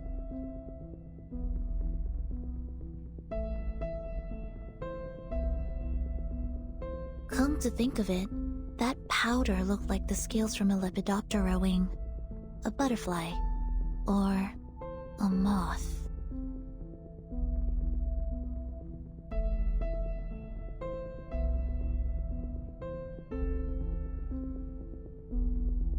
Huh! Moth! It's you, isn't it? You're the Foundation spy.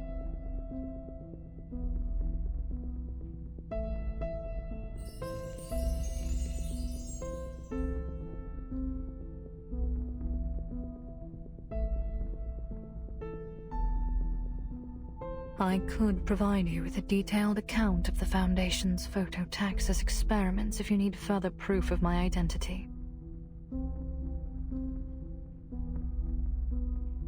But we're running out of time.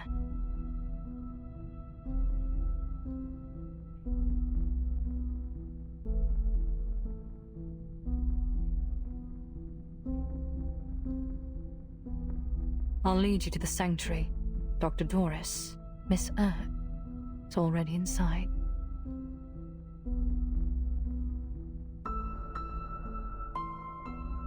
Oh, and my moths have just brought some new information. Your human friend has also gone in that direction.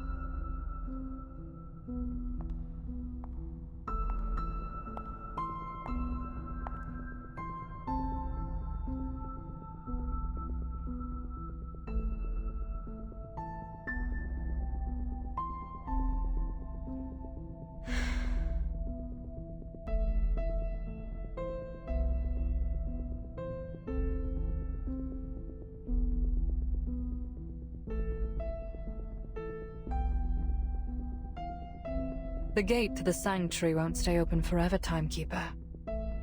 Shall we?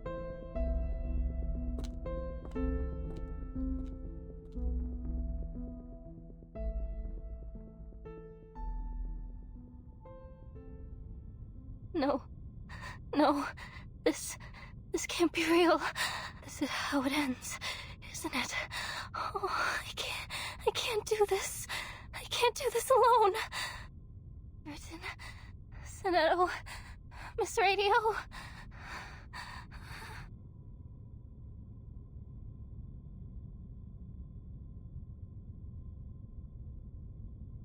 Possible cause of death 1. Freezing. Frozen solid with a bunch of unstudied samples clutched in my hands. Possible cause of death 2. Getting torn apart. Cold, sticky monster fingers sinking into my skin and ripping me to pieces.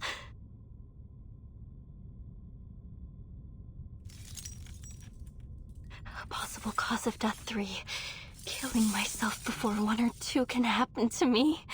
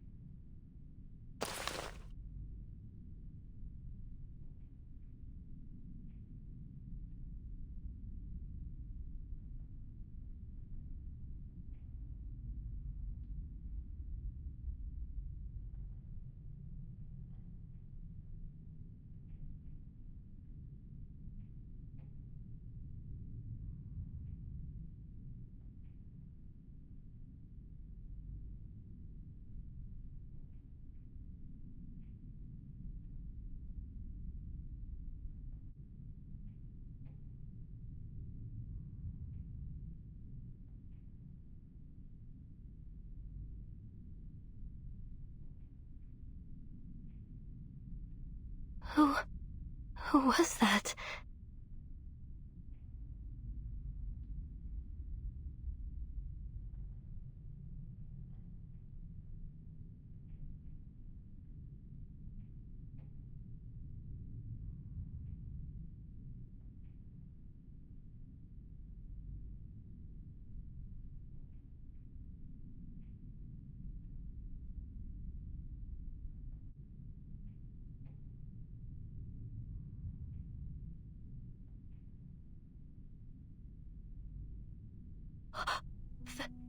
Frida?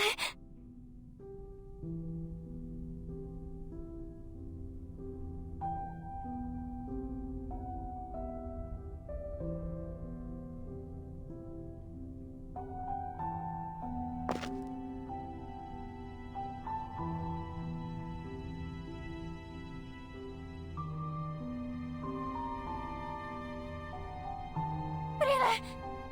Oh, I thought you were gone.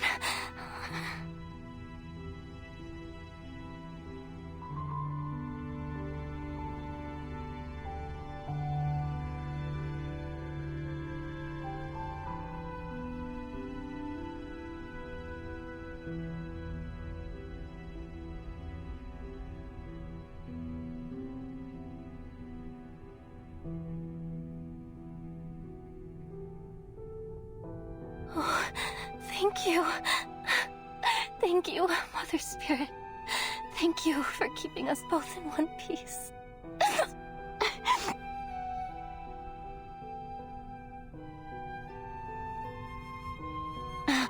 We'll find a way out of here. We'll look after each other.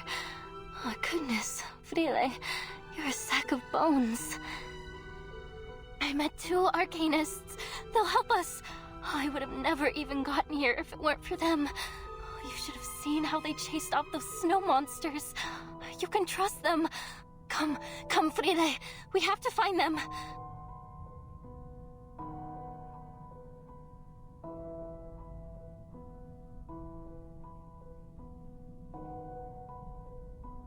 They'll protect us.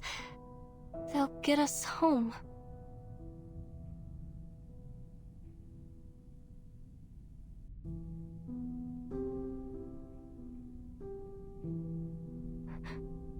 Frile, why aren't you saying anything?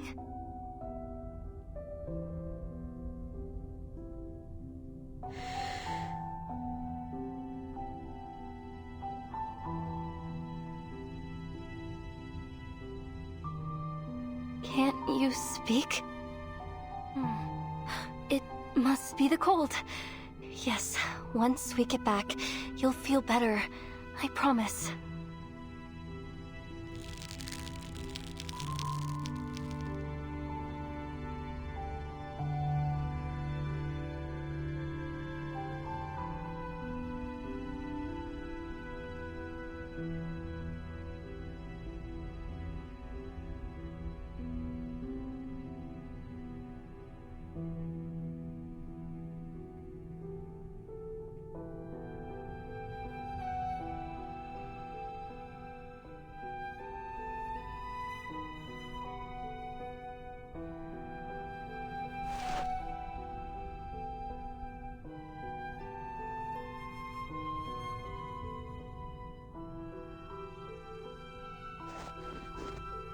No? Why?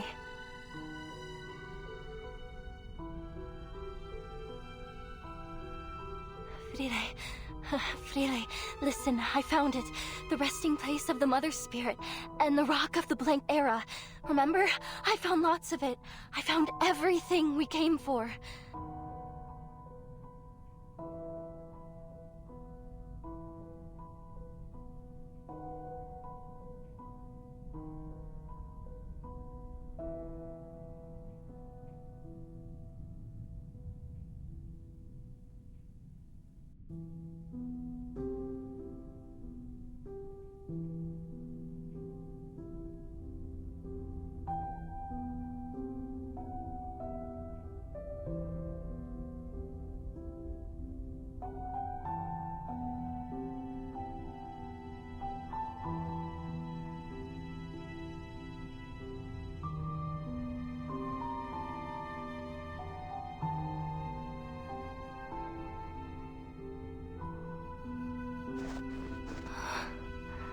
Mother Spirit?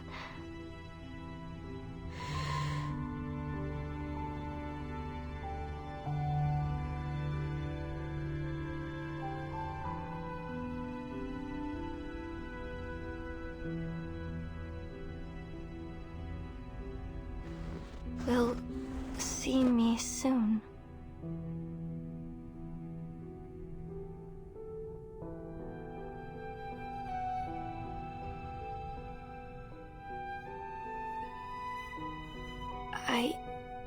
I don't understand. You're going to meet the Mother Spirit?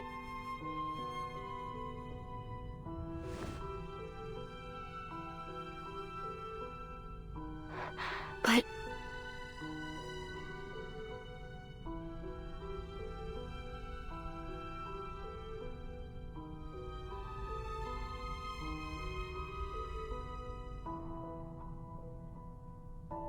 You mean, she has a mortal form? She's a living creature, like us? And she's here, in this ruin?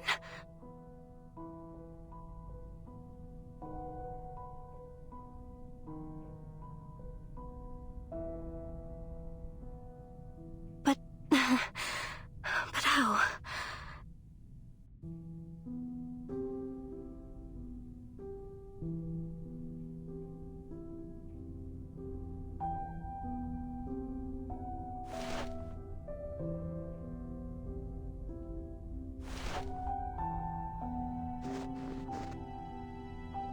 Is this what the ninth story in the Tales of the Mother Spirit is about?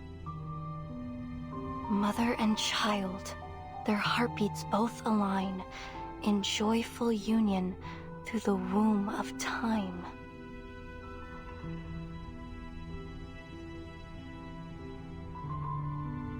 No, it can't be. The tales say that the Mother Spirit should be asleep. She shouldn't wake up until after the Arctic Polar Day.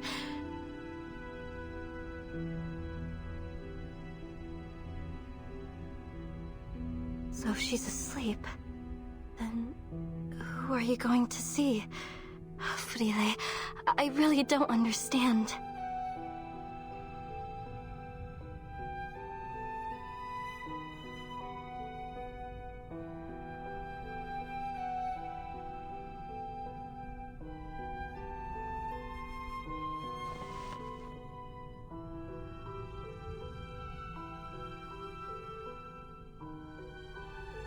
You really won't come back with me? But if you come with me now, we'll be home soon. I drew a map, like you always did. There's food cached in the depots on the way. I even managed to train new sled dogs and...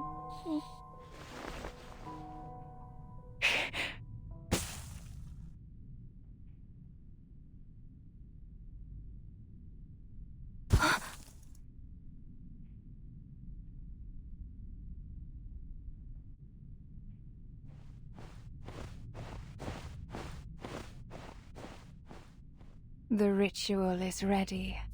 They are waiting.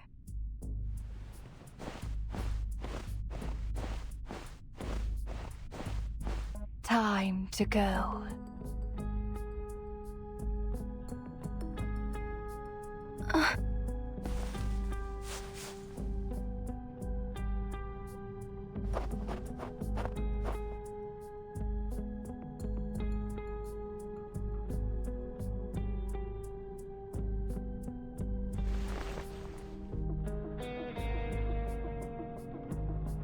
Onward, child. Follow the word of mouth. To the Earth's edge, the land farthest south. The Mother Spirit's light, with ancient glow, guides us to the great current, nature's flow.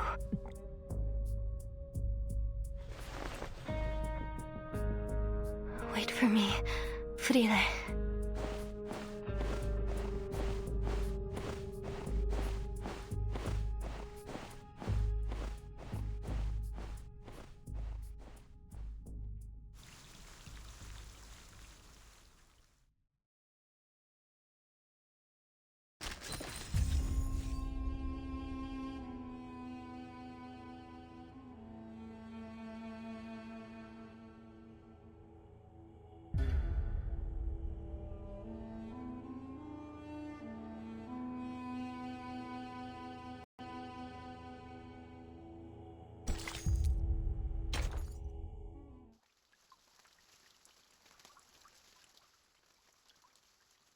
Miss Stranger, where are we now? Miss Amundsen is a human. If she's been caught by Manus Vindictae...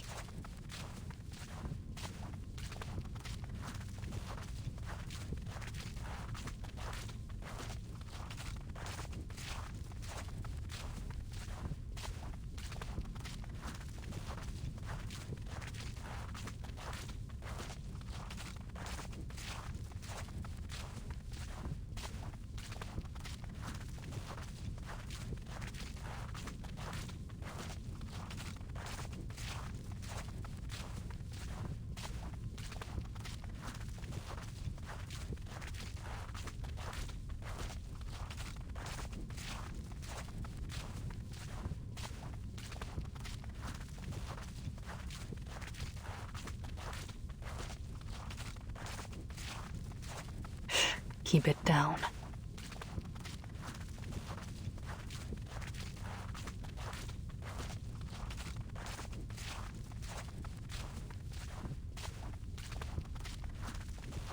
We're in the tunnel to the sanctuary. It's the easiest path to follow, but also the most dangerous.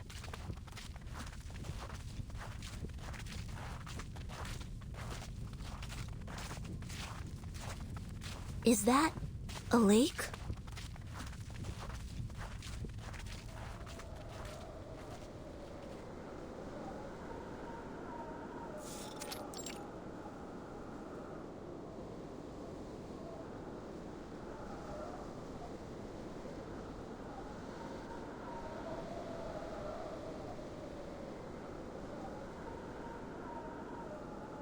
No.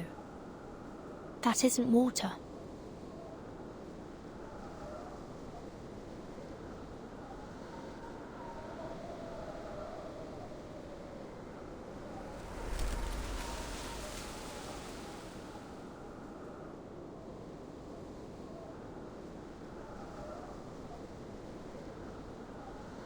It's the Believers.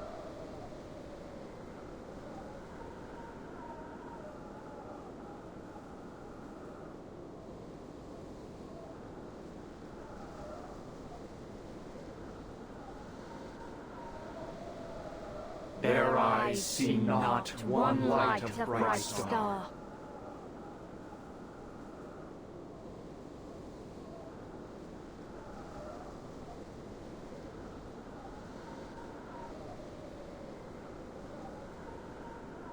Down they fell in martyrdom, but from death's murky waters they rise once more.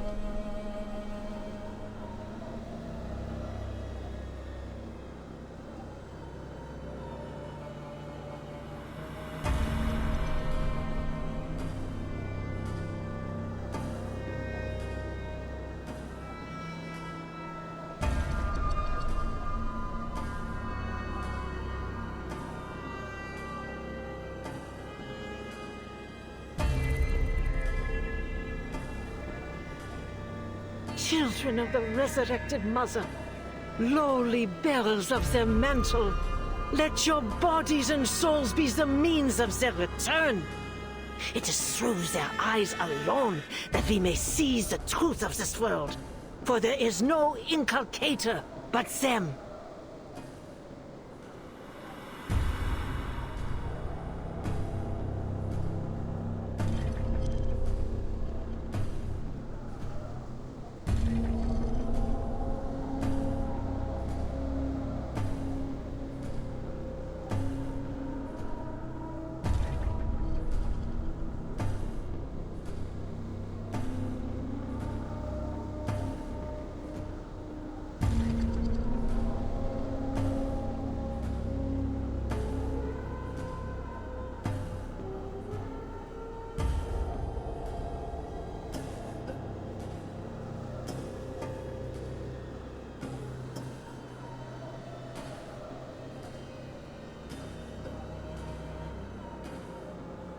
Call their name, beseech their light.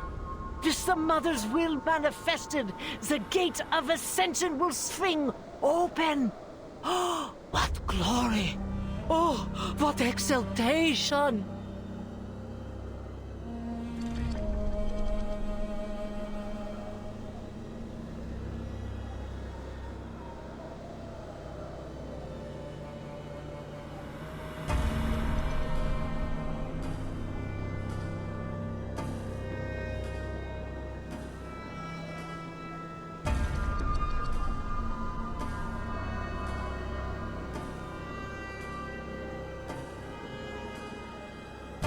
The gate to the sanctuary is at the far end of the plaza.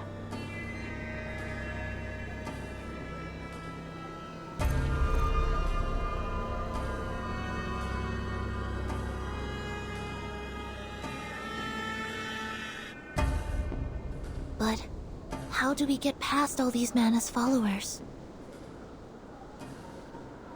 If you look closely, Miss Sonetta, you'll see what they've become.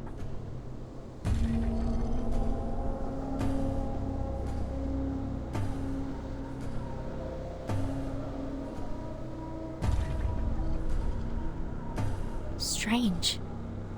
It's almost like they're in a state of unconsciousness.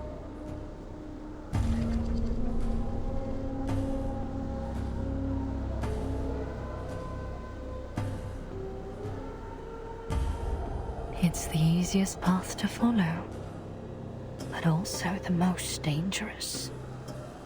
Whenever a sacrificial ceremony is held in the plaza, Animus has all the believers put on masks to ensure she has full control over them. Right now, there is only one thing on their minds: the ceremony. If we're careful and choose our route wisely, we can slip by them unnoticed. No one will see us except for Animus.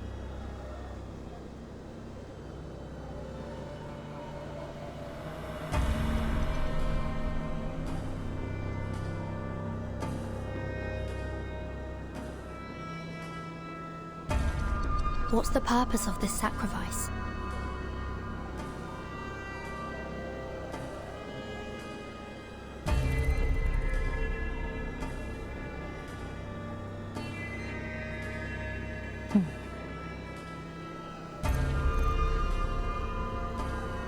To open the gate.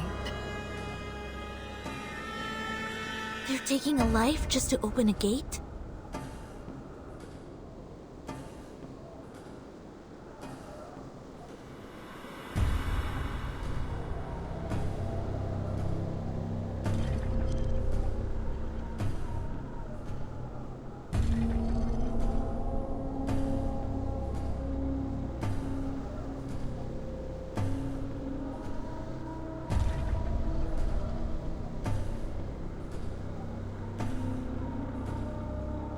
We must take this opportunity to slip through to the sanctuary.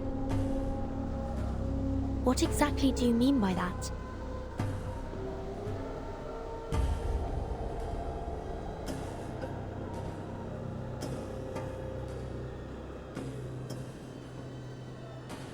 Great revealer of Arcanum, we humbly present this offering.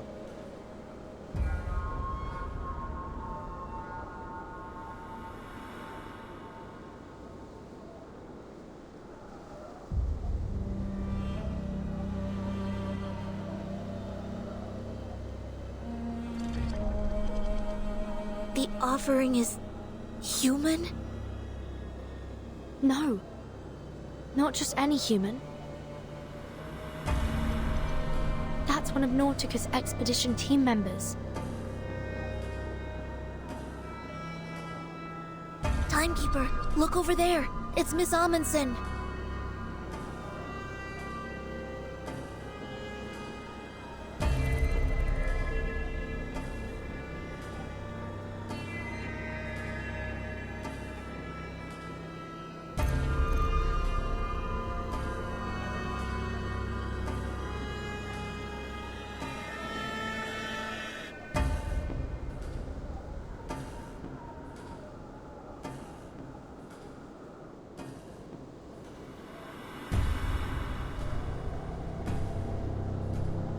What's she doing there?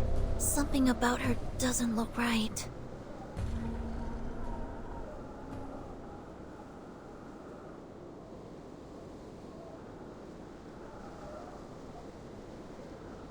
She's too close to Animus. At that distance, the arcane skill controlling the believers could affect her too.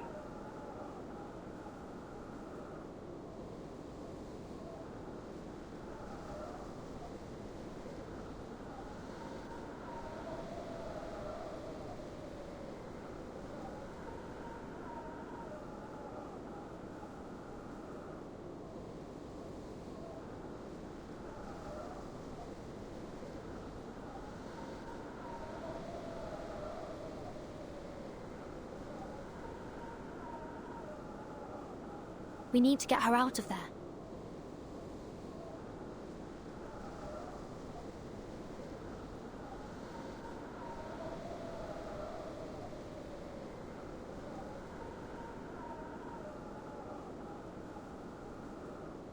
Stay down. Not yet. Animus could spot us at any moment. The ceremony is about to begin.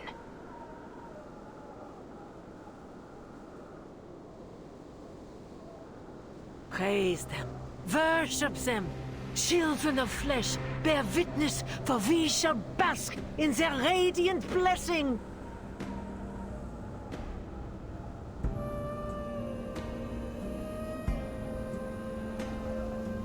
An offering taken. A gate opened. Through bone and blood, let the gate fling open and the path to ancient glory be revealed. Be thankful, you unenlightened little beasts, that the Mother is willing to take your pitiful life as their gift. What great mercy they show.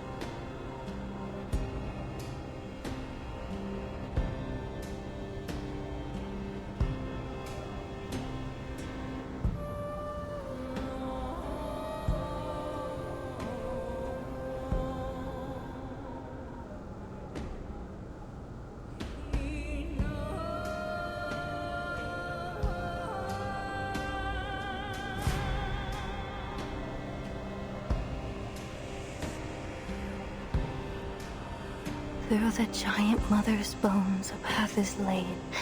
In bloody pain, eternal life is made.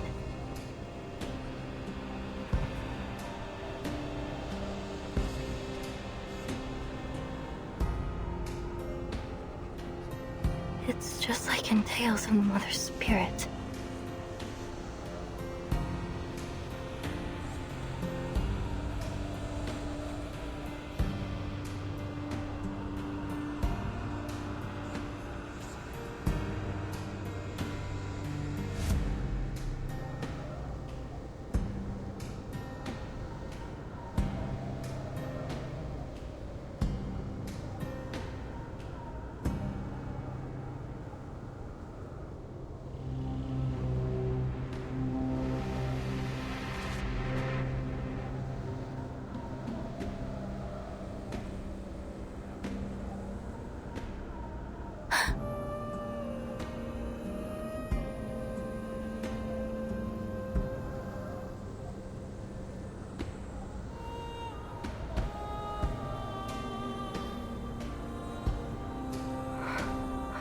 You really are going to see her.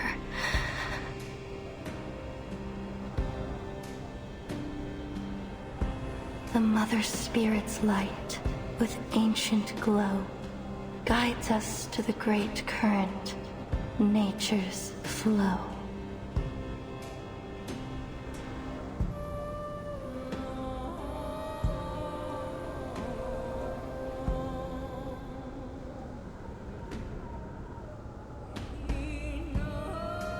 The 9th story in Tales of the Mother Spirit.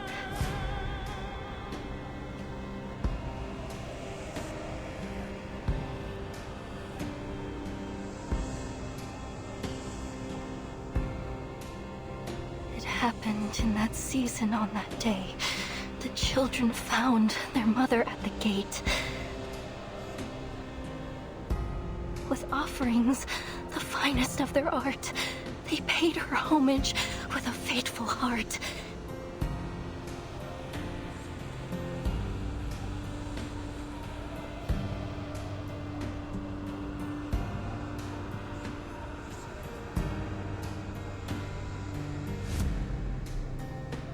And in return, their reverence repaid. By her great gift, her children were remade.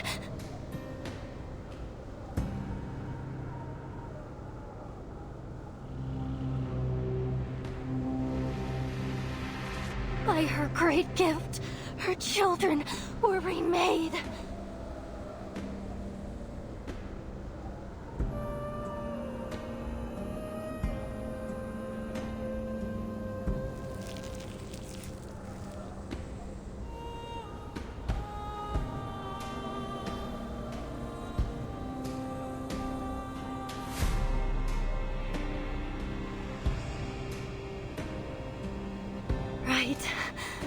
right?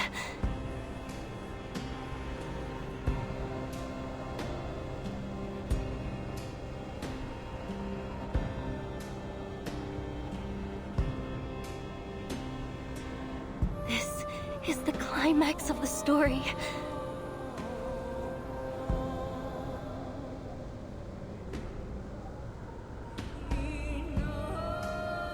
When the children come close to the Mother Spirit, share her pain and her sorrow, and become one with her.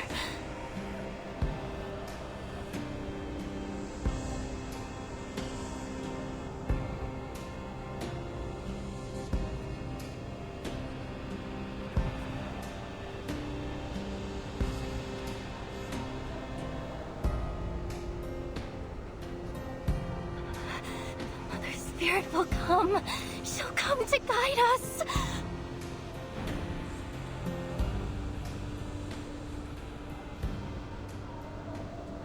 She'll come to guide you, Frile.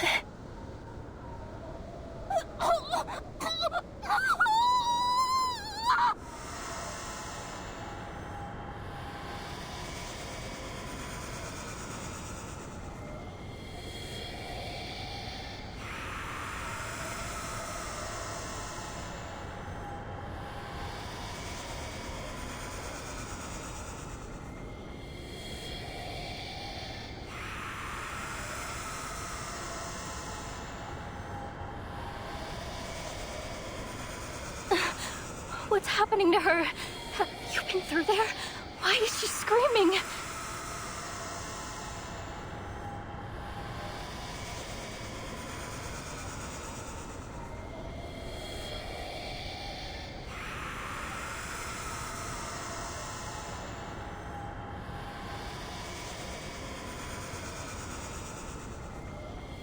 Mother Spirit.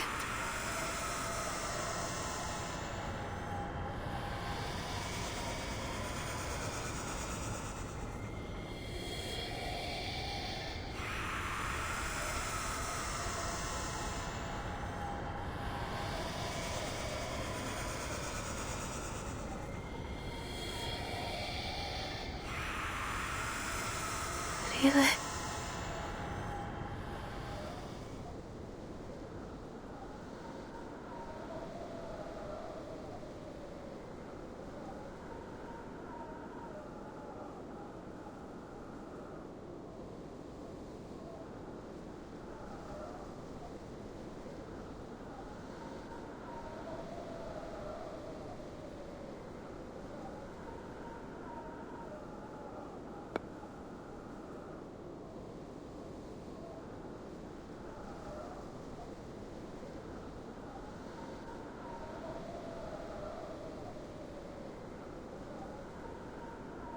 You humans should be grateful, flawed and pathetic as you are, yet nonetheless granted access to the gate at the mere cost of your tongues.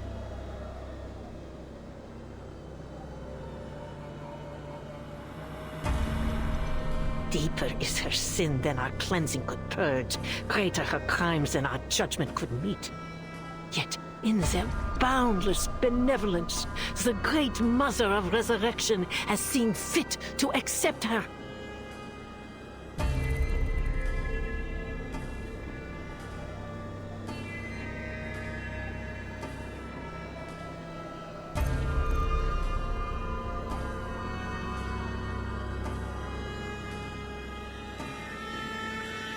May the Guiding One return to us and restore this world to the ancient order.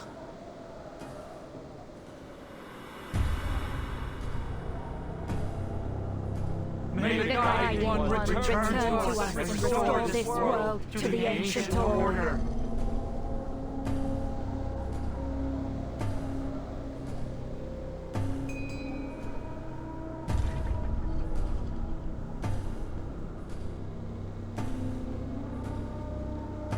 Cleansing judgment?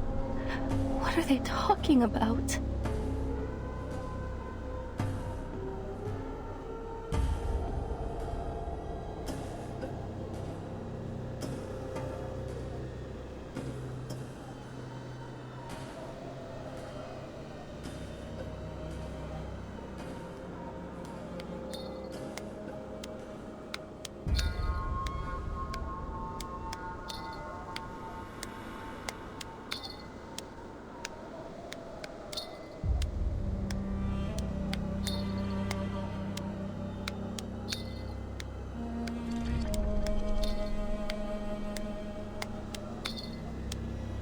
Their eyes see not one light like bright star.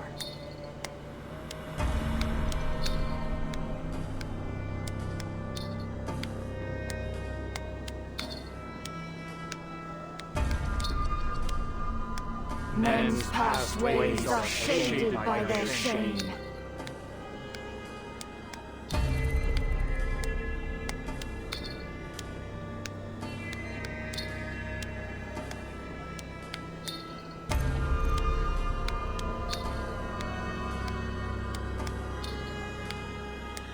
Is that it? Is that the whole ritual?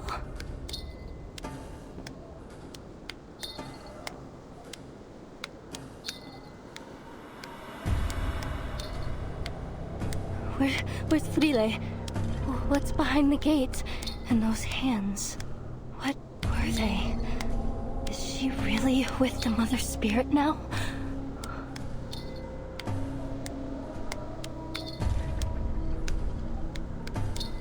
Aliens are but aberrations in mirror half.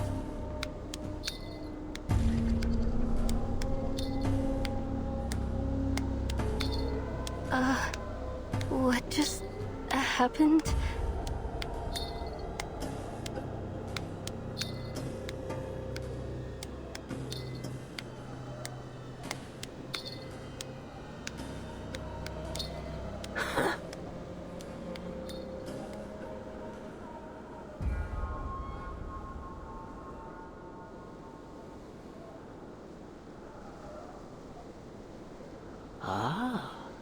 A conniving little rat dares to taint the purity of our sacred land with her profane, filthy paws.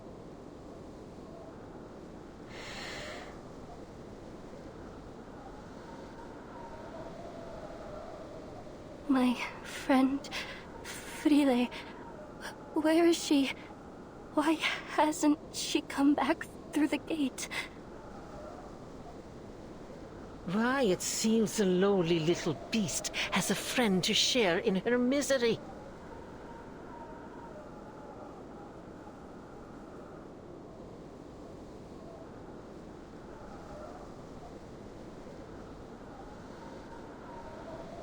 She has been taken by the Mother of Resurrection. Not that there was much flesh and wit to take.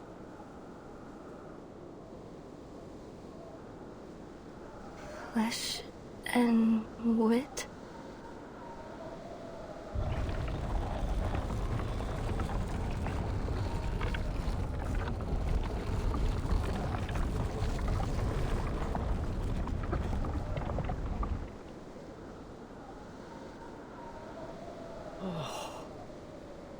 Praise them. Worship them, children of flesh. The sanctuary gate has opened. The Mother is pleased with our offering, and we have been welcomed into their hall to bear witness to the final ritual. Yes, bear witness to all their infinite kindness, their unmatched benevolence. They have taken so little, yet they grant us so great an honor.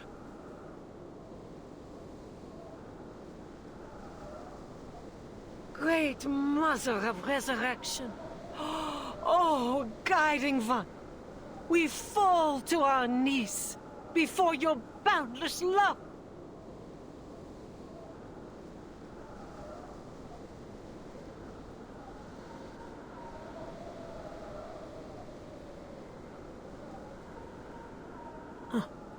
How much longer do you intend to allow this human to sully their holy land, Feed her to the gate. She must be removed.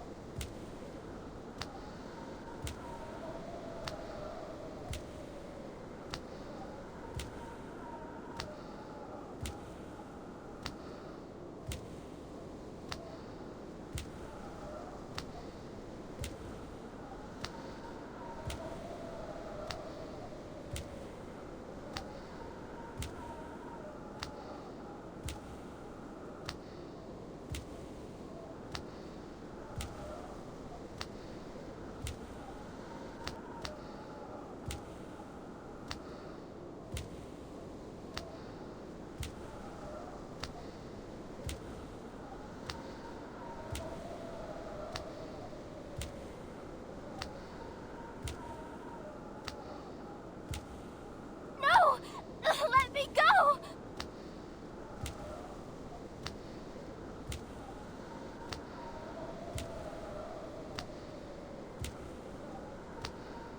They're taking her. Don't.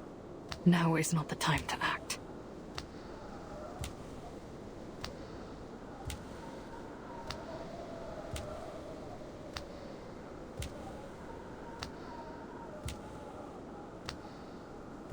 If Animus spots us, she might lift her control over the Believers. Then we'll find ourselves in some serious danger.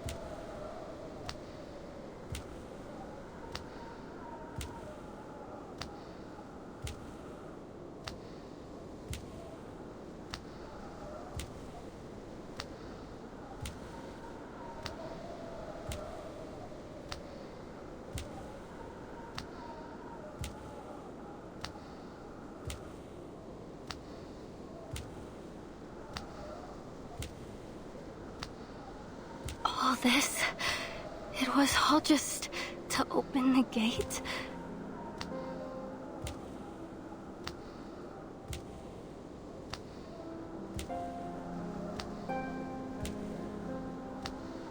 But this feels wrong. Horribly, horribly wrong. This isn't how it's supposed to be, is it, Matu?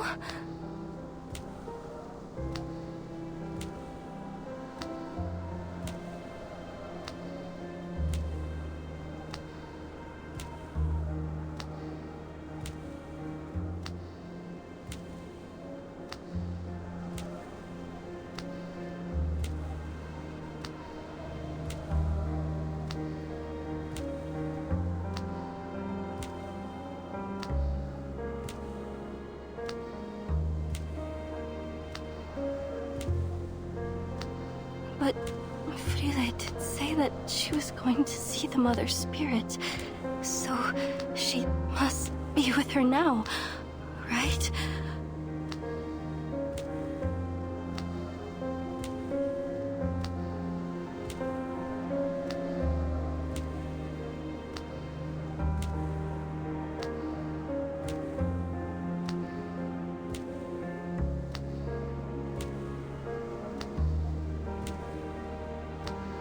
Then the Mother Spirit must be there.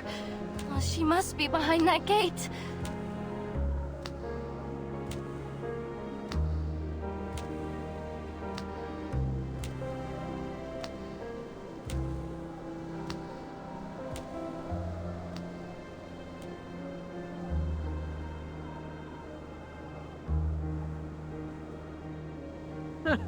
Mother Spirit. What nonsense are you sputtering?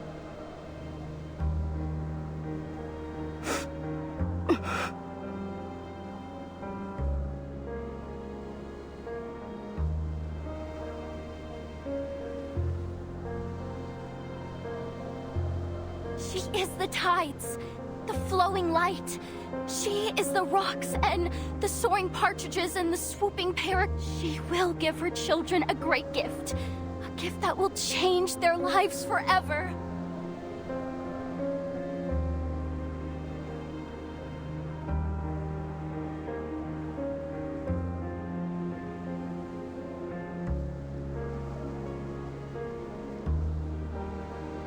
I have traveled all the way from the northernmost edge of the world to this place, following her guidance. And I have found proof. Proof that the legends were true. Proof that she is here.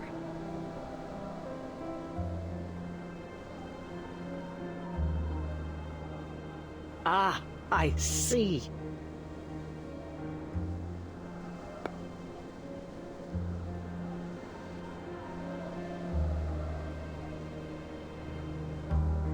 Mother Spirit.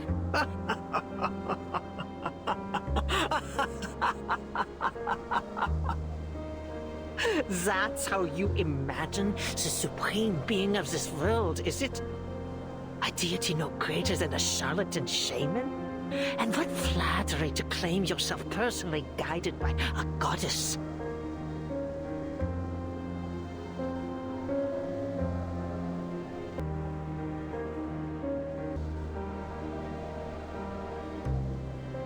Yet, still, I cannot help but feel a twang of pity. What hope can there be for a kind born with minds too narrow to comprehend true greatness?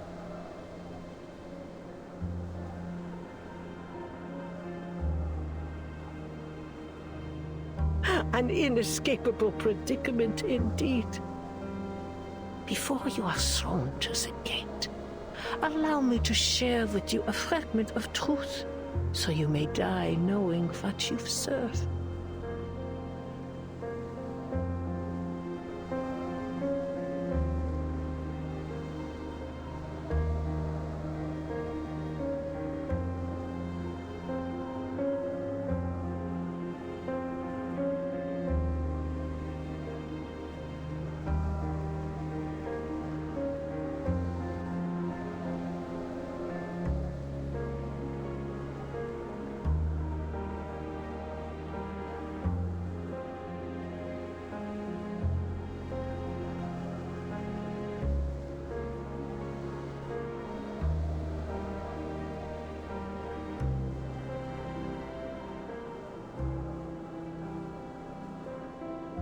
There is no Mother Spirit.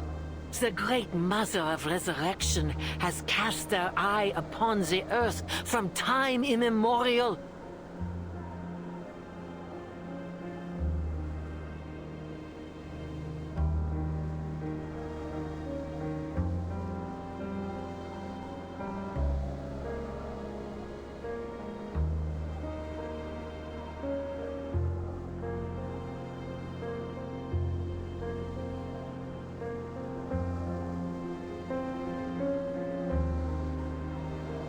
Antarctica has ever been the sanctuary of Manus Vindictae. Here we serve Arcana, the only and eternal mother of Arcanum.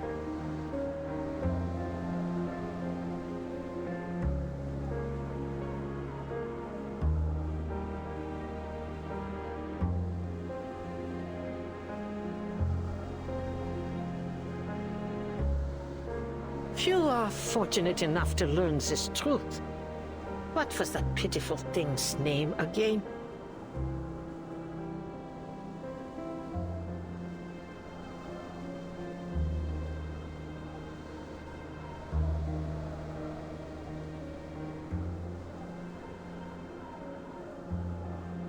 Really? Oh, no matter. Your little friend came to me boldly claiming to share our noble faith and pleaded to be thrown to the gates so that she may meet her goddess.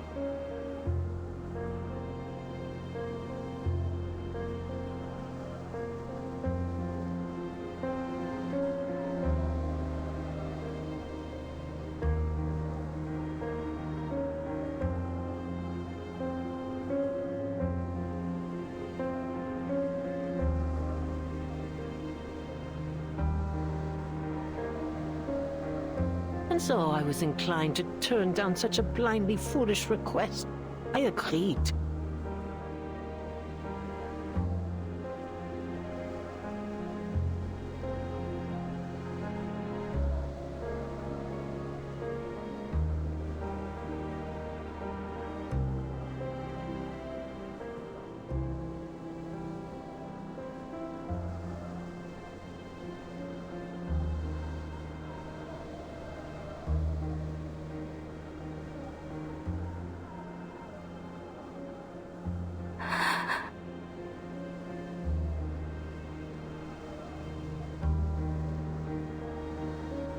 She must have been ever so disappointed when the flesh dissolved from her bones and her body melted into naught but a lump of flesh behind the gate. Oh, that screaming and crying. Oh!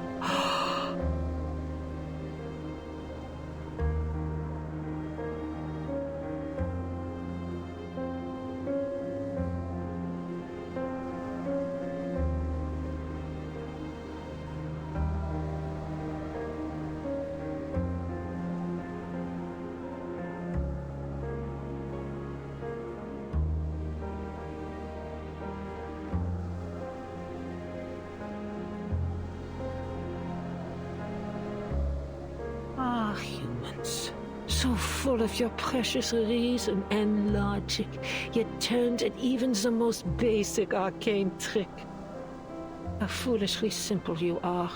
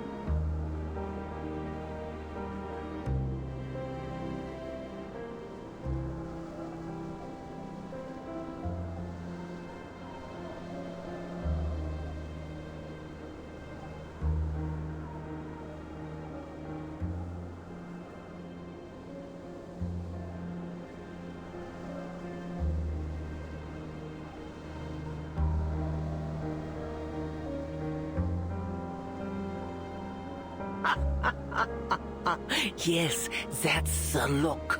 Confusion, disbelief. It suits your kind perfectly. What a miserable, blind existence. Scurrying about in the dark, unseeing, unperceiving, your limited, darkened minds blind to the spark of enlightenment. A creation forsaken from its inception. You could never wield true knowledge.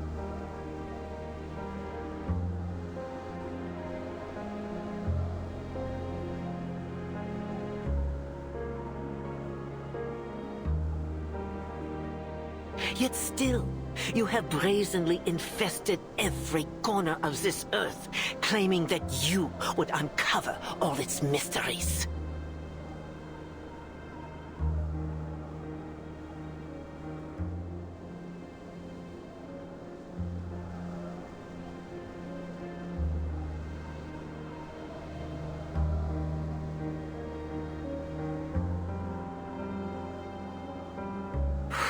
Such ignorance, such arrogance.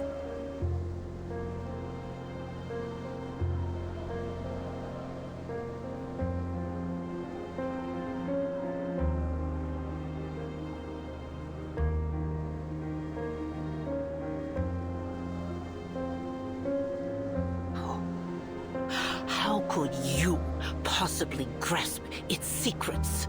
How could you catch so much as a glimpse of the greater existence in the barren tenebrosity of your minds?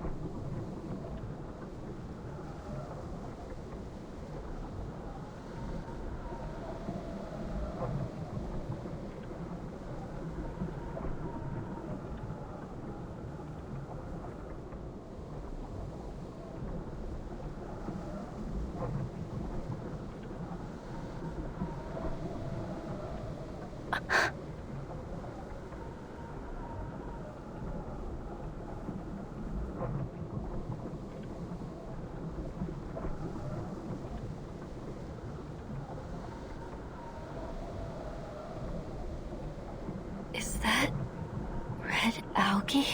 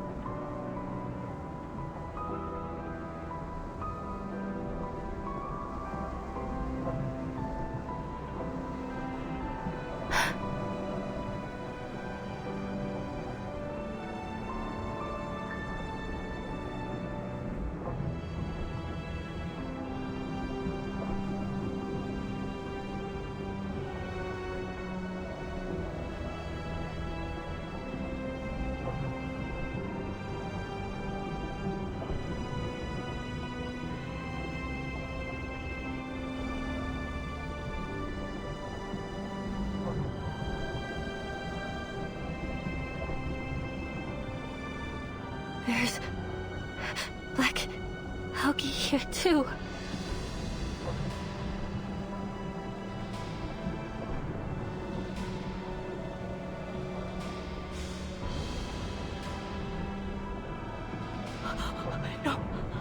I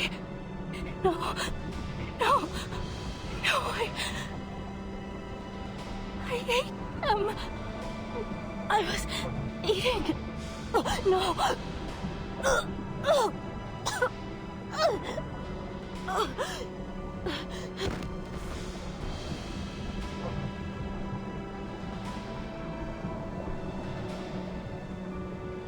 Are you satisfied? Has this great gift satiated your curiosity?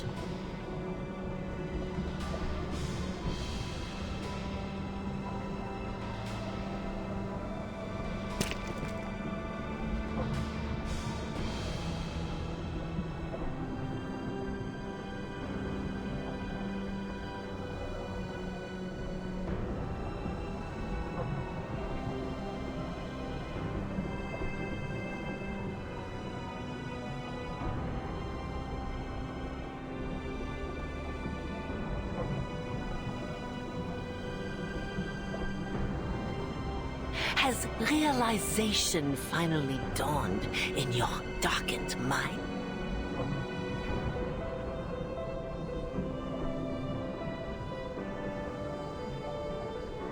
Your friend is gone.